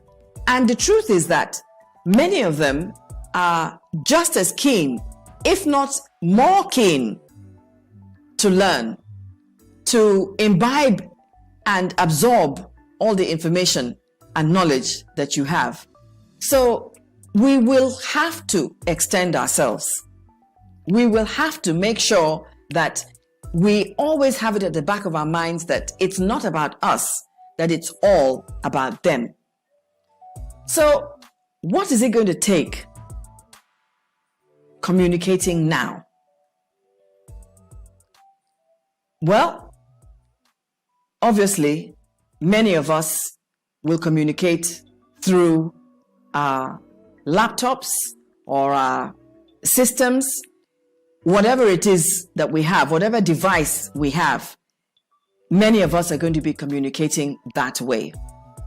But at the same time, there are also going to be many who will still be in a situation where, with, of course, the various precautionary measures that we've been asked to take, they will also be communicating directly with some of the children. So what are the resources that we have as communicators? We need to think very, very well. Plan everything before we actually get to the point of direct communication.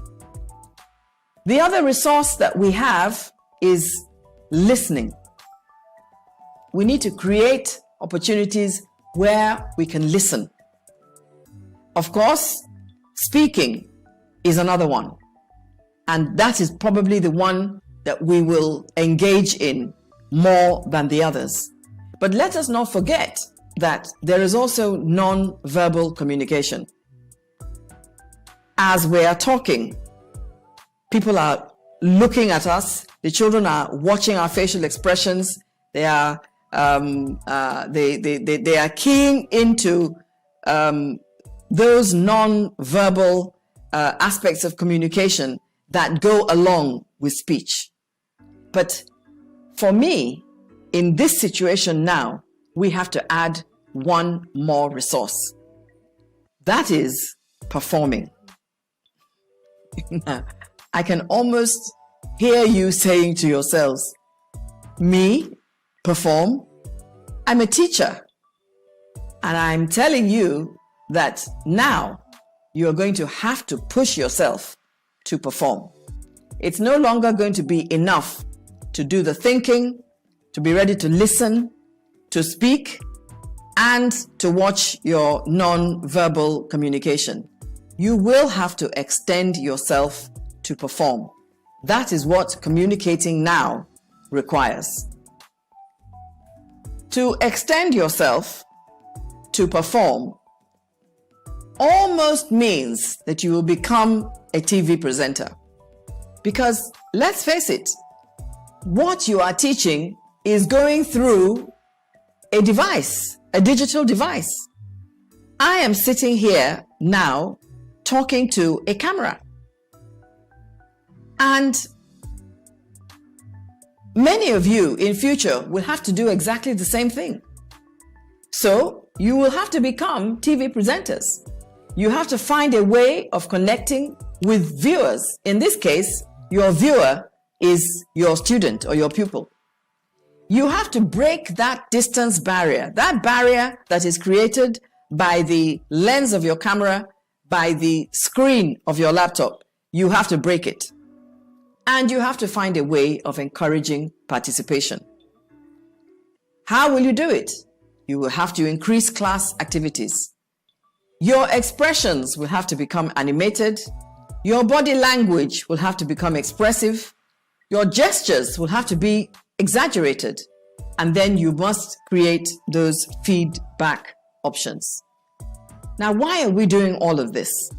We're doing this because whether you are in a classroom that is bright and shiny and beautiful, or you are in a classroom that leaves much to be desired, you still have a mandate to fulfill. As a teacher, you have a mandate to fulfill. You must ensure that what you have planned to teach these children is properly understood and is definitely remembered. Because at the end of the day, what is the future of this child or the children that you're teaching? What future will they have? That is the question that you have to answer. That is a question that you have to ask yourself time and time again. Am I fulfilling the mandate? Am I teaching? Do they understand? Do they hear me? Will they remember what I've taught them? Thank you.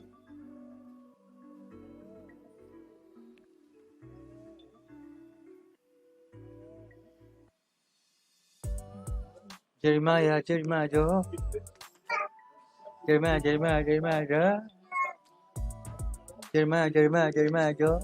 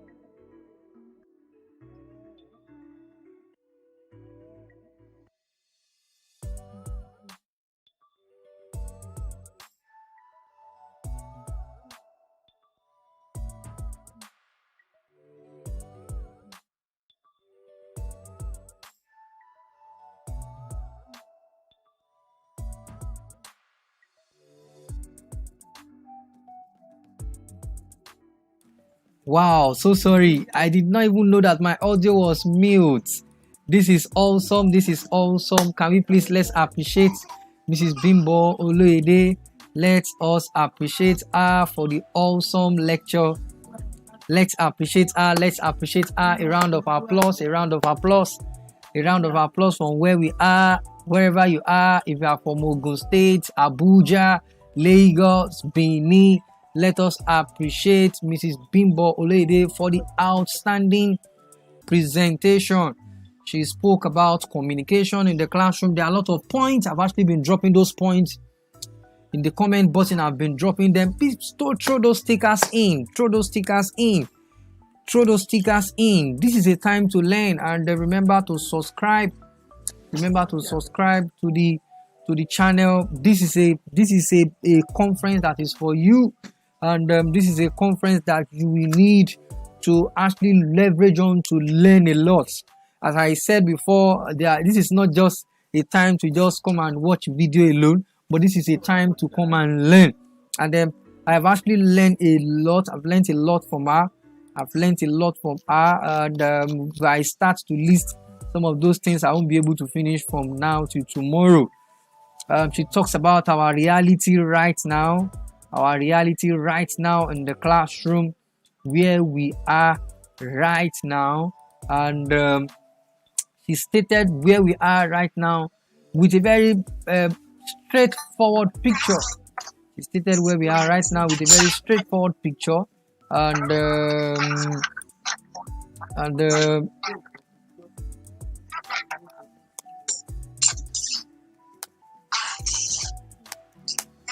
I am very sure that we learn a lot from this situation. She stated the crisis you have to worry about most is the one you don't see coming. That quote I will never forget, that the crisis you need to be worried about is the one that you don't see coming. And she spoke about our objective, which is to redefine the terms and the references to identify communication challenges, and to enhance the capacity to embrace the new normal. And there is this one I will never forget also, which she actually redefined the term corona. And please, if you don't know the meaning of corona right now, the meaning of corona right now is not the one you know.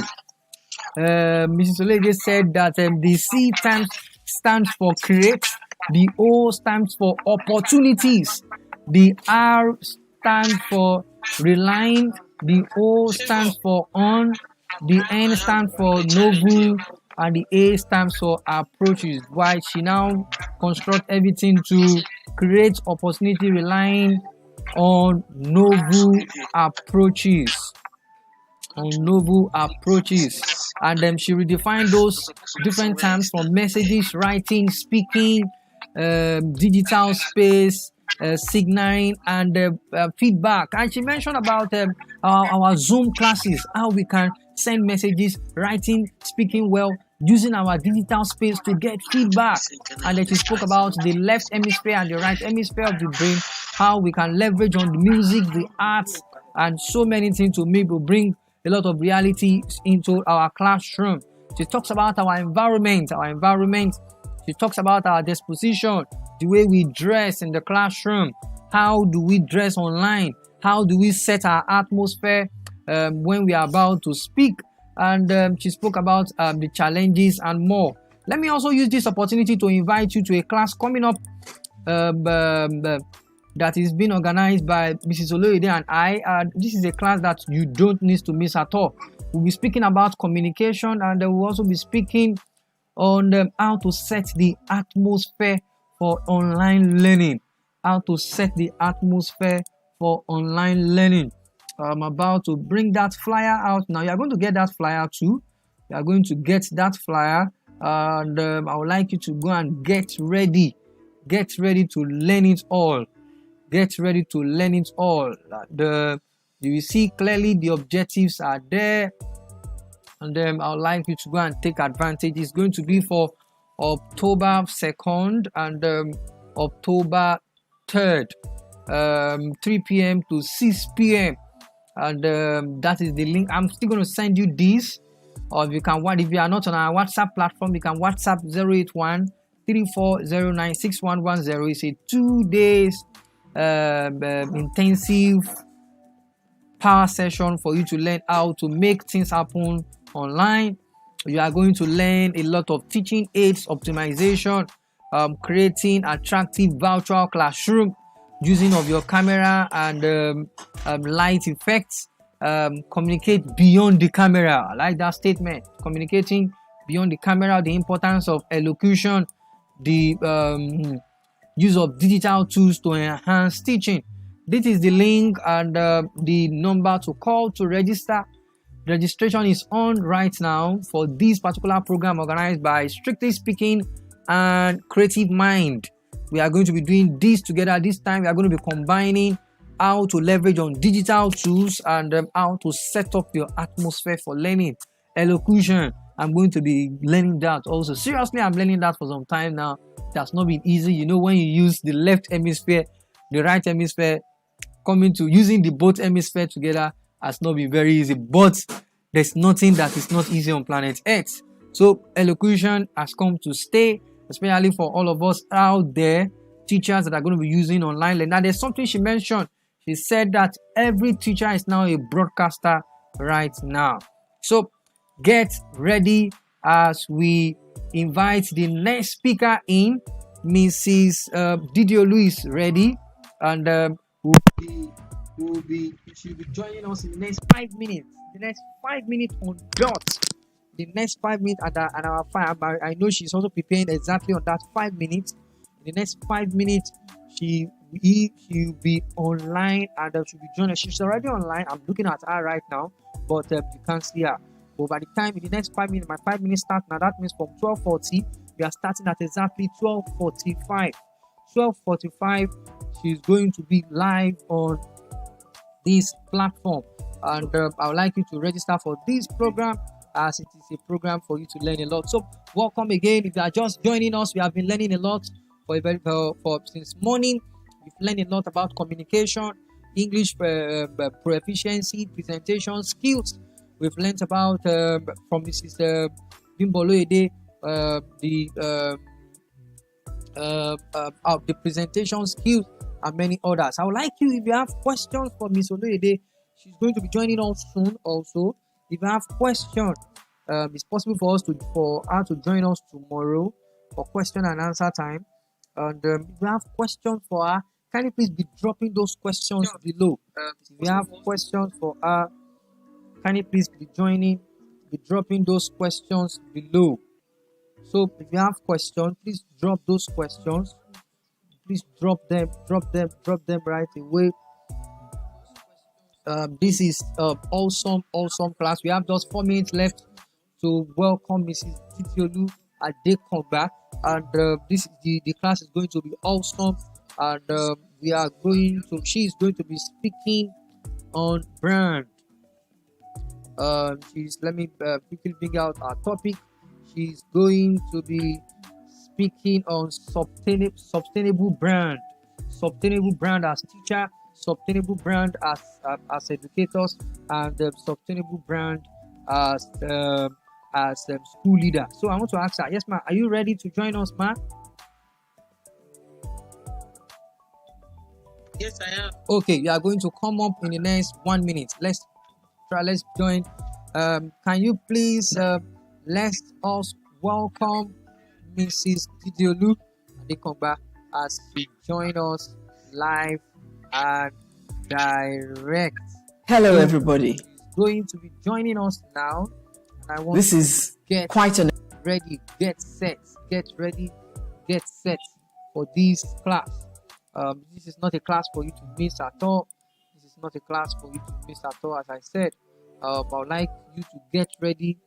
She's going to be joining us in the next 1 minute. I just want to set up my environment for that, and I am sure that we have been learning a lot since morning. Even I, as the presenter and also the host, have been enjoying myself here. I am also learning the way you are learning. Learning is not for just one set of people alone. I am also learning from where I am here. So thank you very much, everyone, for joining. And Mrs. Dideolu will be joining us right away. Just want to. She's online and she's going to be joining us right now. I want you to get set. Get set. Get set. This is not a class for you to miss. This is a class for you to leverage on, not because of anything, but because of growth. Growth is something that everyone should be thinking of right now. Yeah, our growth depends on how we can take action. So right now, the next thing I'm going to do is to welcome Mrs. Dideolu, and I'm very sure that you are ready to meet her.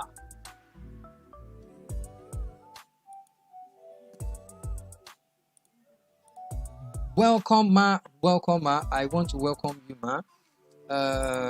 We can see you clearly now, and we can also hear you. Welcome, ma. I want to welcome you. Thank you very much for joining us. Good afternoon.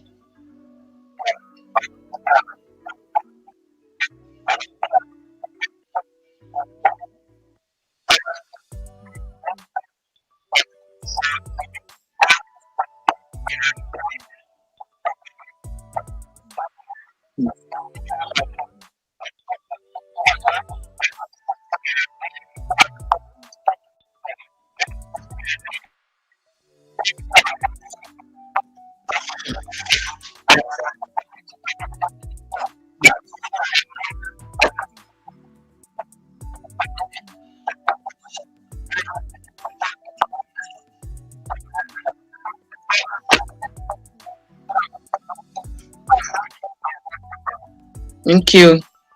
Good afternoon, everyone. I'm so excited to be here. This is a privilege to be on CME conference, and I've been learning so much. Thank God for the commissioner, Mrs. Mrs. Oloyede session 2 was very insightful and eye-opening. Dr. Filani too, everything has been so awesome. And today we are going to continue with this session. I am going to be looking at sustainable brand. I'd like to share my screen.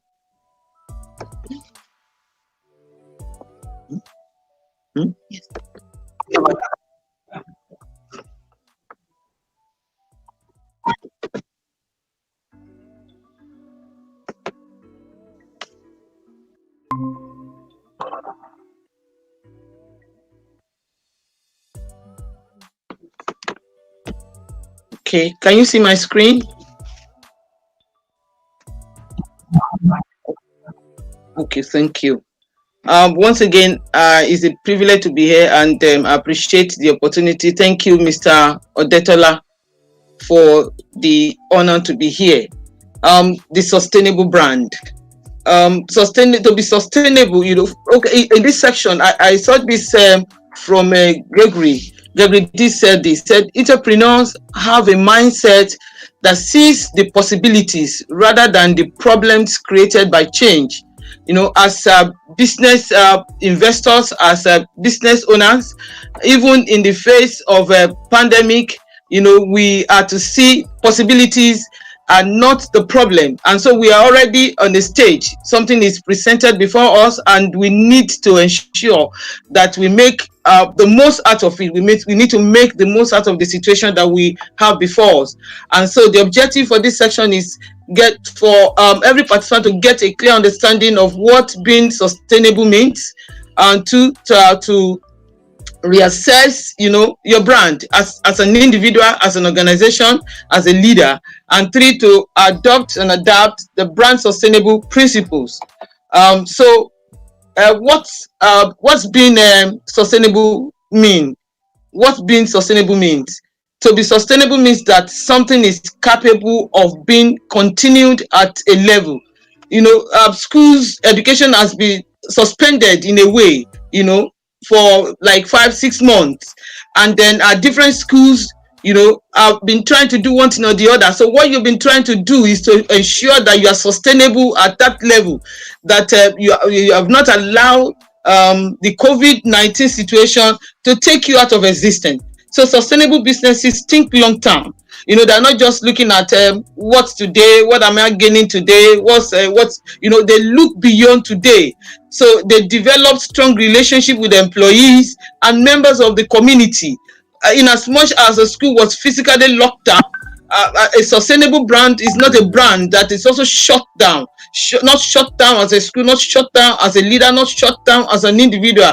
So you need to continue to engage, in a lot of activities and ensure that you remain relevant. And then sustainable brand is a brand that has the capacity to continue to exist at a certain level in any situation.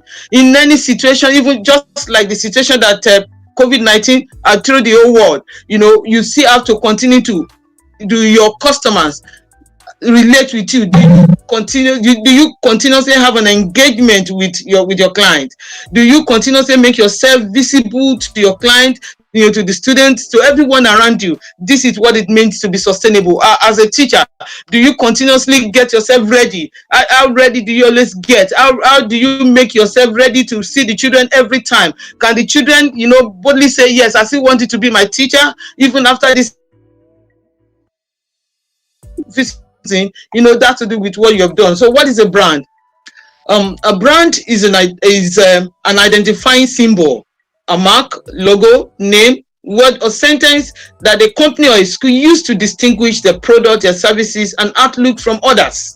What stands you out as a brand is, how you represent, what people identify you with. Like Ebenezer, Eben ODETOLA, we all know we are associating with CME. CME is a brand, and so because it has a logo, it has a name, symbol, and he's been projecting it on and on. It's that what does it do over this period of lockdown? He is continuously engaged, the sector, the practitioner, in series of trainings, letting them know what they can do at a time like this. This is a definition given by Investopedia, and then it says a name given, to a product or service such that it takes, on an identity by itself. So a brand is a name given, to a product, to a service, so that it takes on that, becomes an identity. And so when you say CME, when you say channels, you say a lot of brands, and people can know exactly what that brand means. The 3 P's of a brand plan. Yes, I know we already have a brand, we have a name, we have a school name, we have a business name, but then we can still do a bit of review. What are the 3 P's of a brand plan? There are these questions for you to be able to get that done. 1, purpose. What is the underlying purpose of the brand? What is the reason? Why did you come into this sector? Why did you decide to be a teacher? Why did you choose, to be in this sector? What are the brand values? What are the values you are bringing, to the table for the children? What are the values you are bringing to the sector, to the practitioner, to the customers? What are the values, propositions around that?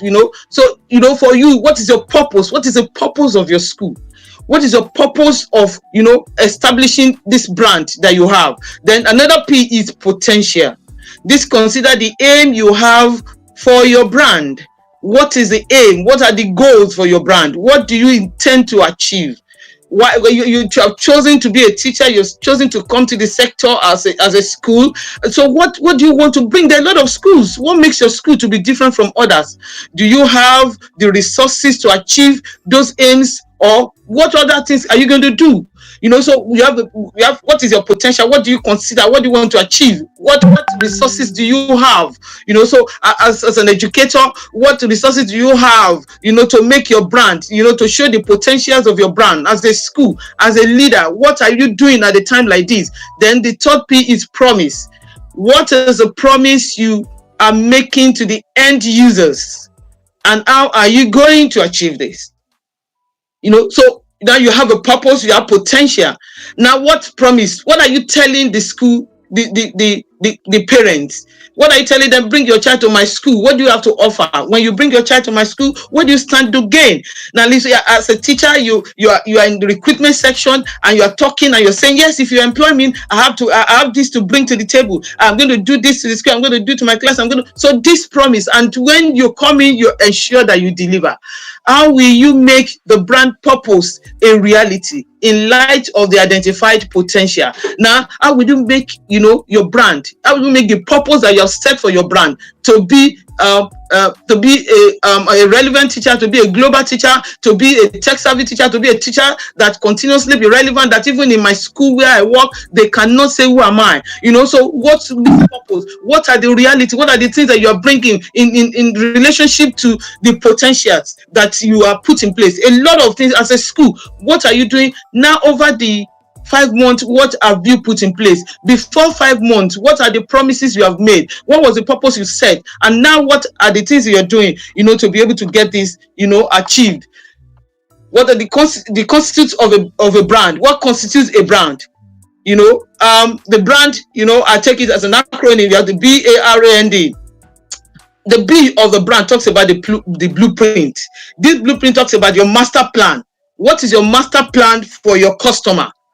Yes, this session is also to help us to go back to the drawing board. Yeah, you have been on for a while. You still need to continue to edit and go over what you have to do. So what is the blueprint? What do you have? What's your master plan? What is the master plan of your client experience? What do you want them to experience doing business with you? You are not the only school. You are not the only teacher that is going to apply for that position. You are not the only leader that want that position. What makes you different? Then you have relationship. This talks about the thoughts, the feelings, and the psychological relationship between your business and your customer. The psychological relationship, the feeling, and the thought between you and your leader, between you, and your team member. What stands you out? Why should you be considered? Why should your school be considered the best option? Why should you as a leader be considered as the one to occupy that position?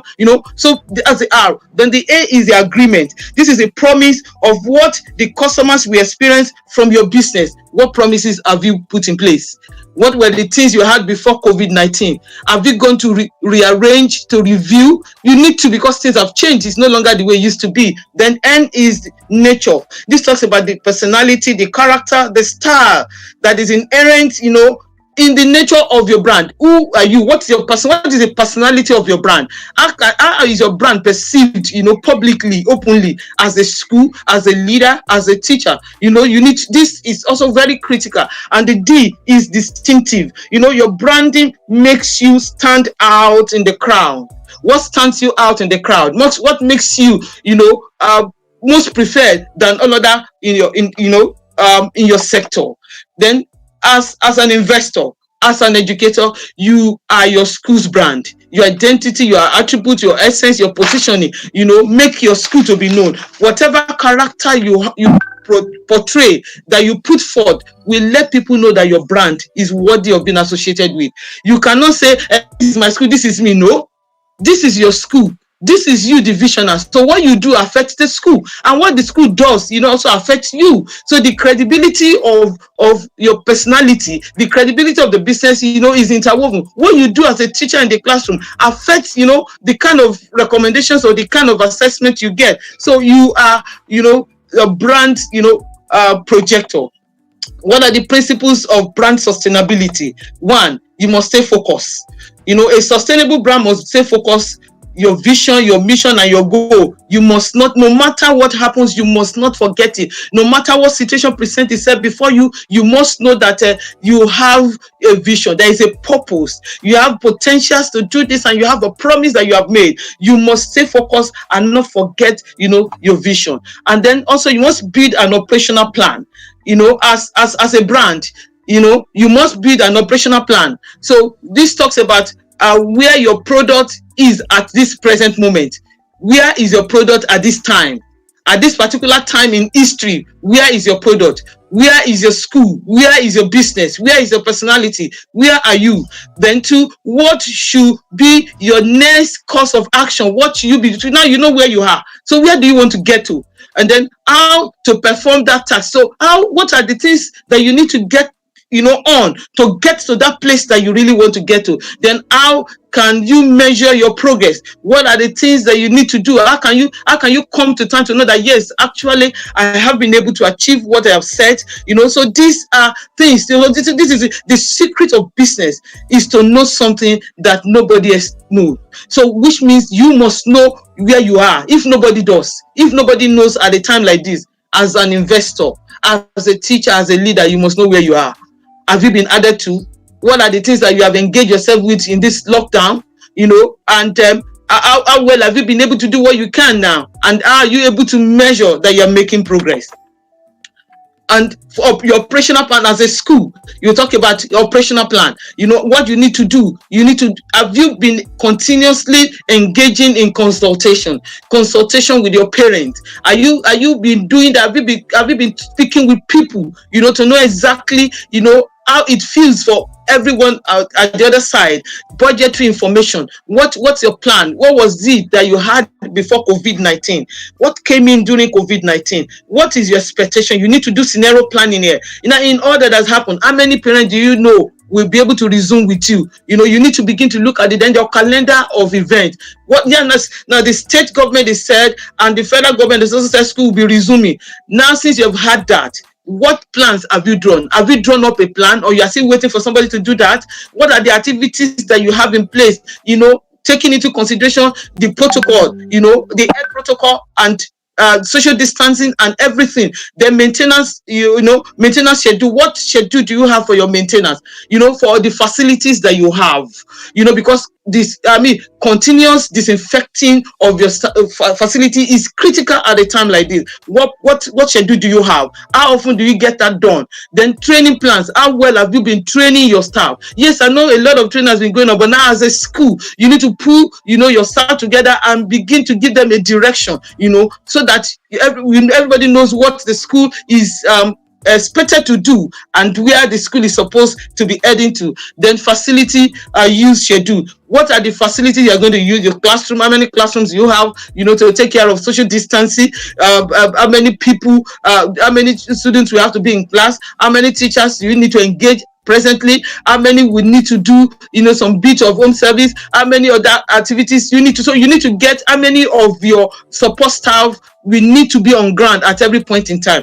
This is critical for a brand that must be sustainable. And then you must take your brand online. You must take a lot of things have been happening. I'm sure that this couldn't be a news any longer.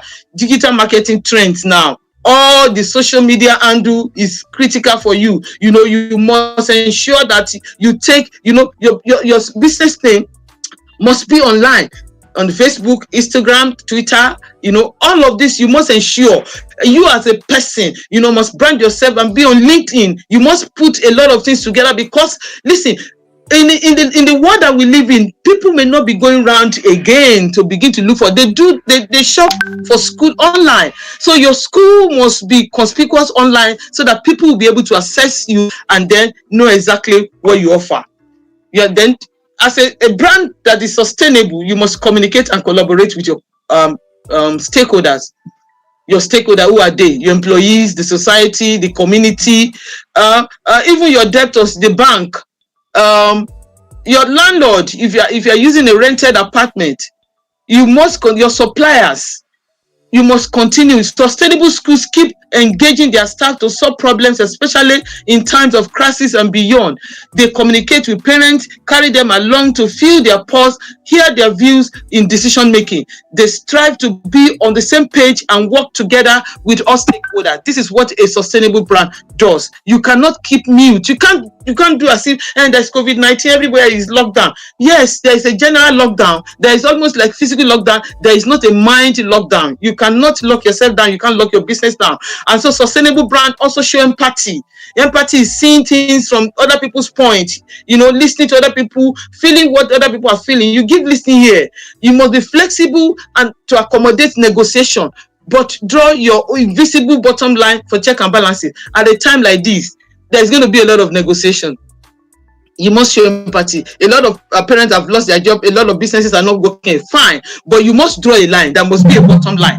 There must be a bottom line for you to be able to continue to survive at a time like this. You cannot stop what you are doing. You must keep what you are doing on. At a point like this, it is important for you to get what you have to do right, so that you are not missing your point, and you are also on point with what you are getting on to do. I may have to change my device because of light down. So you must show empathy. Also, you must establish and implement policies. Let there be policies. You cannot serve everybody. You can't serve everybody. So you must know your tribe, identify your tribe, and then able to offer that. Those that you cannot serve, let them know you can. Then you must think and act differently. You must be positive minded and associate with people that have positive mind. Don't also look at things just problem alone. See things from beyond problem and what opportunities that you have. Then also embrace change. A sustainable brand embraces change. Change is difficult, but not changing is faster. You have to, at this point, you can't stay mute and say, we cannot go online. Everybody is online. So you really need to be. And then you have to do reflection. Reflect by evaluating your plans and actions to re-strategize for a better result. What have you done before COVID-19? What have you done within COVID-19? Now school is resuming. What can you change? What will you need to review? This is very critical for us as a brand. And then also, sustainable brand, they do a long-term financial plan. They also impact the environment, and they care about the employee, their customers, and their community. And in conclusion, sustainable brand adjust and adapt their content to suit the present reality in education, which is blended learning, combining both online and brick and mortar. And it does not just stop at that. Even hybrid learning will also have to come in, because some parents may not release their children to be in school. So you have to incorporate taking care of children that are physically in school and those that are at home. So this is critical at a time like this. And thank you so much for the opportunity to do this. Thank you.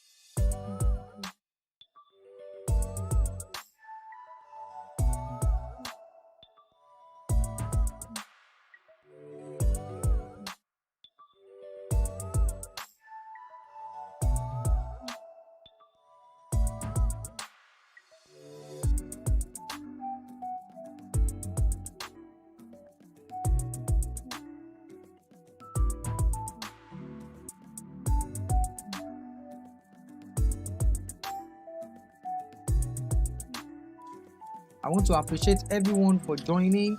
This is an awesome class, awesome one. This is great, and I'm very sure that we have actually learned a lot. We've actually learned a lot during this session with Mrs. Dideolu.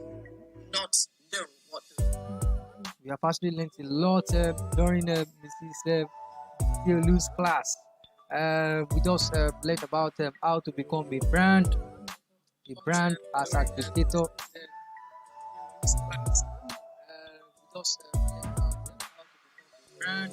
A brand as a teacher, a brand as individual, a brand as also administrators. Can we please let's appreciate her? Let's appreciate her. This is awesome. This is awesome. We are not taking this for granted at all. We, the creative mind educators, CME, we are not taking this for granted at all. And we seriously appreciate you, man. Thank you very much for joining us. And we appreciate you. We appreciate you for actually honoring our invitation. We appreciate you for honoring our invitation. Thank you very much, everyone. We need to also watch this video again and again. This video is going to be here for life. That means there's an advantage of this conference. If you miss any point, you can still look for, maybe you'll be writing the minutes down so that you can take your time to go and watch. You can take your time to go and visit that part again and again. Remember, it's a time not to just talk. It's a time not to complain, but it is a time to take action.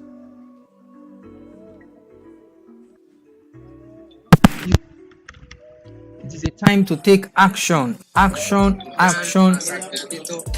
And action is the main game. Action is the main game right now. So take your action. Action is the main game right now. So take your action. Okay, so sorry for those echo. Thank you very much once again. I really appreciate. I need to be monitoring whether there is any error in transmission so that we'll gain 100% of what I have for us today. I want to, can you please roll it?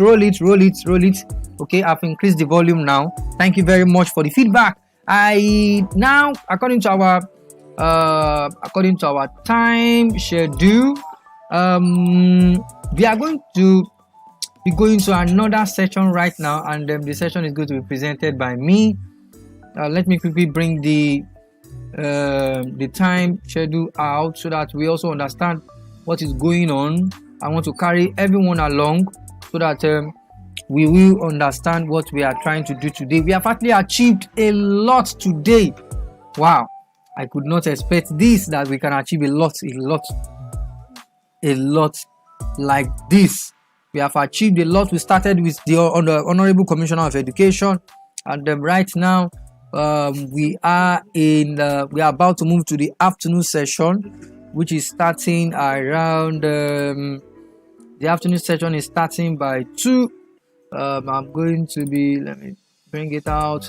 The afternoon session is starting by 2, and definitely 100% sure that during this afternoon session you are going to be learning different dimensions. The afternoon session is starting by 2, and I have the floor from now to 2 for me to be able to talk about a very special topic, which is the flip. The topic I'm going to be talking about is creating creative classroom display post-COVID. So I want to welcome myself. This time I am welcoming myself. I don't have anybody to welcome me this time. So let me just bring my camera closer. Okay, it is a time for me right now, and I want to welcome everyone right there. And our school is resuming, like, seriously, very soon. And then I want you to note, even yesterday there was one information that school is resuming, that all schools are okay to resume. It is good that we understand how to set up our environment for us to be able to accommodate these students, for them to stay longer and to live longer, for them to stay together to live longer. That was the slogan I developed during my Tuesday and Wednesday class with the Lagos State principals and head of primary schools. And after deliberation with them, we came up with the idea that the children, the slogan was that we want to stay together to live longer. And we developed a song during that class. And then we have, if you can, maybe I'm going to send the link. I've uploaded the music. The music was that to stay longer, to live together, something. So there are so many unique ways that we need to now put in place right now in our learning environment.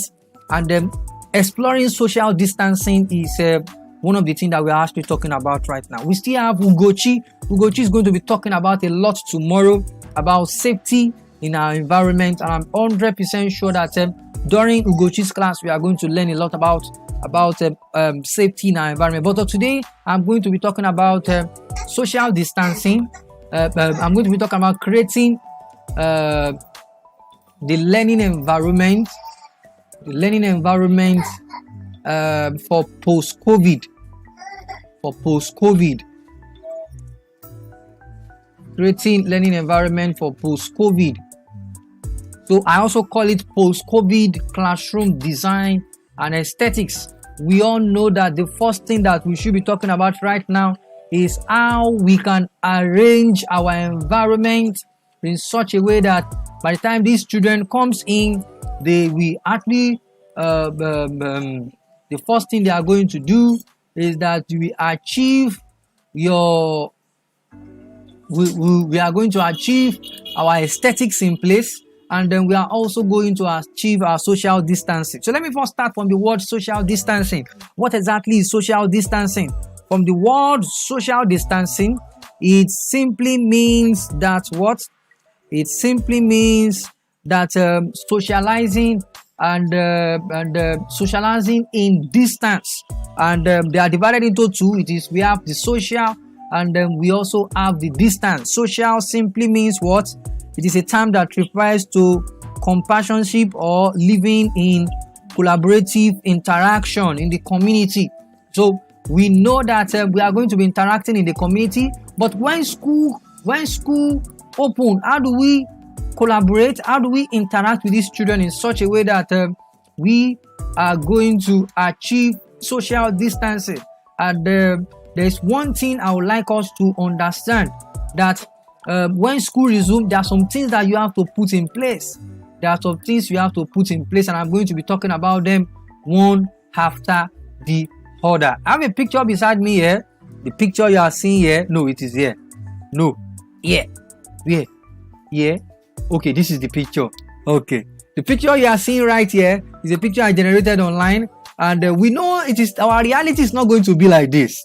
Definitely sure. Our reality is not like this. So if our reality is not like this, what do we do to bring our reality into something very achievable in the school? We know that the children will still want to interact, like a picture I saw online where the children exchange masks in the classroom. I was like, wow, they exchange masks. So there are so many things that are going to come into reality when school resumes. How do we achieve some of these reality? You know, when we talk about social distancing in reality is different from social distancing from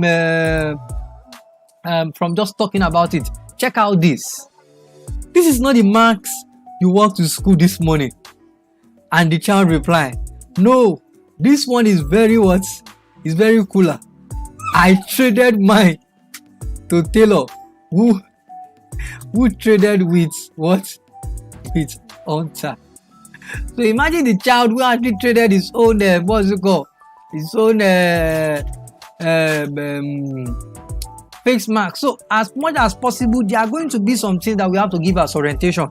I actually raised a lot of points during this week, and I'm going to talk about them today. So we have actually talked about social distancing, which actually means that ability for our children to stay together, but with what? With distance. Now, it is very good that we understand that social distancing has actually come to stay in our school, but how do we use design and aesthetics to bring some of this social distancing into place? So number one thing I will actually recommend is that you need posters around.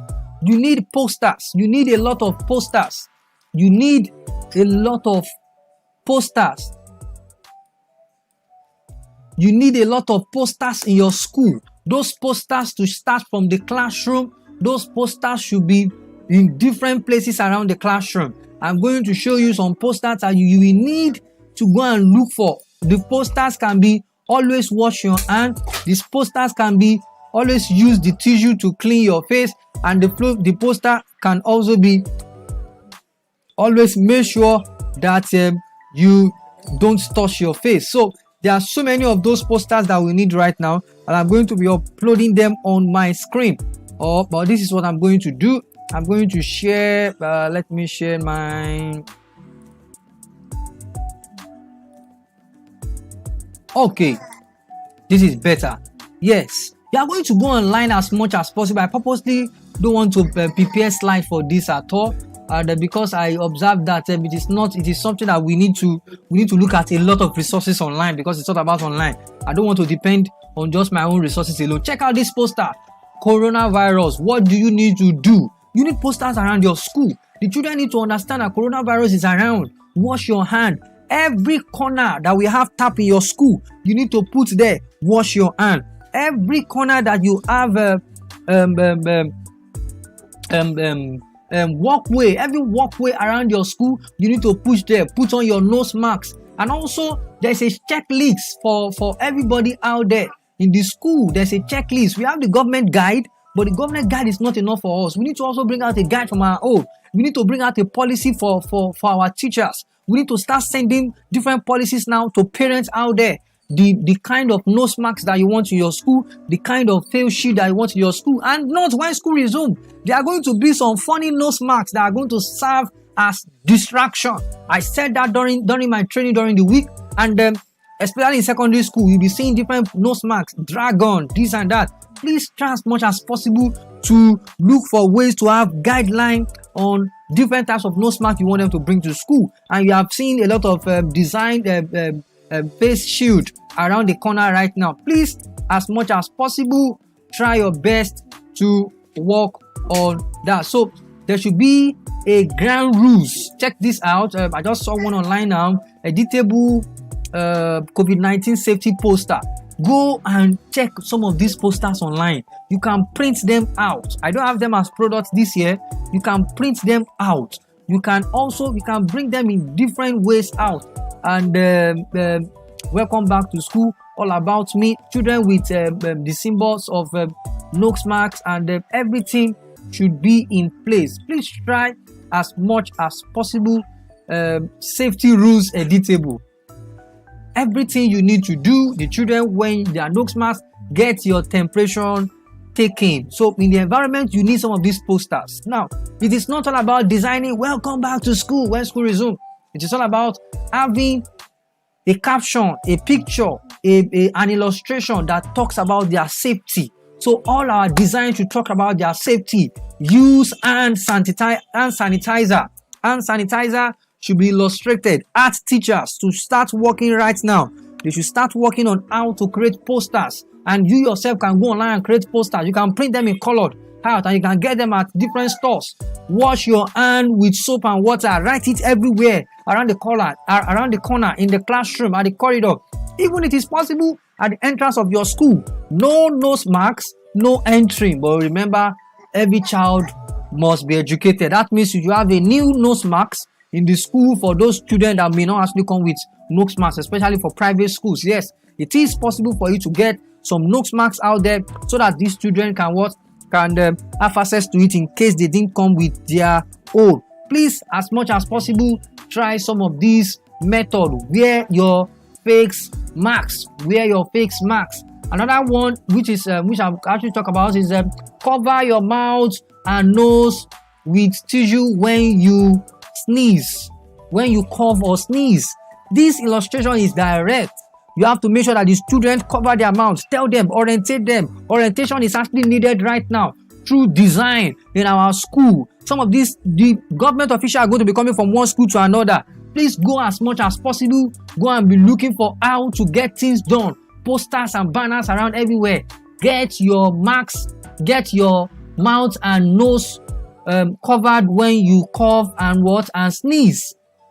Cough and sneeze into your elbow. Some of these things, even if it is possible on the assembly, there should be orientation about the hygiene, and I'm sure there won't be assembly for now. 100% sure there won't be assembly. We are going to move to this new system, which is the class assembly. The class assembly, there's even nothing like standing up. Let them sit down so that they will so that they won't be able to break the rules of social distancing. And then if you have masking tape in your school, go and look for masking tape, whether colored one. Use the masking tape to guide them where they are to sit, except you have a populated classroom. And if you have a populated classroom, your nose marks should be number one. Your nose mark. If you have a populated classroom like government school, you should have nose marks 100% compulsory. And tell them when they don't feel comfortable with nose marks, tell them to remove and breathe in and out for some time. Stay 6 feet apart. Yes, it is possible. They should stay 6 feet apart and greet your friend with a wave. Yes, greet your friend with a wave. Hello, how are you? How are you doing? From distance. Tell them why you are telling them to do all of this, because they'll be curious and they actually know. They know because they have been hearing us talking about this for some time, and it is 100% sure that you need to tell them that they need to what? They need to wave, they need to do this, and they need to do that. So no greeting of each other, no hugging of each other, no hugging of each other. So that means that even you as a teacher, if you have missed a student in the classroom, there's nothing like going close and be like, hey, how are you doing? No, we social, and we socialize in form of distance. Use your own school supply. Yes, please, as much as possible, the biro they are bringing to school, there should be a design around the school in the classroom, a guideline telling them that they should use their own school supply, especially biro. That pen they are holding. If by the time a child, student 1 hold this biro, student 2 hold this biro, we are not practicing social distancing again. And at the end of the day, they may touch each of their faces. No sharing of food. Yes, they should be not sharing of snacks together. They should not be sharing of snacks together. And in some school right now, there is no selling of food in the school, so the children have to come with their own food. So I don't know whether in private school this can be possible in your school. If you want to practice this in your school, practice it. And if you think it can't work, look for a safe way to make sure that these students have access to food, but not by sharing with each other. I think I'm not done with this one. Greet your friend with a wave. Yes, I said that at the beginning. Greet your friend with a wave. Do not touch or play with others' marks. This is the number one of all. This is the number one of all. You know, when they use the word the baba of all, this is the one that they are talking about. Do not play or touch each other's nose mark. Look, I'm going to send this link to you. The link I'm actually reading this from. I've actually dropped the link. I just dropped the link right now, and I would like you to try as much as possible. Go there, go and download something. Go and download how to make this work in your school. Thank you very much. Many are trying, but we are not ready as a state or nation for physical resumption. Yes, many are trying, many are going to try, but as a nation, we know that we are not ready. But for those people who are actually ready, it is possible for them to resume school. So I've actually sent the link out there for you to be able to go and read this again and again. So those are the editable COVID-19 posters that you need in your school right now. So the next one I'm going to be talking about, you can bring them out in form of cut and paste. Yes, you can cut them out and paste them in the classroom. Just with photocopy alone, they are not going to be expensive at all. Don't waste your time and make some of those things in an expensive way. They should not be expensive. Just cut papers, look for illustration. I'm going to be showing some Pinterest illustration now. I want to just make this direct. Check out this Pinterest illustration. The illustration says that wash your hand with soap for 20 seconds. I like that statement. Wash your hand with soap with 20 seconds. I will also look for this link and then see how we can download this particular concept. Okay, it's teacher pay teacher. On that teacher pay teacher, we can get that resources COVID-19 classroom. The children with nose masks. There are a lot of pictures here. Check them out. There are a lot of pictures here. I'm seeing some pictures that there's even activities in form of art and craft. I'm seeing some activities here that we are going to be working on soon, even on this YouTube channel. Please note, this is a channel for you to come and be getting resources also. And I'm sure that you are going to take advantage of this. Okay, so I want to display some other things right now, and I'm going to be sending some of their links. Remember, we need those links, and then you can also search on your own. You can also start search on your own. So let me start with this one, this particular one. Let's stay safe. You can write "Let's stay safe" in your classroom, posters around the school. Only eat your own food. Yes, we talk about that. Greet other from a distance. Yes, we talk about that with illustration. Let me see whether I can zoom this in.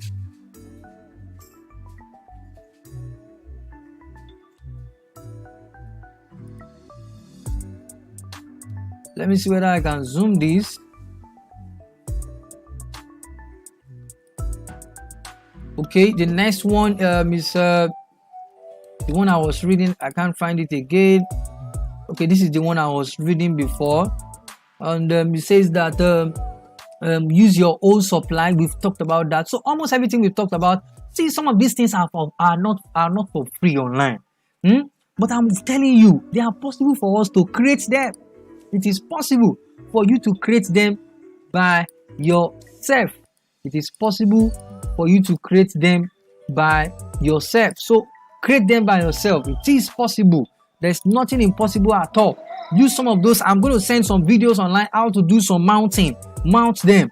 Do some cutting. Have some aesthetics. And then if you need some of my supply, you can get them and use them to create some of these lovely posters around your classroom. If it is possible, you can bring in activities for them to color a nose mask, art and craft. Check this out, my super marks. When they come back to school, there should be activity integration of COVID-19 and the classroom activity.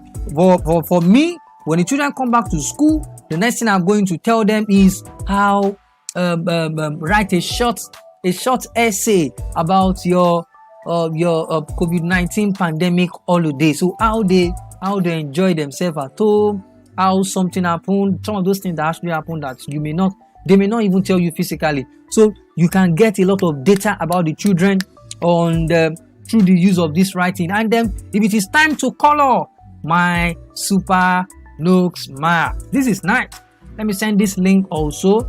You need some of these, and I am 100% sure that you are getting this right away. The moment I send the link, you are getting them right away. I'm talking about aesthetics.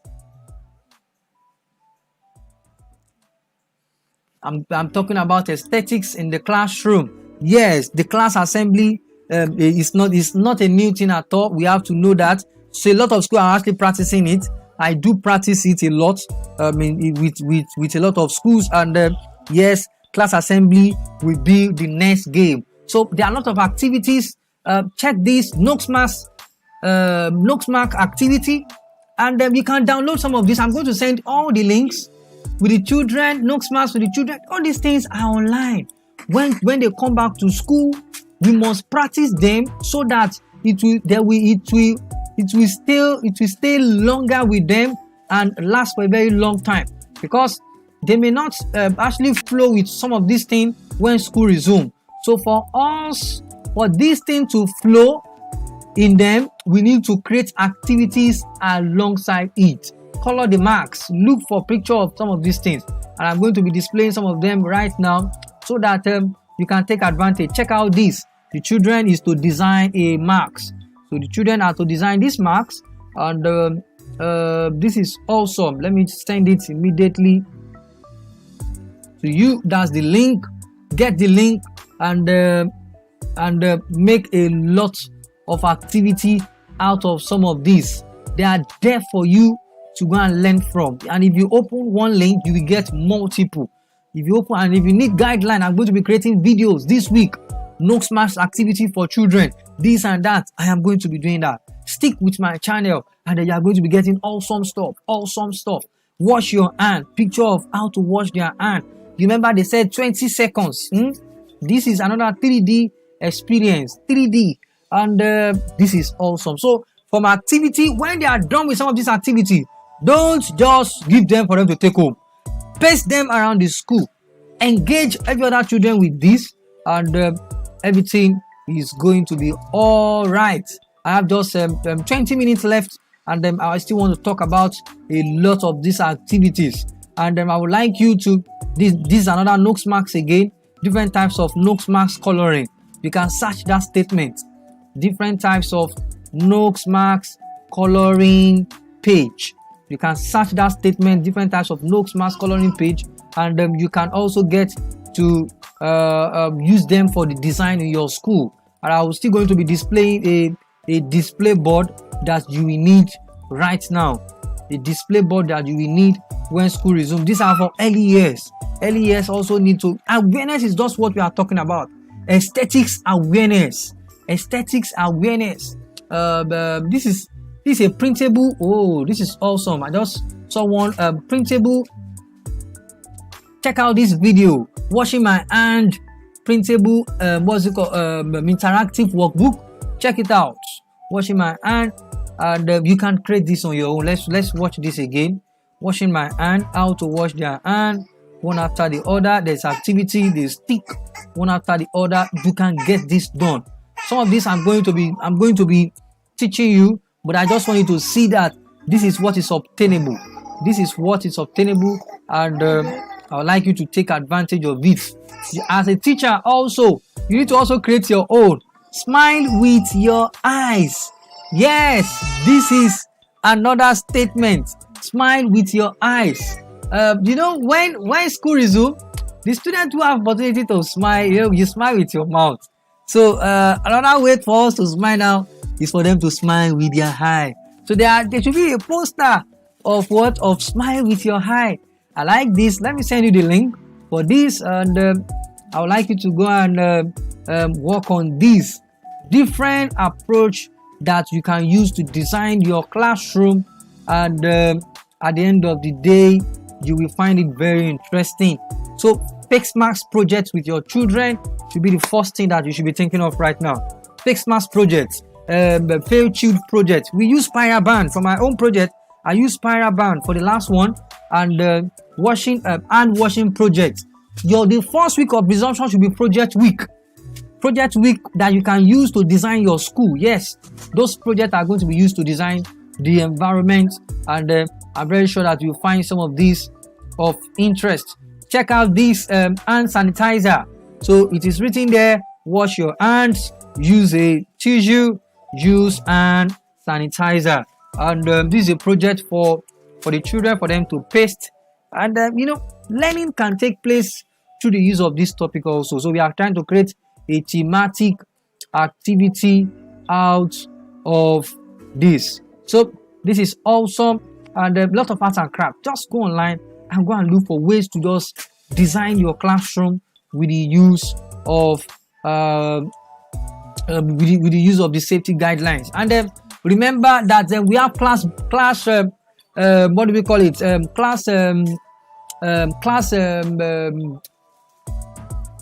Class rules. Our class rules should have the next one now, which is what? Which is for them to wear their Notes Marks. Our classroom. So check out the class rules here. I can wear my marks the correct way. Go and download this. Type this in your class. I can keep a safe and distance from I can keep safe a distance from others. Let me see if I can open this site so that we can also learn from them. And right away, I'm about to end this class.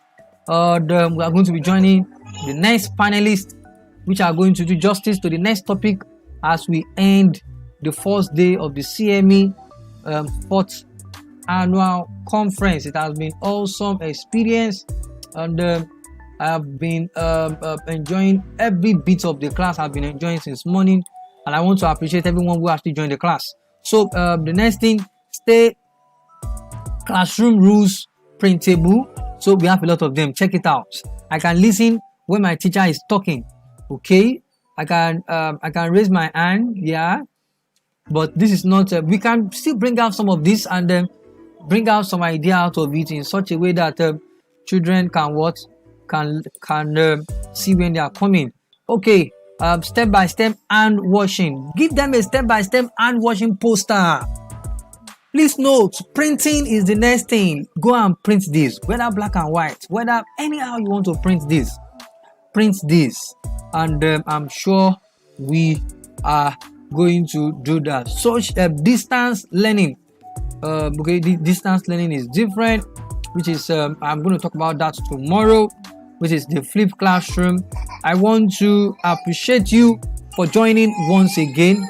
We have actually spoke about a lot, and I am 100% sure that we have learned how to bring in some design into our classroom, and I am 100% sure that when school resumes, our environment will not just be the way it was before. Our environment is going to be with a lot of aesthetics that are going to be used to create a lot of awareness. Awareness is just the major thing right now. So create awareness with everything that you have there. Awareness with your posters, awareness with any of those posters around you in your classroom, from the entrance of the school to the classroom, to the toilet, washing hand base. Put posters, put banners, put designs. Let them look fun. Let them look appealing. So if they look appealing, the children will like to look at them again and again. And if you have any question, can you please throw those questions in, and I will be addressing them for the next 5 minutes before we continue. Thank you very much, Mrs. Balikis. Thank you very much. You have been online since morning. Your certificate is confirmed. Mrs. Balikis, your certificate is confirmed that you attended this class. Thank you very much. A lot of people, their certificates are already confirmed. We've already taken attendance for today, and I'm still coming back here to come and take more attendance. And project, yes, the project is awesome. We need to start project COVID-19 project in terms of face mask project. What do we call it? After face mask, face shield project. I'll be sending those videos, I think, from tomorrow to anytime soon. I'll be sending project activity that we need to use to engage our children when school resumes. I think I'll be producing something tomorrow in my studio, although I'll be out of Lagos. But when I'm out of Lagos, I'll be in Dideolu next week. You are going to join me online because I'll be sending you some classroom tips. I'm going to be decorating a school there, and I'll be sending videos of how I'm doing some of those things. I'll be live also next week. Thank you very much for your time. I really appreciate it. I have 4 minutes. If you have any question on posters, banners that you need to put it in your classroom, can you please drop them? Please note also, print them out. It is possible for you to use printable material to achieve a lot. So I've actually done justice to my own topic, although I did not use slide. I wanted to use slide, but the time to prepare my slide was not available. That's why I decided to use this method, and this method is also awesome method. That is in terms of using internet to show us resources that we have out there. And I want to appreciate everyone that have actually joined. We are going to be moving to the panelist session, and very sure before that I'm going to be displaying some product and services for just 15 minutes. And I would like you, if you need to attend any training right now, if you need to attend any conference right now, I'm going to be displaying all the products, the training you want to attend, and I am 100% sure that you will find some of these interesting and worth it to attend. So thank you very much. I'm going to be displaying a lot right now on product and services you need to actually work on right away. So I do that.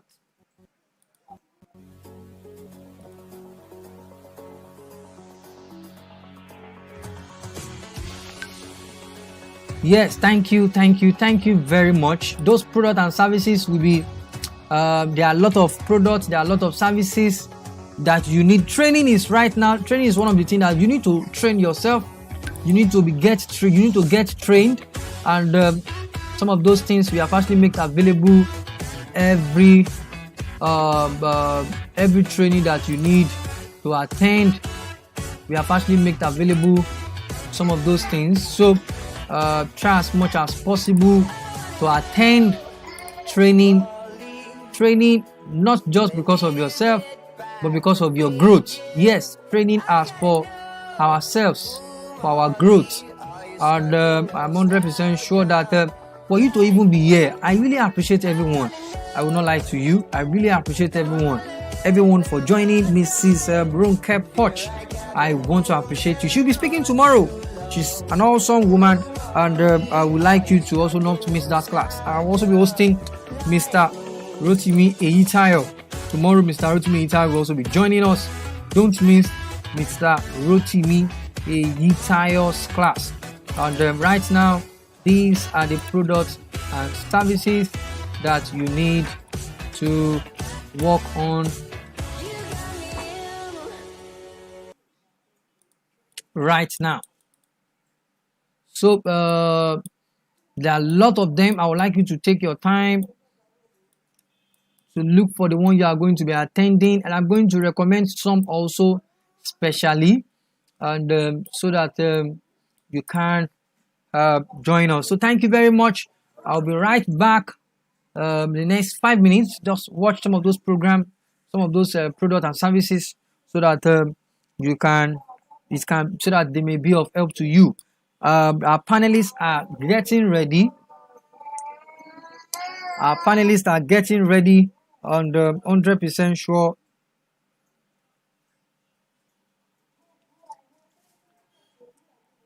I'm 100% sure that they are ready to join us. They are ready to join us. And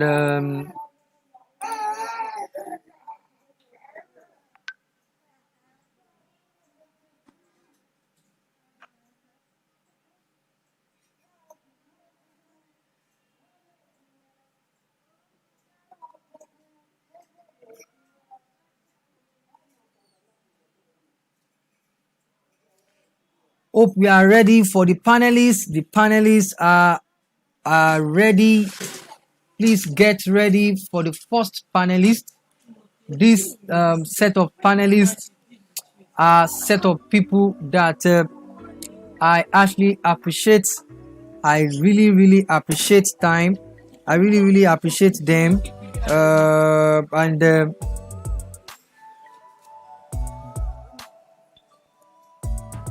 And I want to appreciate everyone for joining. Our panelists are getting set. Our panelists are getting ready, and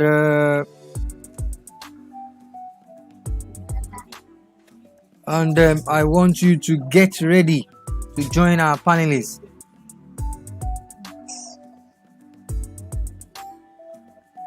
I want you to get ready to join our panelists.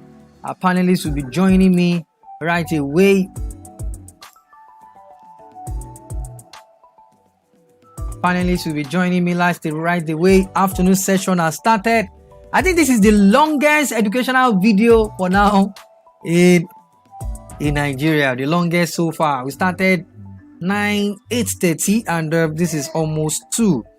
And it's a live video, and it has been awesome since morning.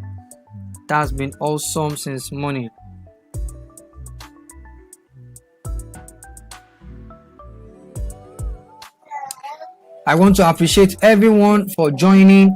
Thank you very much. And if you want to advert your products and services, we have a conference coming up in different places all over the world.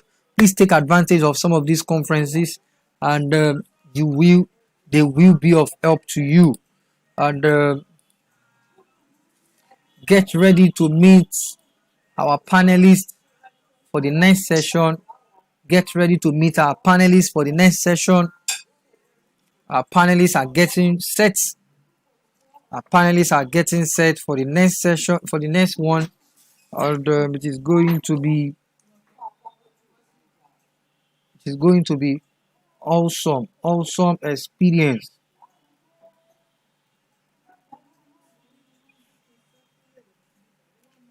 Awesome experience with our panelists, and we have a few of them that are getting set. This has been awesome. Any of the program you want to attend, there are a lot of them. We have program from Mrs. Dideolu. A program is there by Mrs. Dideolu, and then we have school advert. I'm still going to send some special program to you. I'm going to list them one after the other so that we can take advantage. Please take advantage of all these programs. They are going to be of benefit to you. They are all going to be of benefit to you, and not just any other program at all, but a program for us to learn.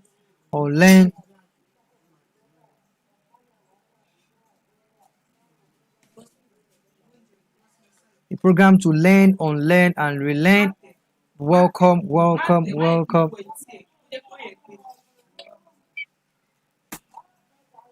Thank you very much for joining. I want to appreciate everyone for joining. Our panelists are set, and we have just 10 minutes left for them to join us. I want to appreciate everyone for joining the class. This is awesome. It is not physical this time. Before it used to be physical conference I've been hosting for some time now, but this time it's not physical. So please note that it is not physical this time. It is online, and the online has even been awesome to me. I've been enjoying the online for some time now. I've been enjoying the online for some time, and I will not lie to you, the online part of it has been awesome one. And I want to appreciate everyone for joining.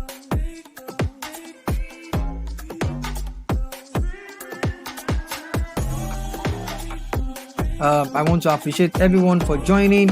We have just 10 minutes left, and we are going to be starting as soon as possible.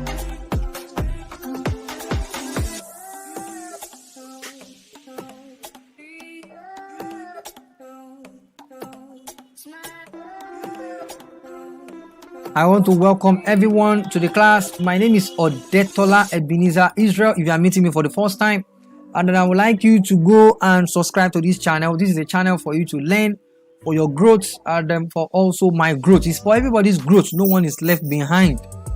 The more you learn, the more you know, and the more you learn, the more you unlock. So I want to welcome everyone. It has been also welcome to my studio. Let me also welcome you to my studio. This is a studio that was created during COVID-19. So it is a studio out of COVID-19, and COVID-19 has been a very tough time.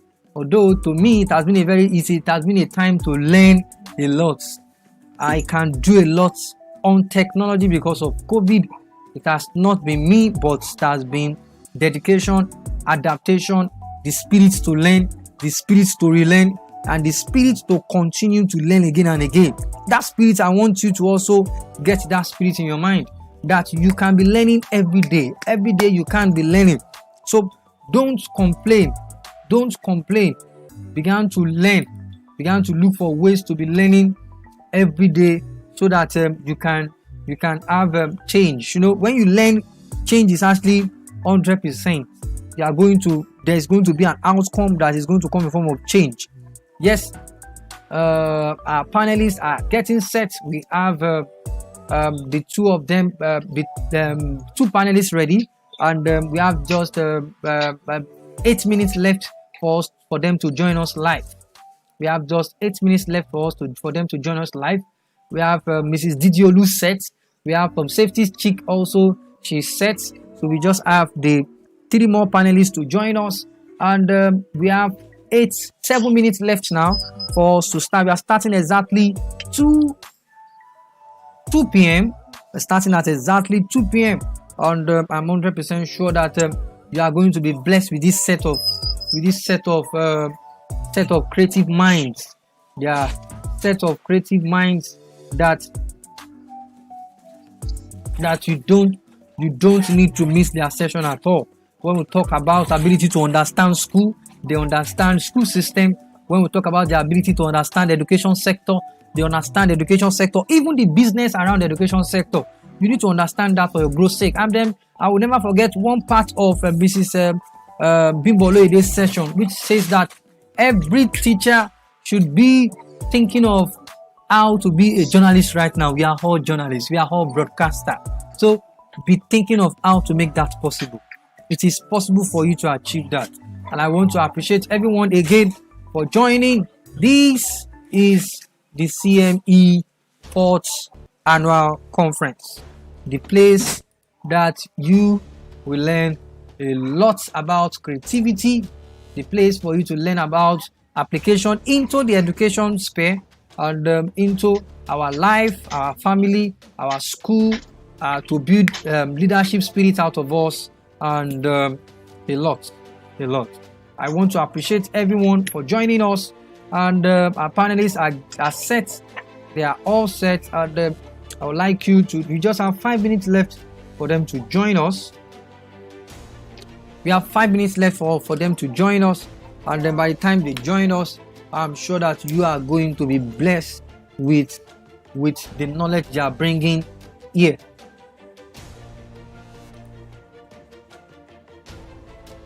Okay, man. Thank you very much for joining once again. Yep. Our panelists are set, and right away we just have 4 minutes left. 4 minutes left. Although my own time is fine, it's fast. It is 5 minutes left.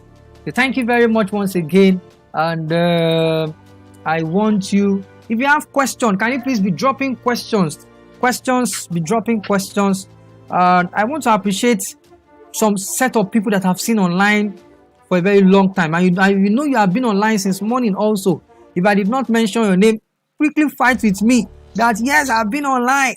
Quickly tell me, because your name may not appear, but I want to tell you. Maybe let me see whether I can be accurate about it. I want to appreciate Mrs. Balikis. Yes, Fagbemi, Mrs. Balikis Fagbemi.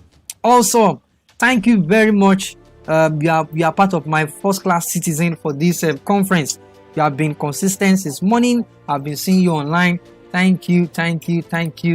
God bless you. And I'm sorry that I did not give room for you to go and pray. I'm so sorry. I forgot. I was thinking it's Saturday. I'm so sorry. Can we advertise? Okay, for advertisement, if you want to advertise your product, that will be tomorrow. But you can still send me the flyer from through WhatsApp. Is 08134096110. Let me also bring out the advertisement immediately.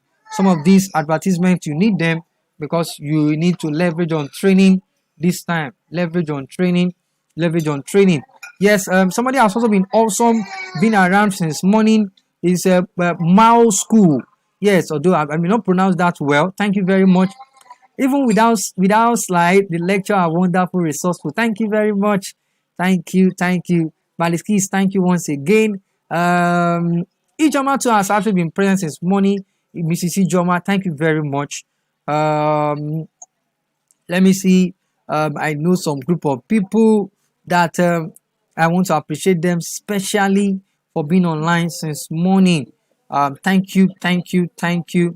Fumi Ugo, you have been online since. Thank you very much for joining us. Thank you very much for joining us. And we are going to be starting right away. We have just how many minutes left? We have just few minutes left. For us to start. We have few minutes left for us to start. That is, we have 3 minutes left. 3 minutes left. I'm going to introduce the panelists. In the next 3 minutes, I'm going to talk about their topic, and I'm also going to be the person in charge of the question and answer for them. Okay, I've been everything You know, COVID-19 have actually developed a spirit in me that that spirit has been awesome. And I would like every one of you to also tap from that spirit. The spirit is adaptation, ability to adapt to.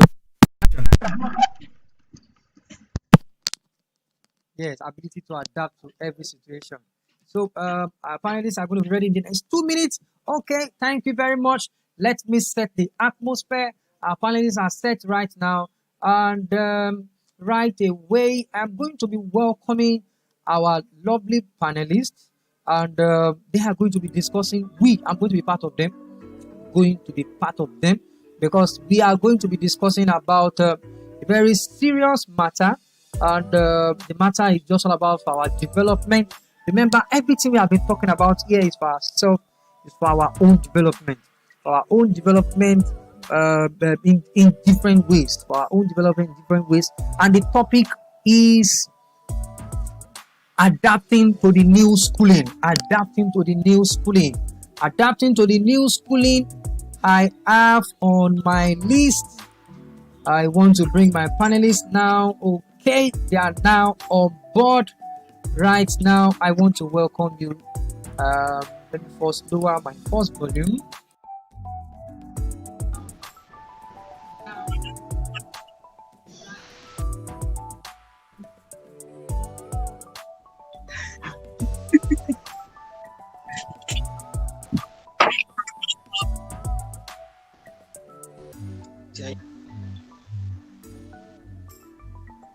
Mhm.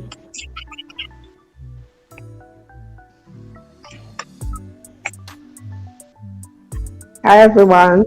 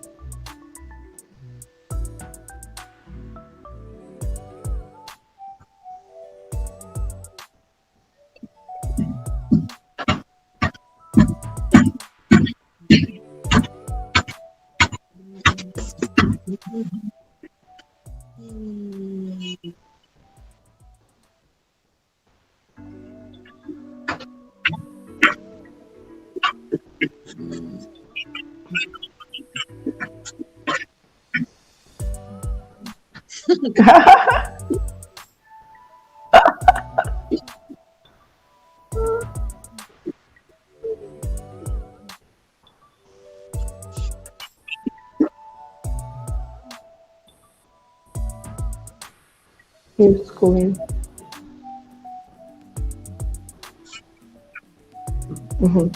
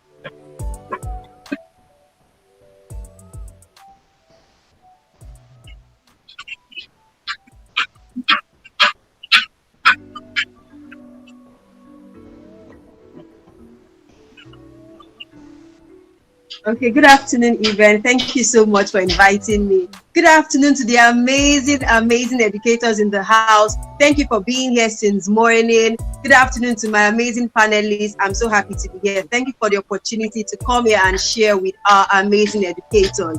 So in terms of adapting means changing or tweaking what you're currently doing to suit new realities. So in this context of the new normal, that is what it is basically. Tweaking what you currently have, switching things up so that it fits the new realities and still produces amazing results for you.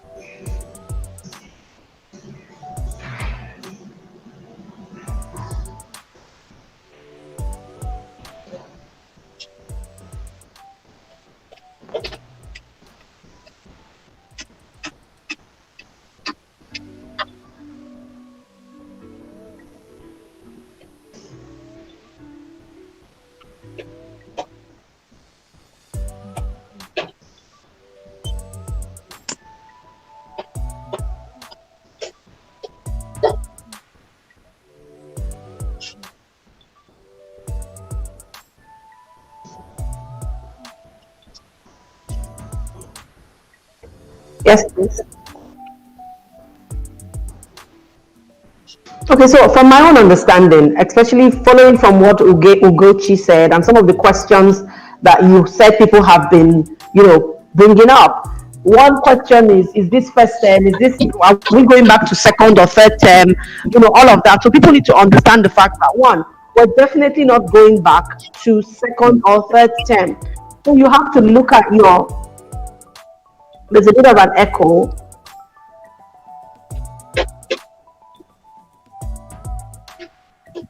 So there was a bit of an echo. Okay, so let me go on. So you basically need to look at your school and ask yourself, like Ugochi said, what do I need to tweak to make things work? So one of the things that you need to begin to look at in adapting to the new normal is how do you bring learning that it's almost like it has passed, right? But it wasn't done, especially for some of the children who didn't come online. How can you make it work within this first term, ensuring that whatever gaps exist are closed? Secondly, it might not be 100% safe for everybody to go back to school. So it means that you might need to work with a blended sort of platform. So of course, you need to ask yourself, what are the things I need to put in place to run a blended learning platform? What do I need to communicate to the parents? So all of those things are ways that you can adapt to the new schooling, which is what we are facing right now as we go back to school come September. Thank you very much. You've said a lot about what this topic is all about, which is the ability for us to understand that it may not be 100% possible that all students resume in the classroom, but some group of them may actually need to resume online. That is one aspect of this topic that we are still going to address. Thank you very much for that. Mrs. Dideolu, can you please help us enlighten us on what we are talking about, which is adapting to the new schooling?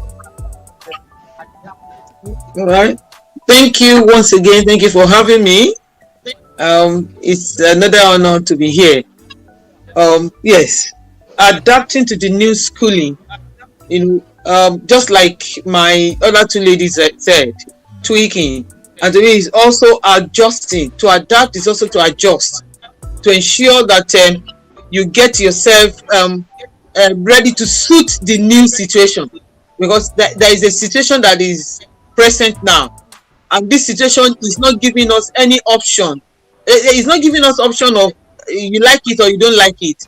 It has presented itself, and what we need to do is to adjust and see how we flow in it. How do we carry all our children along? How do we engage our parents? How do we negotiate with them? How do we let them know what we are doing? You know, because our school environment has also, you know, changed.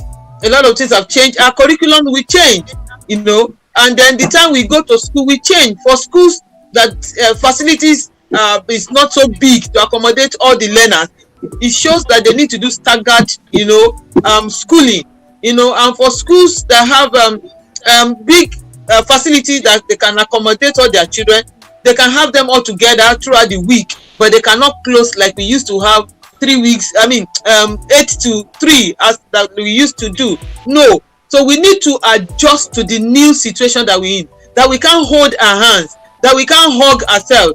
Children are coming and they're coming with like, for 6 months I've not seen my friend and my teachers. You know, there is this urge, there is this, you know, for them to, so we need to begin to now, even this adapting to this new school now, should start straight away, because as schools we need to start getting across to parents. It is not when the children get to school and they want to hug and we say you cannot hug. You understand? So we need to let parents know that please start telling children for us that when they get to school, they will not need to hug, and they need to take care of their facilities. They need to ensure that their items are personally owned, you know, are not shared.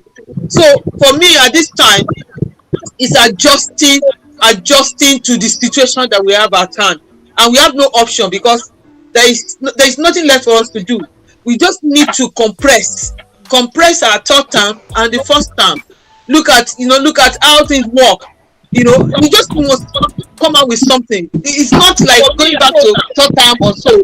It's like getting to work out the situation that has presented itself before us. So we just need to adjust to suit the now. There is a now that we must suit. Very much. That was powerful. There is a now that we must understand. And we have Mr. Akin Benjamin that just joining us. Now. Thank you very much. Welcome, Mr. Akin Benjamin. And I want to personally welcome you. I think the video is mute. I don't know whether the video is mute. Okay, but I want to welcome everyone once again. And before we start, I want to take my time to talk about the topic, which is understanding. Okay, which is understanding. So yeah, about coming in late. No, you are, you know, I'm having issues with audio now. Okay, sir. We can hear you clearly. You know, if it is a physical conference, we are going to be seeing you face to face. But this time it is online. So the one that we have right now is for us to just have you online. So welcome. So we have actually been talking about the new schooling, adapting to the new schooling. And I quickly want to say something before I actually ask Mr. Akin Benjamin to say something about the topic. Is that I observed a lot of us have actually raised our mind towards online, and then a lot of us have actually raised our mind also towards the normal schooling in the classroom. And then by the time school resumes, we all know that we are human beings. Ability for us to just adapt just like that may not come in just in seconds. It will take a bit to actually work, because we are human, and then we are being programmed to do a lot of things, but we can program ourselves just for us to actually achieve a lot. And I'm very sure that when school resumes, there are some things that everybody out there want to adapt to, and I want them to understand those things that they need to adapt to. They need to adapt to the children being understanding social distancing. They need to understand the new curriculum, how they will need to understand that there are some areas that they will need to teach in a very minimum way. There are some areas that we need to make sure that they integrate into teaching. Even safety. Right now, I spoke about a lot of things during my session, and I actually mentioned a lot of ways to bring in projects in safety projects into science, into different subjects. And even as administrators too, we know that administrators, school owners face a lot during the pandemic. And then how will they be able to adapt to the new teachers coming in? how will new teachers going to another school be able to adapt to the new school? So there are just the question are quite very wide, but I want to start with Mr. Akin Benjamin. What I know that you are a scholar when we talk about the education sector, and I just want to ask you, sir, what do you understand by the word adapting to new schooling? How do you think everybody out there need to put into consideration that this school that we are resuming as soon as possible, it is a kind of school that we need to understand how to adapt ourselves into it. So can you give us a brief understanding about what you think you understand by the word adapting to new schooling?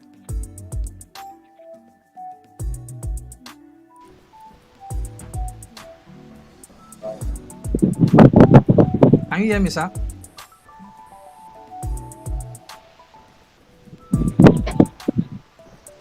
I can.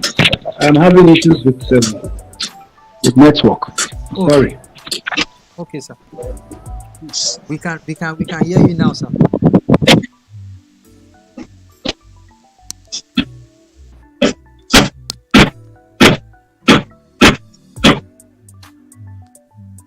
Okay. This is what we are going to do. Maybe let me continue with Mrs. Okeyinfu.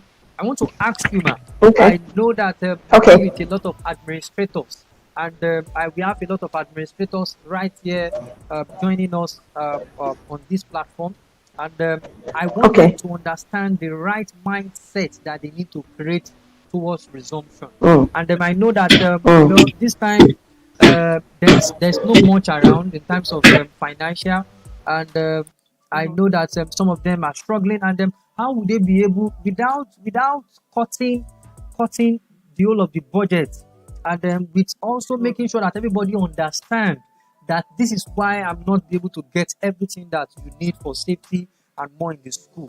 How will they be able to adapt to the new schooling and making sure that number one, they don't cut the whole of their bank into almost half because they want to bring in a lot of equipment, this and that, yes, to prepare their school. So preparing the mind of administrators, preparing the mind of school owners. Can you just give us a brief of things you want them personally to get prepared for?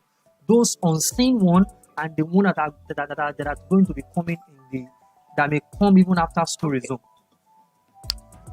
Okay, so for school owners, leaders, administrators, and even leadership in general, it's important that you communicate. You must communicate with your team. You must communicate with your management staff. But I want to start with you as the school leader, as the school administrator. Your mind must be in the right place. You must understand that, first of all, COVID-19 is real, and there are health and safety concerns, environmental concerns, which you need to be on top of. But first of all, if you're not well, meaning that you are not taking care of yourself, you're not observing the health and safety protocol, then you will fall ill. And when that happens, then your school will be even in greater trouble than whatever it is you can imagine may happen after it has resumed.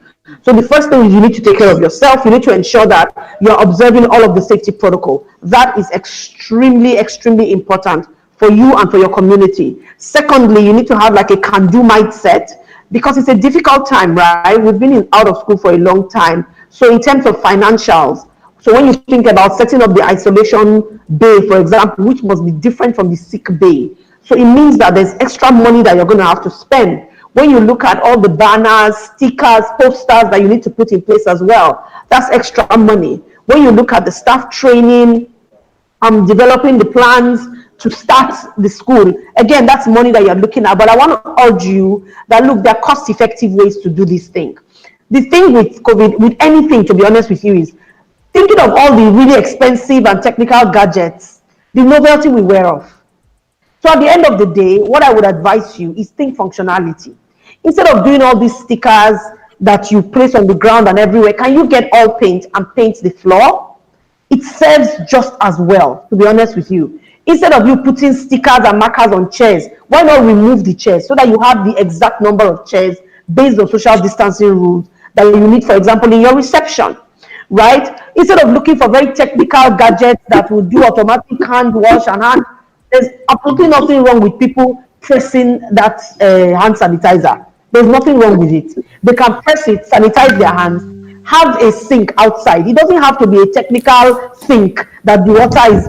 There's no need for all of that. Have your normal sink outside. It would be great if you have a sink where they put their hand under and the tap automatically activates. But even the ones I've seen, those taps get bad within 1 month because of the frequency of use. So think functionality at this time. That's what I'll urge you to do. Don't go and spend money on things that after 1 month, nobody's using it anymore. There's no need. Look for your nice bottles. Go to Ojota, go and buy spray bottles.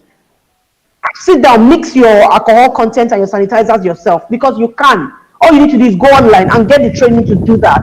So I'm thinking for school administrators, take care of your mindset.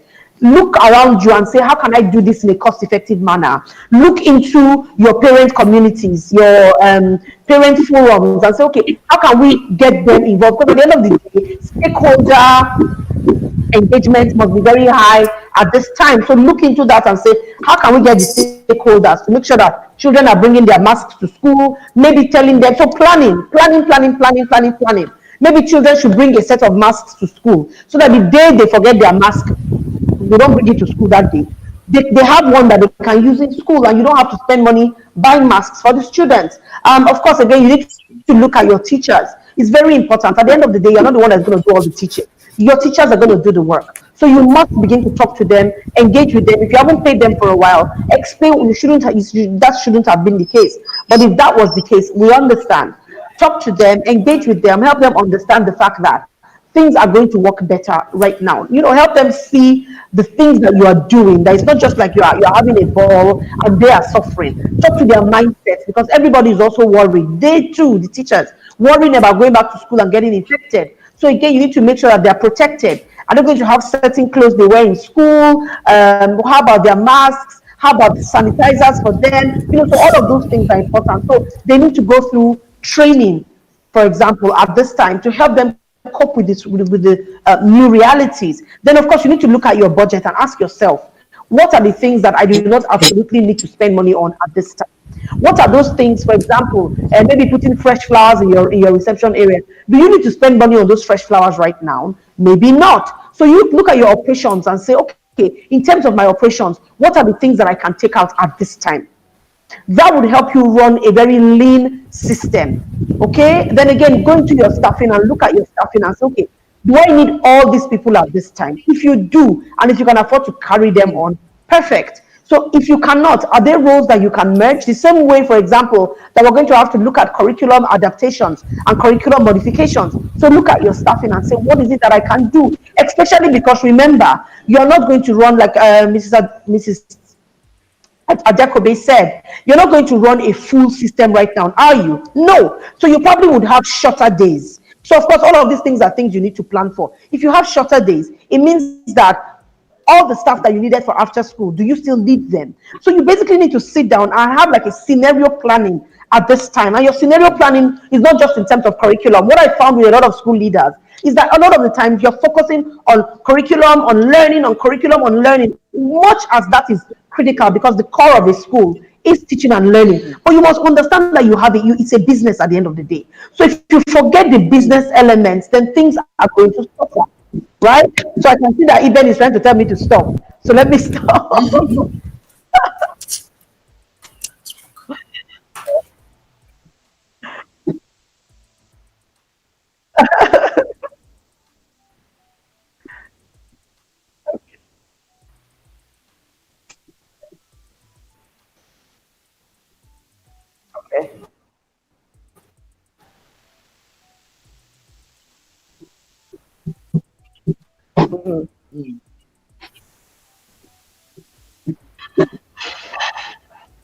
Yes.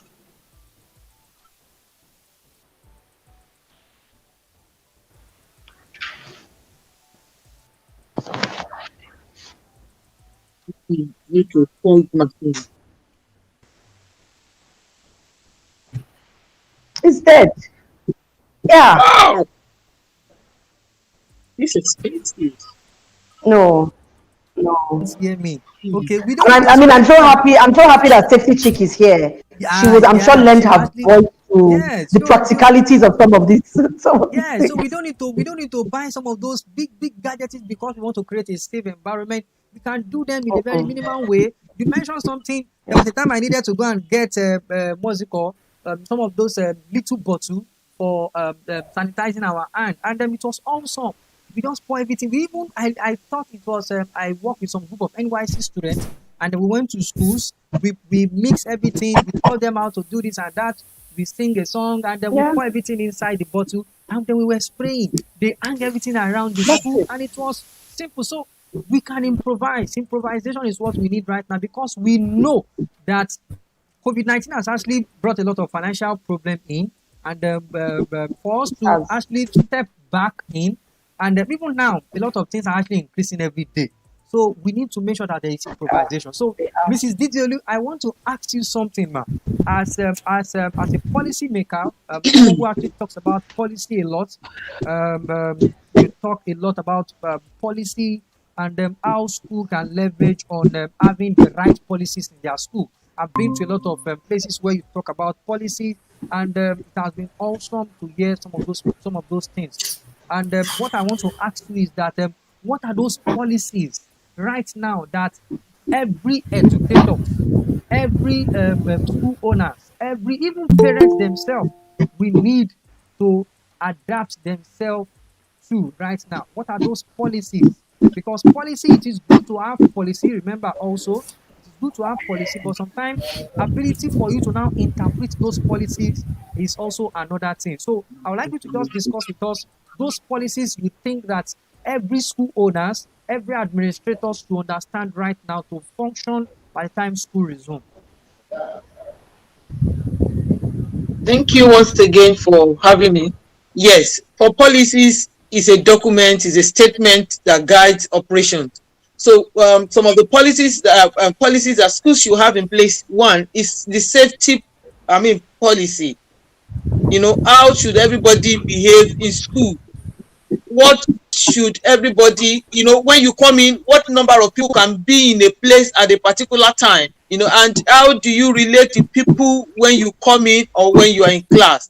Then there is also need for school fee policy. Schools have really faced a lot of serious time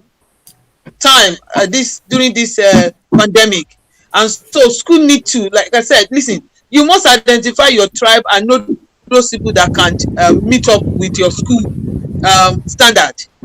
You must, as a school, you must start off with saying, this is your school fees and you need it. Yes, as much as you are being empathic, you must, because you need to pay your teachers.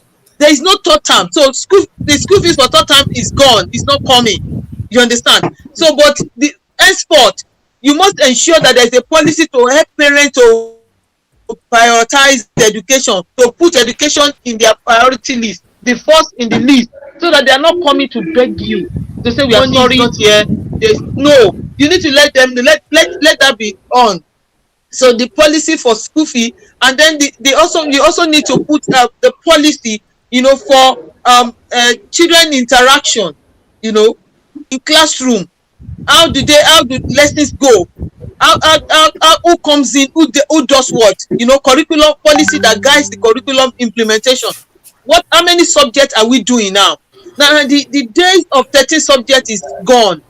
So we need to reshuffle and have policy about what are the core subjects that those children in the preschool, in lower primary, in upper primary, in junior secondary, in senior secondary should be engaged with. So you need to put that down. And then out of this, there is also need for us, even in that curriculum policy, also academic policy, that you must structure out among the topics to be done. What are those topics that can be that needed to be handled physically in physical school, in brick and mortar? Which are those ones that needs to go online? Because you will not end up all the classes physical. That will see the extension, that's the blended learning. And of course, there are some parents who will not allow their children to come in now. And so when physical school is happening in school, their children are at home, and you have to stream it. So you have to breathe so that the children who are at home and the children who are in school are having classes at the same time and the same content. So there is need for that, so that you can structure Parents must know the policies that must get parent operations in classes. Now you don't want your children to be physically in school. Get your child ready by 8:30. Classes start by 8:30.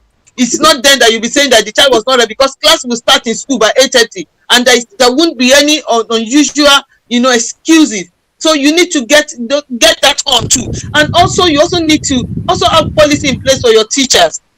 How do you undo it? A lot of things have happened. At a point like this, we need to gain the confidence and the trust of our teachers back, because so many things have happened. A lot of them have not been paid. A lot of them have been on palliative. A lot of them have been on percentage. Now you need to also put in place, how does school fees enter, and when will salary be paid? I was talking in a group, and the school owner said, I know I have, like we all know in communication style, those aggressive communicators that all the communication style personified are needed in every school. So those teachers who would want their salary to be paid on time are the ones that will be in charge of school fees drive, so that they know how to monitor these parents without excuses, because they wouldn't want excuses because of their school fees. But of course, still doing it, officially, still doing it corporately, not out of proportion. So all of these things must be on ground. What goes on, what timetable, in terms of your timetable, there must also be something to do on timetable. What subject do you have? How many minutes or hours do you need for your subject? And then how do teachers come in? How many teachers, like Mr. Ajayi said, how many teachers do you need at this time? Also, if you need to engage, because I don't know what the plan is with the ministry, if they will allow preschoolers to resume. If preschoolers are not resuming, there must also be a document on how to undo them, because you can't leave them off. You must be able to work out an arrangement of either a learning pack, and then maybe you also have one of the staff go in, as home service, So all of this, and so when they do, what should be guiding their operations? So a lot of these things need to be documented, and so schools must begin to pen all of these ideas down, so that all of this thing is discussed. It's not just forming a policy. You need to discuss and also be able to work around the implementation. You must get your staff, because you need to get your staff to be able to get this achieved. Thank you.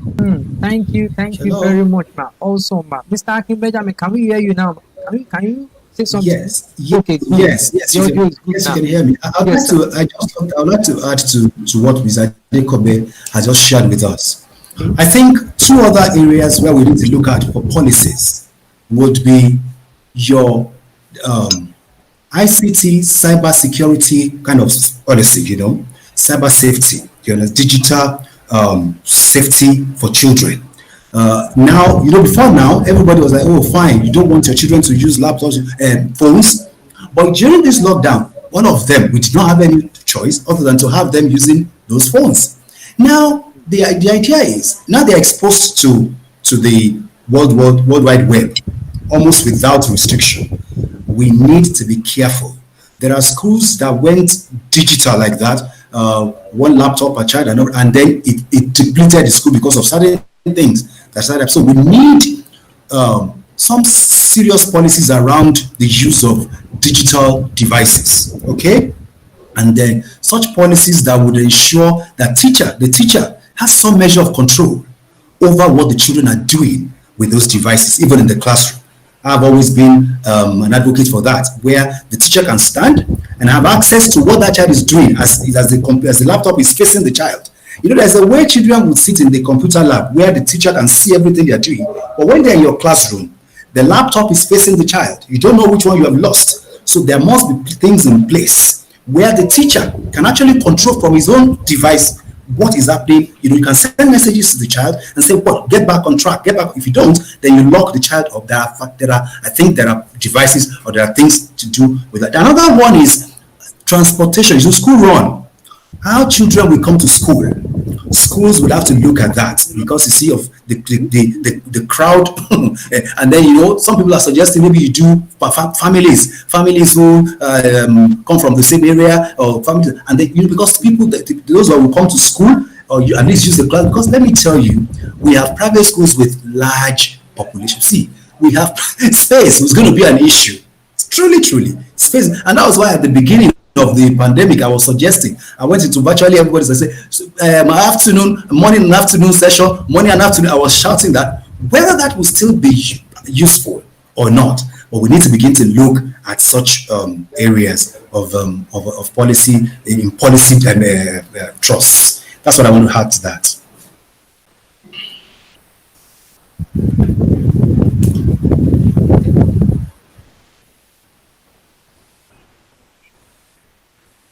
Okay. I did not know that you are going to be joining us, but I actually appreciate you joining. Thank you very much. And I want to quickly ask you something before I go to Ugochi. Ugochi is going to be talking about a lot of safety, and 100% sure she's ready for us. And tomorrow she's also doing a presentation which is going to be very long. It is a time for you. And I want to quickly ask Mrs. RHODA something, which is her own perception towards what school owners should be thinking of adapting to right now. I have another point, which is bringing adaptation in. I know that when school resumes, school is not going to resume in the usual way. But I've been saying some things on my own end before, which I don't want to say out, but for now, I think I'm going to be saying it now. I know that reading the mind of the government, they may tell us that we are going to close by 2 o'clock. They may tell us we are going to close by 12. They may even tell us that we are going to close by around some of those times. So how do we make sure that learning continues? How do we adopt to a continuous learning in such a way that this our timetable that is till 3:30 before is still going to be achieved? Because by the time we check subjects that we put in place, I teach in a school, and because I work in a school, I understand some of these things. You see those work subjects, there's extracurricular activity, there's taekwondo, this and that. What are those ways? I know there are a lot of blended learning. So just give us professional ways that we think that everybody out there needs to adapt to make things come into reality. Okay, thank you so much for having me. It's such a pleasure. Honestly, it's been wanting to be on CME.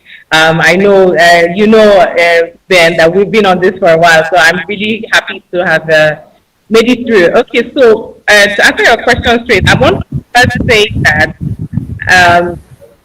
COVID is not here forever. It's not going to last forever. As we know,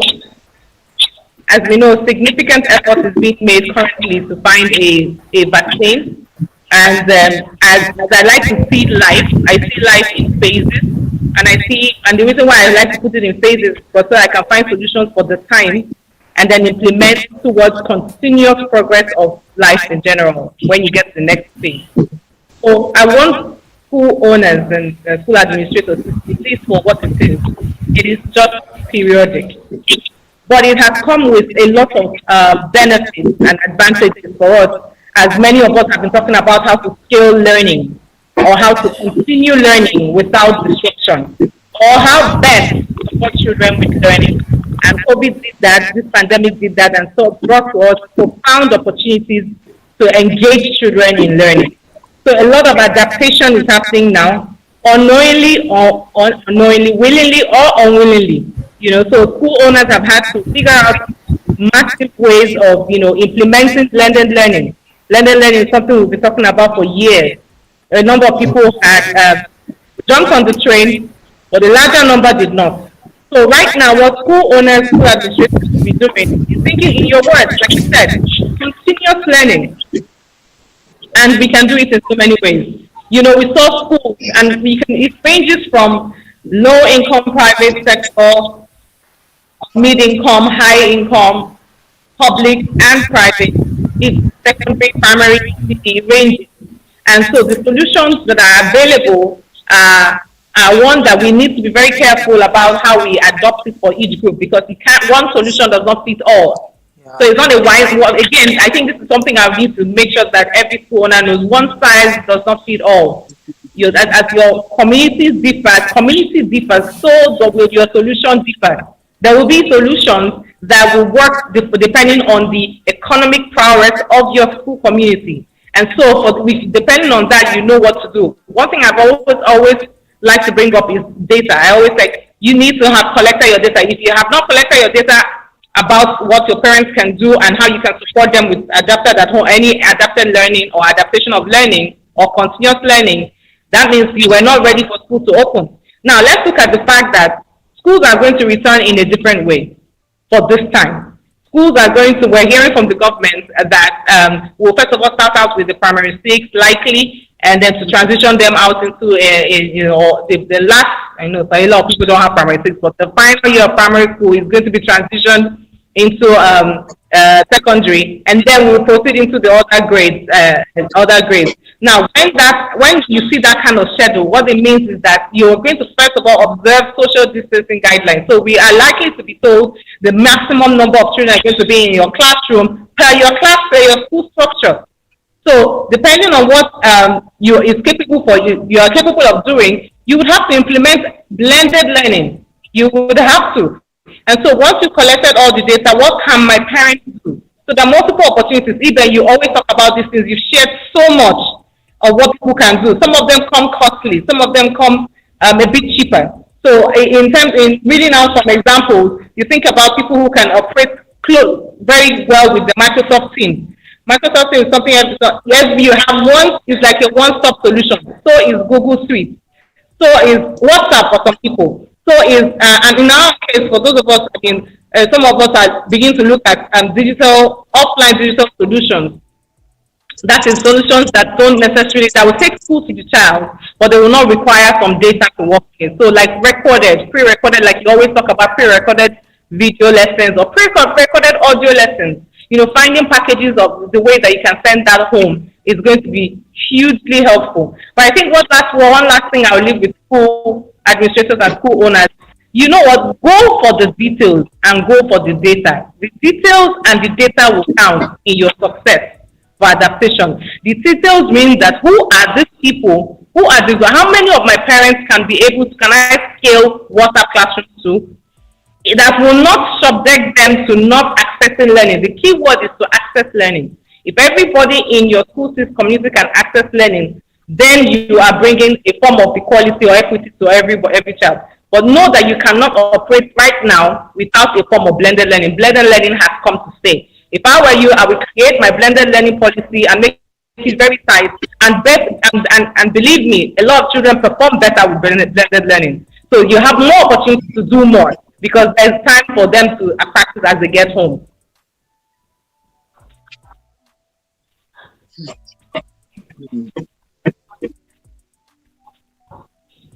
That's right.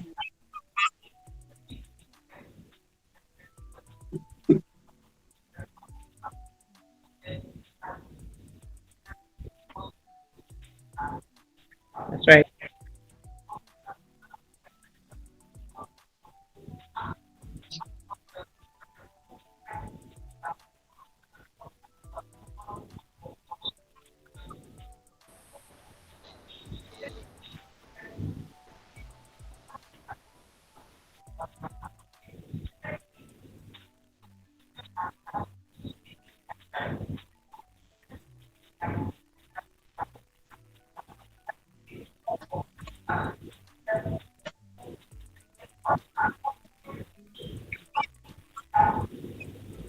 I'm sorry, I have to start again.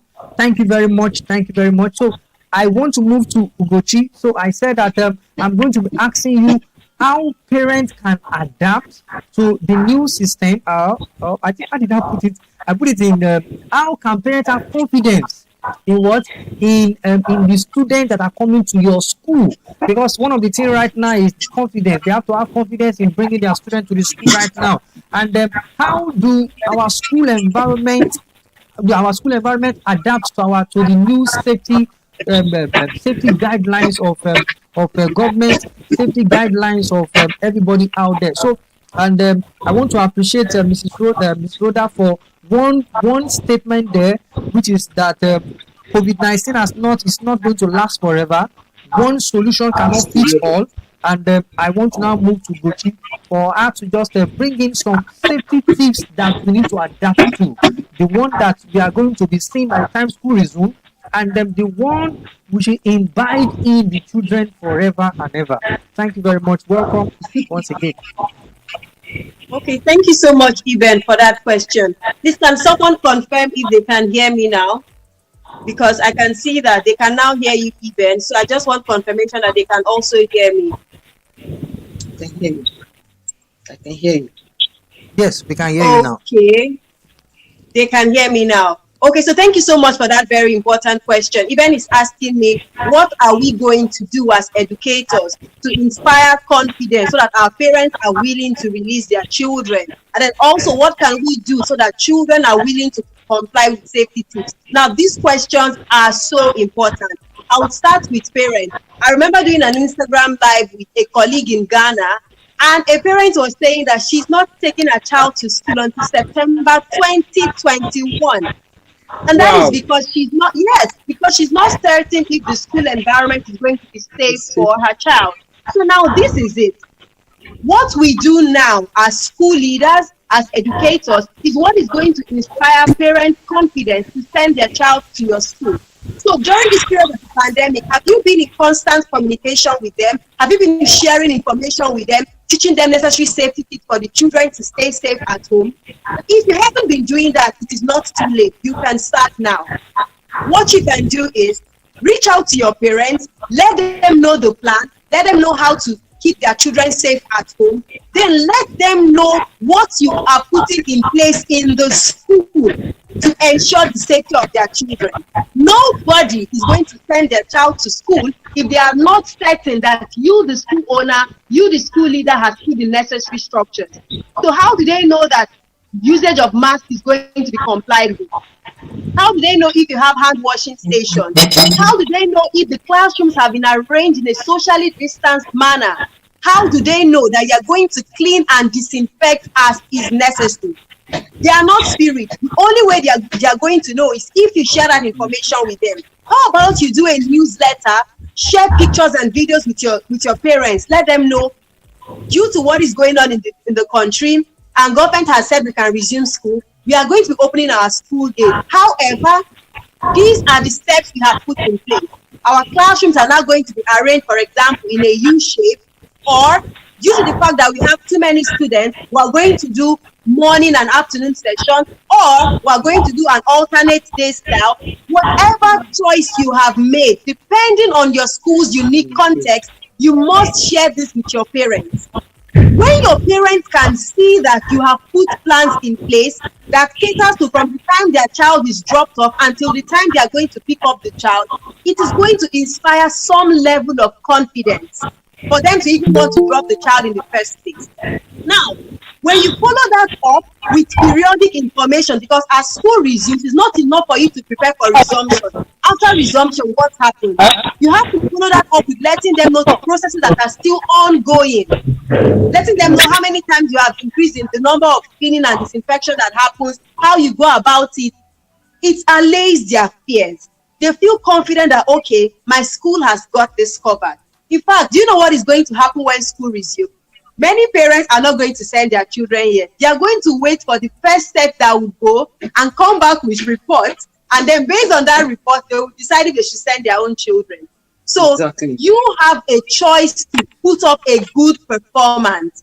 Because if you do well, the story about your school is going to go out there. And you might even use that opportunity to get new clients. So it's in your best interest to put the right structures in place and inform your parents. Again, it's not just enough to talk, you must give them evidence. So pictures, videos are a great way to prove to your parents that you have gone the extra mile. Now, how are we going to ensure that the children are going to comply? It takes collaboration. The teachers, school leaders must work in partnership with parents. Now, if you have done a great job of always sensitizing your parents, when you start telling your parents how to prepare the children before the children are released to you, they are willing to comply. So now by the time they have told their children to act in a certain way, and you bring those children to school, and you are also saying the same thing their parents have said, as you can see, the information is balanced. But if you are saying one thing, the parents are saying another thing, or the parents are saying the positive thing, and then you are saying the negative thing, there is dissonance. And because of that, the children might be at a loss of what to do. And so you must ensure that you and your parents are on the same page as to the information you are sending to your children. For example, you cannot share your face mask. Clean hands save lives. So you must always wash your hands after sneezing, after touching surfaces, when you can say that your hands are physically dirty. What that means is, because your children are hearing it from two different sources, it makes it easy for them to comply. Then, it's really important that when children resume, you must educate them, do training for them, because everybody in the world knows that there is a new normal. So you need to take advantage of that fact and give them the new training and the new rules and procedures, because it is how you begin that they are going to follow you. If you don't put the right process and you don't inform them on time, when maybe after some weeks you're not telling them, do it like this, there's dissonance.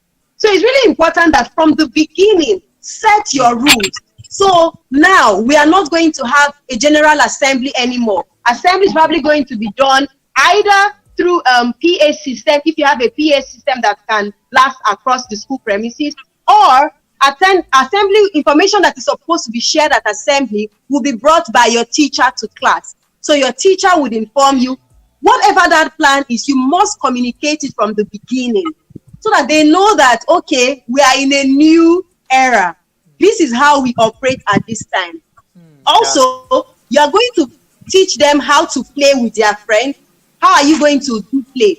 If children are not going to be going outside for break anymore, how are you going to create new forms of play that can happen in the classroom? So this is the time to begin to think and brainstorm on all these amazing things, because the truth is, if you plan ahead, it is easier to implement. And again, I must say at this point that no matter how well you plan, ensure that your plan is flexible. It is not cast in stone. And do you know why this is important? When school resumes, you are going to find that some of the amazing plans that you had, when human beings interacted with it, some things did not work well. So if it did not work well, you can adapt, you can tweak it, so that you are going to have better results. Don't say, that's how we did it, or it cannot change. No, you can't do that. You must be willing to be flexible, because when human beings interact with a system, that's when you're going to see whether the system is working very well or if it is underperforming, and then you have the chance to do something better. So when we put these things in place, it's going to help the children to comply, and it's going to help our parents to support us and send our children back to school. Thank you so much. Thank you very much. You've probably done very big time justice to the topic.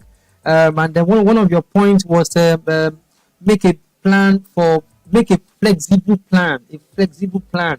And you said practice what you teach.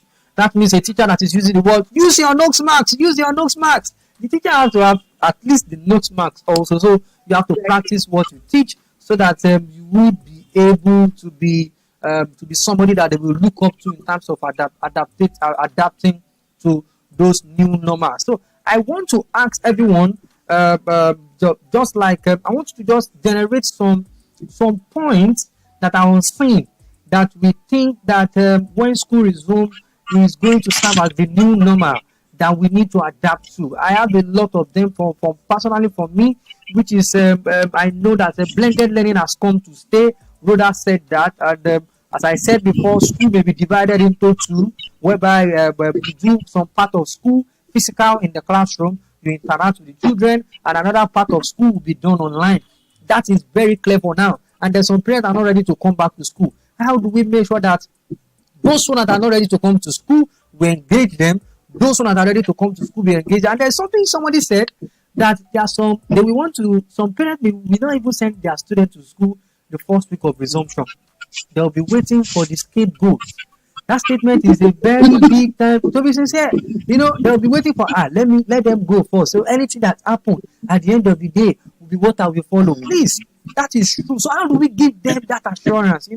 That assurance is just what we need to be talking about right now. So I would like you to give us some tips, just like points that every parent, every teacher, every school owner, that is three set of people. Number one, parent. Number school owner, and the last one, teachers. Because sometimes the school owner cannot actually do everything. The teachers will do a lot in the classroom, and even the entire school itself, because we have the gateman, we have the cleaner. Those set of people may not be recognized, but they are also going to be doing a lot of things to make sure that some of these things that we are talking about come into reality. So I would like us to just talk about few, just like bringing in some points that we think everybody should be adapting to right now. So I'm going to start from Mrs. Dideolu with our own points, just for 2 minutes, 2 minute points, so that we'll be able to go around with this. Thank you, ma'am. All right. Thank you. Thank you once again. Yes. One, curriculum restructure. There must be curriculum restructure. There must also be subject realigning. Curriculum restructure, subject realigning, and there must also be continuous approach to establishing learning. That is, how is it? How do you assess learning? You know, so we must put, especially when the children come in, despite the fact that they have been online, we need to do a baseline test to test their content. What level are they? And that's going to help us to do a plan. Either you do what is called intervention program plan, that is personalized, you know, intervention program for them. So curriculum, you know, subject, their method, content. Also now, as teachers, I want to believe as teachers, we would have done some creation, some content creation already that we need to begin to use, or we have a template. Since we have been looking at third term before, yes, we are now entering into first term, so we need to do content creation. If you have a template, that helps you, you know, to begin to move. And then as the school owners, like was rightly said, communication. We need to communicate. We need to carry them along, carry everybody along. And then also in the area of transportation, I know a lot of schools will not be able to use their school buses. So it's important for schools to communicate with parents and decide on how the children will get to come to school, what time they will leave. Then also at home school for toddlers, for the preschoolers. I don't know what the other government is going to come out with. What programs can be in place for those toddlers, you know, the children between 3 months to, you know, maybe 4 years or even 5 years, you know, so there must be such a plan, you know, for them. And also as it's been said, we need to ensure that we use a system that works with your tribe.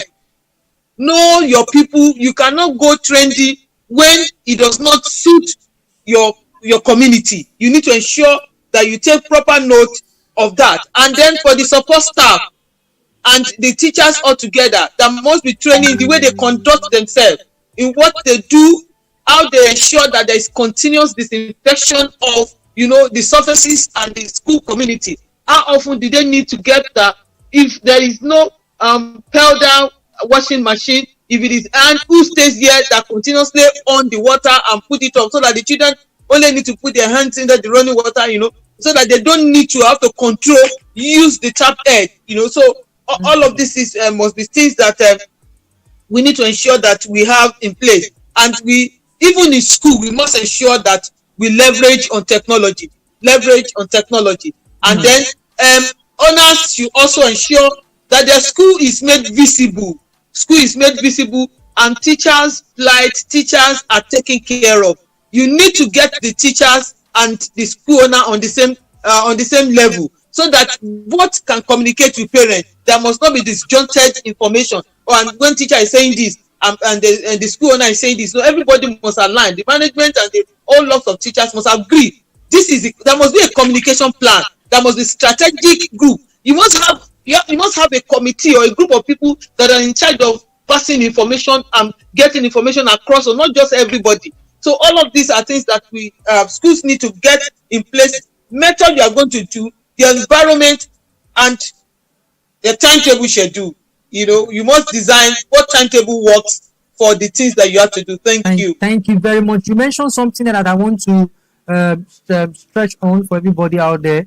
When the children open the tap, when they wash their hand and they open the tap and on the tap, I think there's going to be a lot of confusion about that side. Yeah. Whereby the hand that is used to open that tap, oh my God. So we need to do a lot. Whether it's going to be running water. So schools should ensure that they have a support staff that is stationed. A support and staff ensure that is that stationed. Yes, ensure that is that staff that controls the tap. open and lock, open and lock, so that children don't have contact with the control at all they need to do is get their hands under and let it be watched. So if it's just one person who is it's easier to be able to monitor that. Okay, thank you very much. Now let's move to Mrs. Ajayi Okeyinfu, so that she quickly bring in some points you want head of school, teachers, and parents to adapt school as school resumes. Okay, so I'm going to be very quick, guys. So three things that we were looking at. We're looking at the school, we're looking at the parents, and then we're looking at the teachers. So the reality is that all of these elements come together within the school system, right? So I'm going to come at it from the school system and say that as a school, you need to have a plan, and it needs to be an all-encompassing plan that deals with all of this segment. So you must think. What's your communication strategy? What's your engagement strategy? What's your curriculum? At the end of it all, what's in the best interest for the child? And as a teacher, and as a school, before I go on to the teacher, you must realize that, look, online school is another model of income for you. So don't be so fixated on the old and forget the fact that there's so much going on in the new right now. So you need to look at it and say, okay, you know what, how do I make this new model that has fallen into my hands, this new way that I can make extra money, how can I make it work? So that's something that you need to look at as a school. And then, of course, you need to ask yourself, how can I resume in the best way, in the most cost-effective way? Because it's not about how much money you spend. That's not the measure of effectiveness of your systems. No. So how was the best, most cost-effective way that you can make this work? Then, of course, when you move down to the teachers, I always say to teachers, what's in the best interest of the child? When you think about what's in the best interest of the child, I've found that you make really good decisions because you actually engage with not just your heart, you also engage with your head. So for every teacher out there, think what is in the best interest of the child and find a way to align to the big vision that the school has. And then for parents, you know what, at the end of the day, they are your children and we are supportive in a sense to you. So we need you to get on board with doing your job and understanding the fact that it is not normal. Even if we're going back to school, there will be elements of blended learning if we're thinking of safety, if we're thinking of the best way to move forward. So just get on board with what needs to be done, be open to learning new things, and you would discover so many amazing things about your child. Yes, so thank you all very much.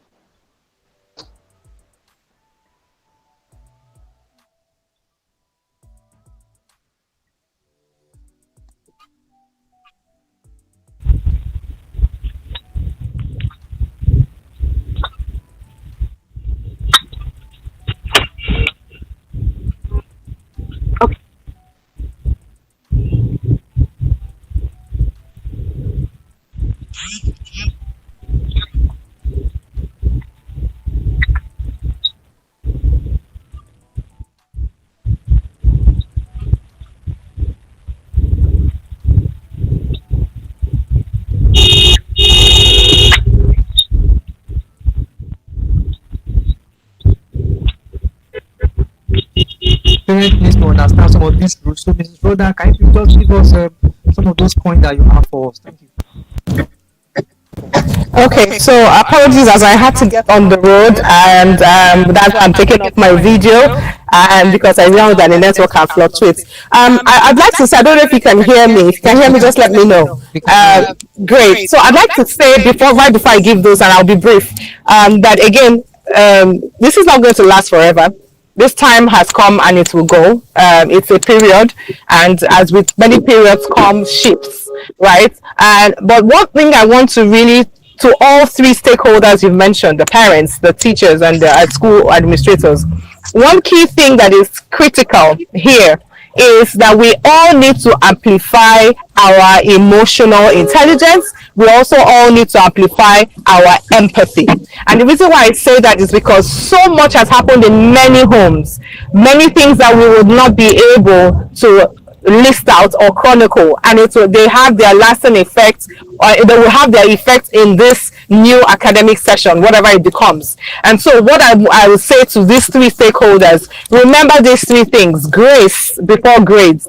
When you are doing your pre-test and your diagnosis to know as to how you're going to move forward, remember that if you want to fail a child, think again what the child can do. Grades before grades. Another thing I want to say is relationships before rigor. Again, we'll be thinking about rushing a lot of things on the children. Remember that for children to thrive, they need to connect, and the power of relationships, because I don't know if you've heard this before. It says all learning is relationships, and so for relationships to be strong, to be lasting, you've got to build relationships. So relationship before rigor, that is the rigor in learning. Think about as you want to ensure that you close gaps, that you're building relationships. And the last one I want to say is progress, not perfection. Remember, we're not looking for kids at this time, and families at this time inclusive, because school administrators are expecting so much from parents. At the same time, vice versa, lots and lots of expectations. Please let us think about progress, not perfection. And so if I'm going to say quickly as an ending, for the parents, one thing that would be good for you, and seeing that schools are going to be implementing blended learning, find a safe, quiet, comfortable place for your child to learn. It will do you a lot of good. For teachers, let me say one thing for teachers. I just want to say one thing. There are many things, but one thing I said is to teachers: amplify your strengths. There are good things about you. There are things you're great at. There are things you're really good at. Let those shine through, because that is what is going to help you build a solid plan for your children. And that thing that you're good at, that thing you are definitely going to explain. You're going to excel at it. It's going to come to you with ease, and then you'll see yourself implementing those in the lives of the children that you are working with. And for school owners, believe me, this is a great time, a great shift in the educational period of in the whole world. And so get ready to learn quickly and act. So they say, think on your feet, act on your toes.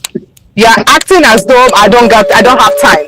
So think on your feet, be standing, think critically, act on your toes. Move with the kind of speed that is expected. If you by all means, make sure that you're learning and learning. You keep learning. Learning is for everybody, but school administrator at this time, you need to be smart. You want to work smart, because there's so much to benefit from a time like this. Thank you so much, everyone.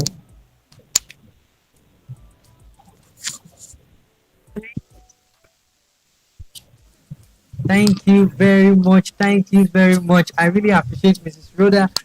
This is my first time of hosting you live in my conference, and I actually appreciate this. Thank you very much. So let's move to Safety Chicks. Safety Chicks, you want to say something about those points? I know your point will be so powerful, direct to safety. I'm 100% sure of that, and I can't wait to hear those points. Okay, so I'm going to start with school owners. School owners, school leaders should provide infrastructure. But because I understand that there's a lot of pressure on you right now financially, the reason I'm speaking about this is I want you to consider partnerships. You should partner with your PTA, partner with organizations in your environment. Get as much help as you can, because you need help to provide all those things you need to provide for school to run. Okay, so when you know that you and your PTA can work together, it's going to reduce the cost and the pressure on you. And then I do not also want you to fixate on money. Fixate on what you want. So for example, you need more disinfectant in your school. For example, you need more sanitizer in your school. For example, you need a hand washing station in your school. Look towards organizations, maybe NGOs, corporate businesses in your area, individuals, and let them know these are the things that we need. Anyone you can provide for us is fine. When you are able to focus on the things you need, you would see that maybe somebody may not be able to give you cash, but maybe they can just provide sanitizers for your school, or they can provide soap for your school, or they can even provide a hand washing station. But you would never know if you do not think in that direction. Okay, many organizations are looking for how to help, so you need to let them know how they can help you and stop focusing on just them giving you cash. If they can provide in kind, that is fine.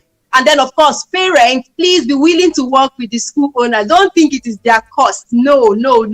We all need to work together at this time. It is not easy for anybody, and that is why both parties must work together.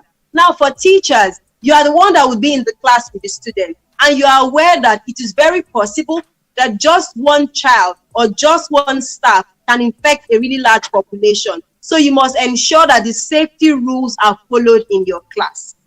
Ensure that social distancing happens. Ensure people are wearing their masks. And while you are ensuring that they are complying, you too, you must model good behavior. You can't be telling the children, do as I say, and then you are not even doing the right thing. So modeling is so important. As for the non-teaching staff or other support staff in school, please, we must ensure that these persons get trained and that they are supervised closely. The reason is, if you have placed a fantastic safety plan in your school and one non-teaching staff decides to do the wrong thing, that person is the weak link and has opened up your school to anything that is going to go wrong. So it is in your best interest to ensure that your support staff are trained, they know what is expected, and they are also supervised. Don't just think training is just for the children and the teachers. No, everybody that is working within that premises must get trained, because if they do not get trained, they can be your weak link and they can cause problems for you. Thank you. Yes, thank you very much for that great point. Let's move to Mr. Akin Benjamin. Mr. Akin Benjamin, can you say something? 3 points or 3 things you want everybody out there to adapt to when school resumes, to teachers, to parents, and to teachers out there. Yes, sir. Okay, so for the school management, this is the time to revisit your vision and mission, to ensure that you harmonize things in the light of the new phase, the new normal. This is a time not to shy away from embracing technology. This is a time to embrace technology. This is the time to co-create things with every stakeholder. It's not the days when you just want to run with your policy without engaging your stakeholders, so that the teachers themselves, and I advise school owners, create a team. It could be a small team that will drive all of these things in your school, so that they are the ones that would ensure the quality of what is going on and all of that. You cannot be everything, so get a team of experts. The team of experts may even have people from outside to join, so that they become resource people for your school that can help you drive things. You need to keep communication open to parents.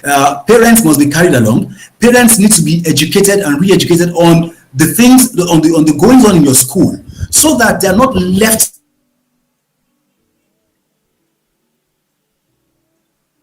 behind, so that they can comply also. All of those things, when to tell them this is the next, and I need to see people use more of their newsletters, use more of their messages on WhatsApp, use more of even the class dojo. I was going to talk about class dojo. The class dojo is a technology that can be used, to reach parents and to even do a lot of things, online, real-time contact with parents at home. Now that's one. Two, about teachers, and even the school, the curriculum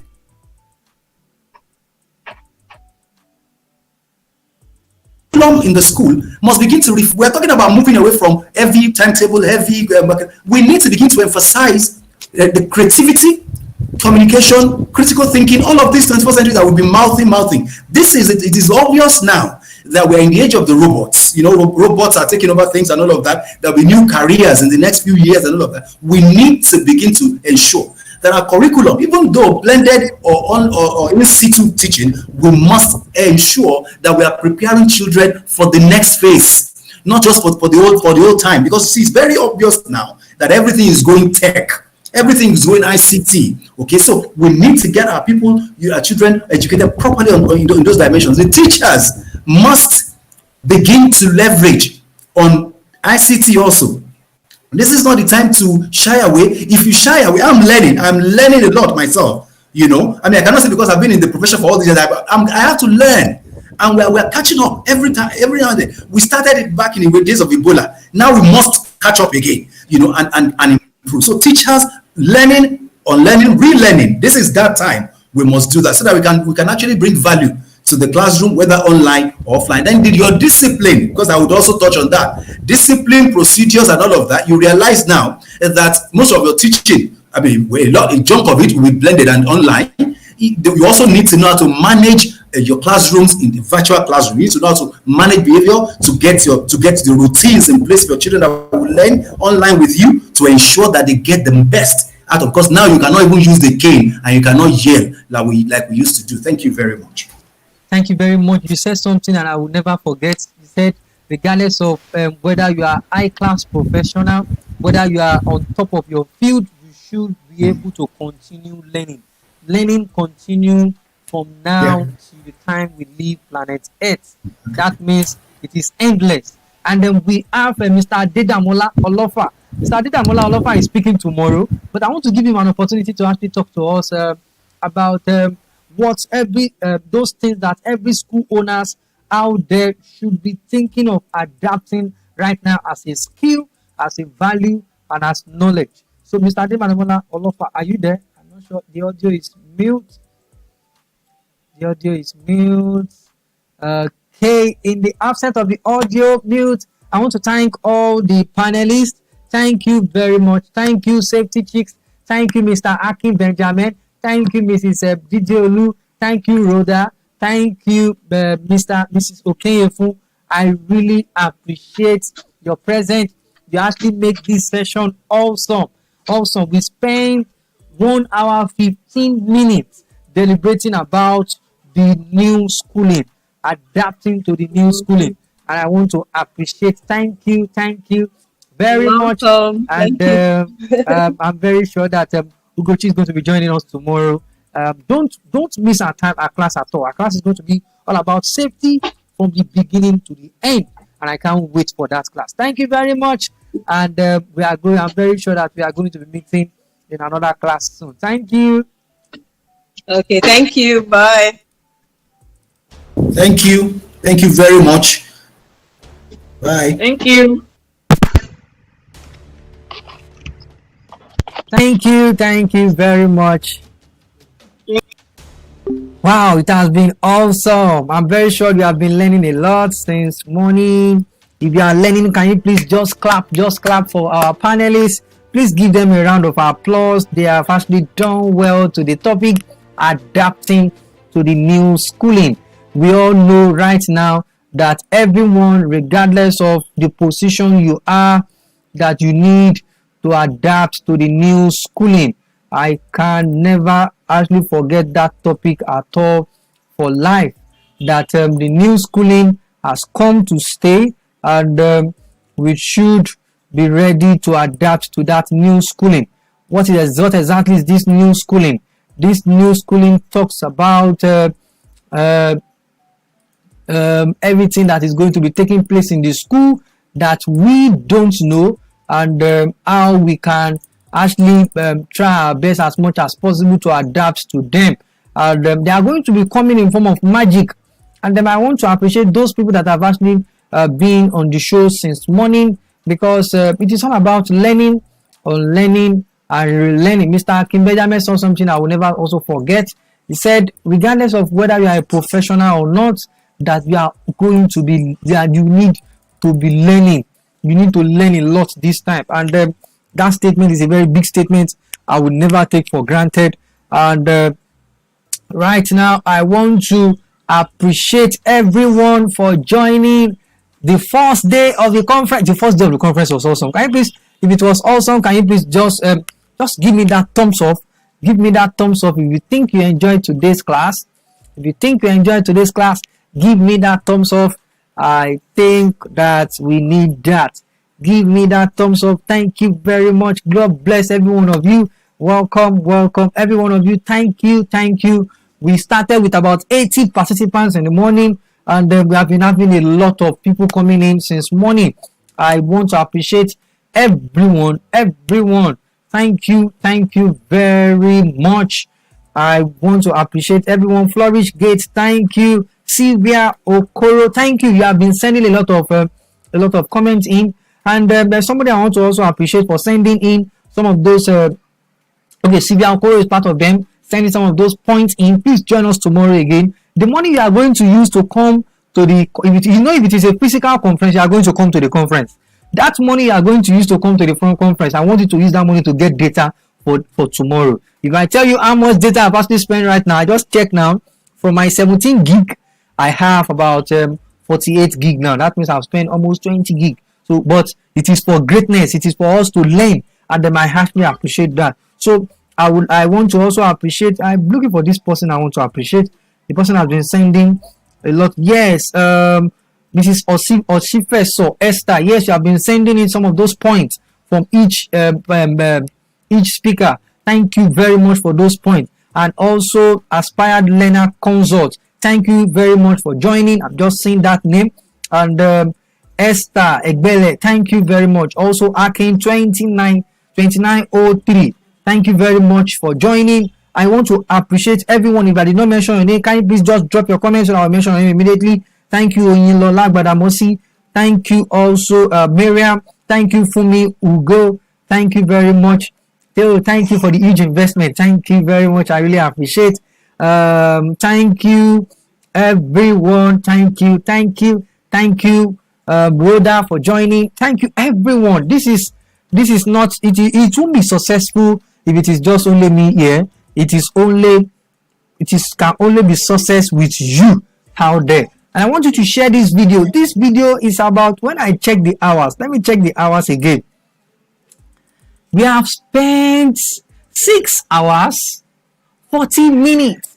6 hours, 40 minutes. This is the first time I'll be doing such a very big video. 6 hours, 40 minute video. So imagine having this 6 hour, 40 minute video on YouTube, and then you are not on this channel. This channel, you need to go and look for, share this video with everybody. Share this video with everybody so that they will come here and come and watch this video. Thank you very much, Mrs. Bukola Adebanjo. Thank you very much, Sylvia, once again. Thank you very much, Ruth. Thank you very much, Johnson and friend. Akin, thank you once again. For Iwaya.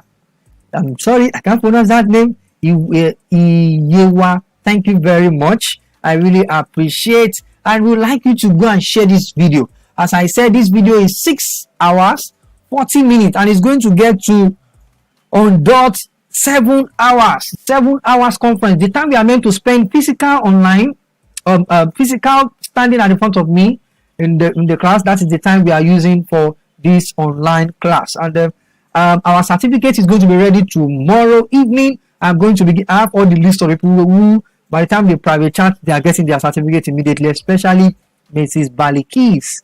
I think I have 2 Balikis right now.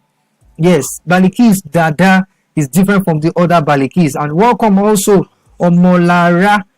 Seeing that comment coming in. And I want to welcome everyone once again. Please drop your comment. I'll be using this comment button for the certificate collection. I'm going to be giving you e-certificate. It has been designed. Your names will be input, and they might send you the PDF. You can go and print that certificate for you to be, or me to be able to know that you have been certified that you attended this conference. Yes, every year we do this, and then because of the pandemic, does not mean that we are not going to do this, and then we achieve it. Yes, there's nothing that is unachievable at all. At the beginning of the conference, I was thinking, are we going to achieve this conference online?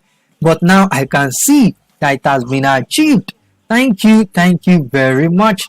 And if you have any feedback against tomorrow is an awesome time again, awesome time tomorrow. And we are going to be hosting another big set of speakers. We are going to be hosting Mr. Rotimi Eyitayo. That is going to be a powerful class. You won't miss that class at all.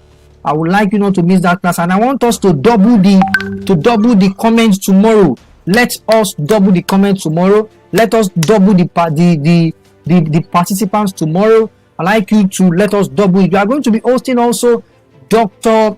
Oyekola tomorrow, a technologies expert. We are going to be hosting Dr. Oyekola tomorrow. We are going to be hosting Ronke Posh. Yes, this is a class not to miss. It's called Ronke Posh. If you don't know Ronke Posh, that means you have to be in that class tomorrow. You see that even the commissioner needed to mention her, that energetic woman. Yeah, so you need not to mix that class at all. She's going to be talking from talking on a very big time topic. And we are going to be meeting also Mrs. Ajayi tomorrow. Mrs. Ajayi is going to be joining us tomorrow, and it is going to be awesome time tomorrow. And I'm going to be here tomorrow also. Mr. Adedamola Olofa will be here tomorrow. Dr. Kuku will be here tomorrow. KEMI ODETOLA will be here tomorrow. I myself will be here. And Safety Chicks is going to be joining us for a special session on safety guideline. And it is a time to learn, unlearn, and relearn. That's our slogan on CME. And if you are not on CME, kindly please join CME WhatsApp platform. It is a platform to learn, unlearn, and relearn. And try as much as possible to share this video with your colleagues. That yes, you have a powerful class today. This video is for all. It's for all. Share the video. Share the video. And I want to appreciate all for joining. Thank you very much. Thank you very much. We want to appreciate Mrs. ADEFISAYO for joining us. She has been a mother, and this is somebody that I actually admire. Her creativity, her energy. Her energy is something that I don't joke with at all. She is always there, adapting. She's ready to adapt to any situation. Technology wise, mommy is there. Everything is actually there. Leadership wise, she's also there. And talking about Dr. KUNLE FILANI, thank you, Dr. KUNLE FILANI, for joining us today. Dr. KUNLE FILANI, talking about creativity, we cannot take Dr. KUNLE FILANI out of this field at all. And in case you don't know, it is something that actually runs in the family. Dr. KUNLE FILANI's brother also is a creativity expert and art educator. And I know one day will be opportune to actually meet him so that he talk to us on some of those things that we need to understand. And Mrs. Bimbo Oloyede, what a powerful session! What a powerful session with her. And there are so many things she actually spoke about. I'm going to be getting those points. Those points I still want to go. And if you can also help me, if you can help me with all the points that you generated from all the classes, you can copy them from here. You can send it to my number. My number is let me type my number: 081-3409-6110. That's my number. You can also help me out so that it won't be just me alone. You can help me out. Then I'm going to be creating posters on each guide, each point from different speakers today. Thank you very much for admiring my courage. Thank you very much. That is Adebanjo. Thank you. Courage is everybody have to be courageous. We have to be courageous. And I want to appreciate all the panelists, the lives of Ugochi, the lives of Mrs. Ajayi, the lives of Mr. Akin Benjamin, and everyone. Tomorrow is another day. And thank you very much for joining the class. Please stay tuned as I'll be displaying adverts for you to be able to go for you to be able to enroll in. Those adverts are for you. Try as much as possible to get those adverts. Those adverts are for you to be able to enroll in those adverts. And if you have adverts for tomorrow, if you have adverts in your school, it can be job vacancy, it can be any of those things. If you have adverts in your organization, you can please drop them, and I'm very sure that I'm going to work on them tomorrow. Thank you very much. I really appreciate your time. I really appreciate your time. I'm still online. I'll be staying here to exactly I have just, let me check how many minutes I have left. I have 12 more minutes to stay online. 12 more minutes to stay online, and I will be closing with a closing prayer over here. Immediately I display all the adverts. Take advantage of all the adverts. And then, in case you are interested in my products for resumption, are ready. In case you want to design your school, set up your school for resumption, please try your best. And I'm going to be playing a video tomorrow, awesome video tomorrow before I start. The video is The video is all about a music that we compose in one of my class during the week for teachers, and it will be the first thing I'm going to play when we resume tomorrow. And I want to appreciate every one of us again. I just want to display something. I'm looking for the document. Okay, I've seen it. So you can also get my product. The product is not that expensive. They are just 1,000 naira, and you can get them. Please go to them again and again. And for the advert, I'm going to display the advert once again. Please, all these adverts are not just for us to just look at them. They are for us to enroll in. If you have more adverts from your school, from your organization, you can send them to my number tomorrow. If it is your school you want to advertise, it is for free. It is for free. Then I'm going to be doing that for free tomorrow, so that I will add everything to my layout. Can you please drop them in? Thank you very much, all the way from Abuja. Thank you very much, all the way from Kano. We have participants from Conakry. We have participants from Abu Dhabi. Thank you. Looking forward to tomorrow's seminar. It was awesome. God bless you, Mr. ODETOLA, Ebenezer. I've used 2 gig data, but I don't regret it. Thank you. I really appreciate that statement. You used 2 gig, but you did not regret it. Yes. That 2 gig is actually worth spending on this video. Thank you. And the almost 20 gig I spent, it's also what I'm seeing here. The comments are huge, and I actually appreciate. Thank you very much. I really appreciate. And this flyer, this is Bimbo Oloyede's flyer and mine. It is also another class not to meet. I'm going to take my time to display some special flyer too, and in case I'm still going to display more flyers tomorrow. This is event court, and this is my product, and you can also get to buy some of these products and services in anywhere around the world.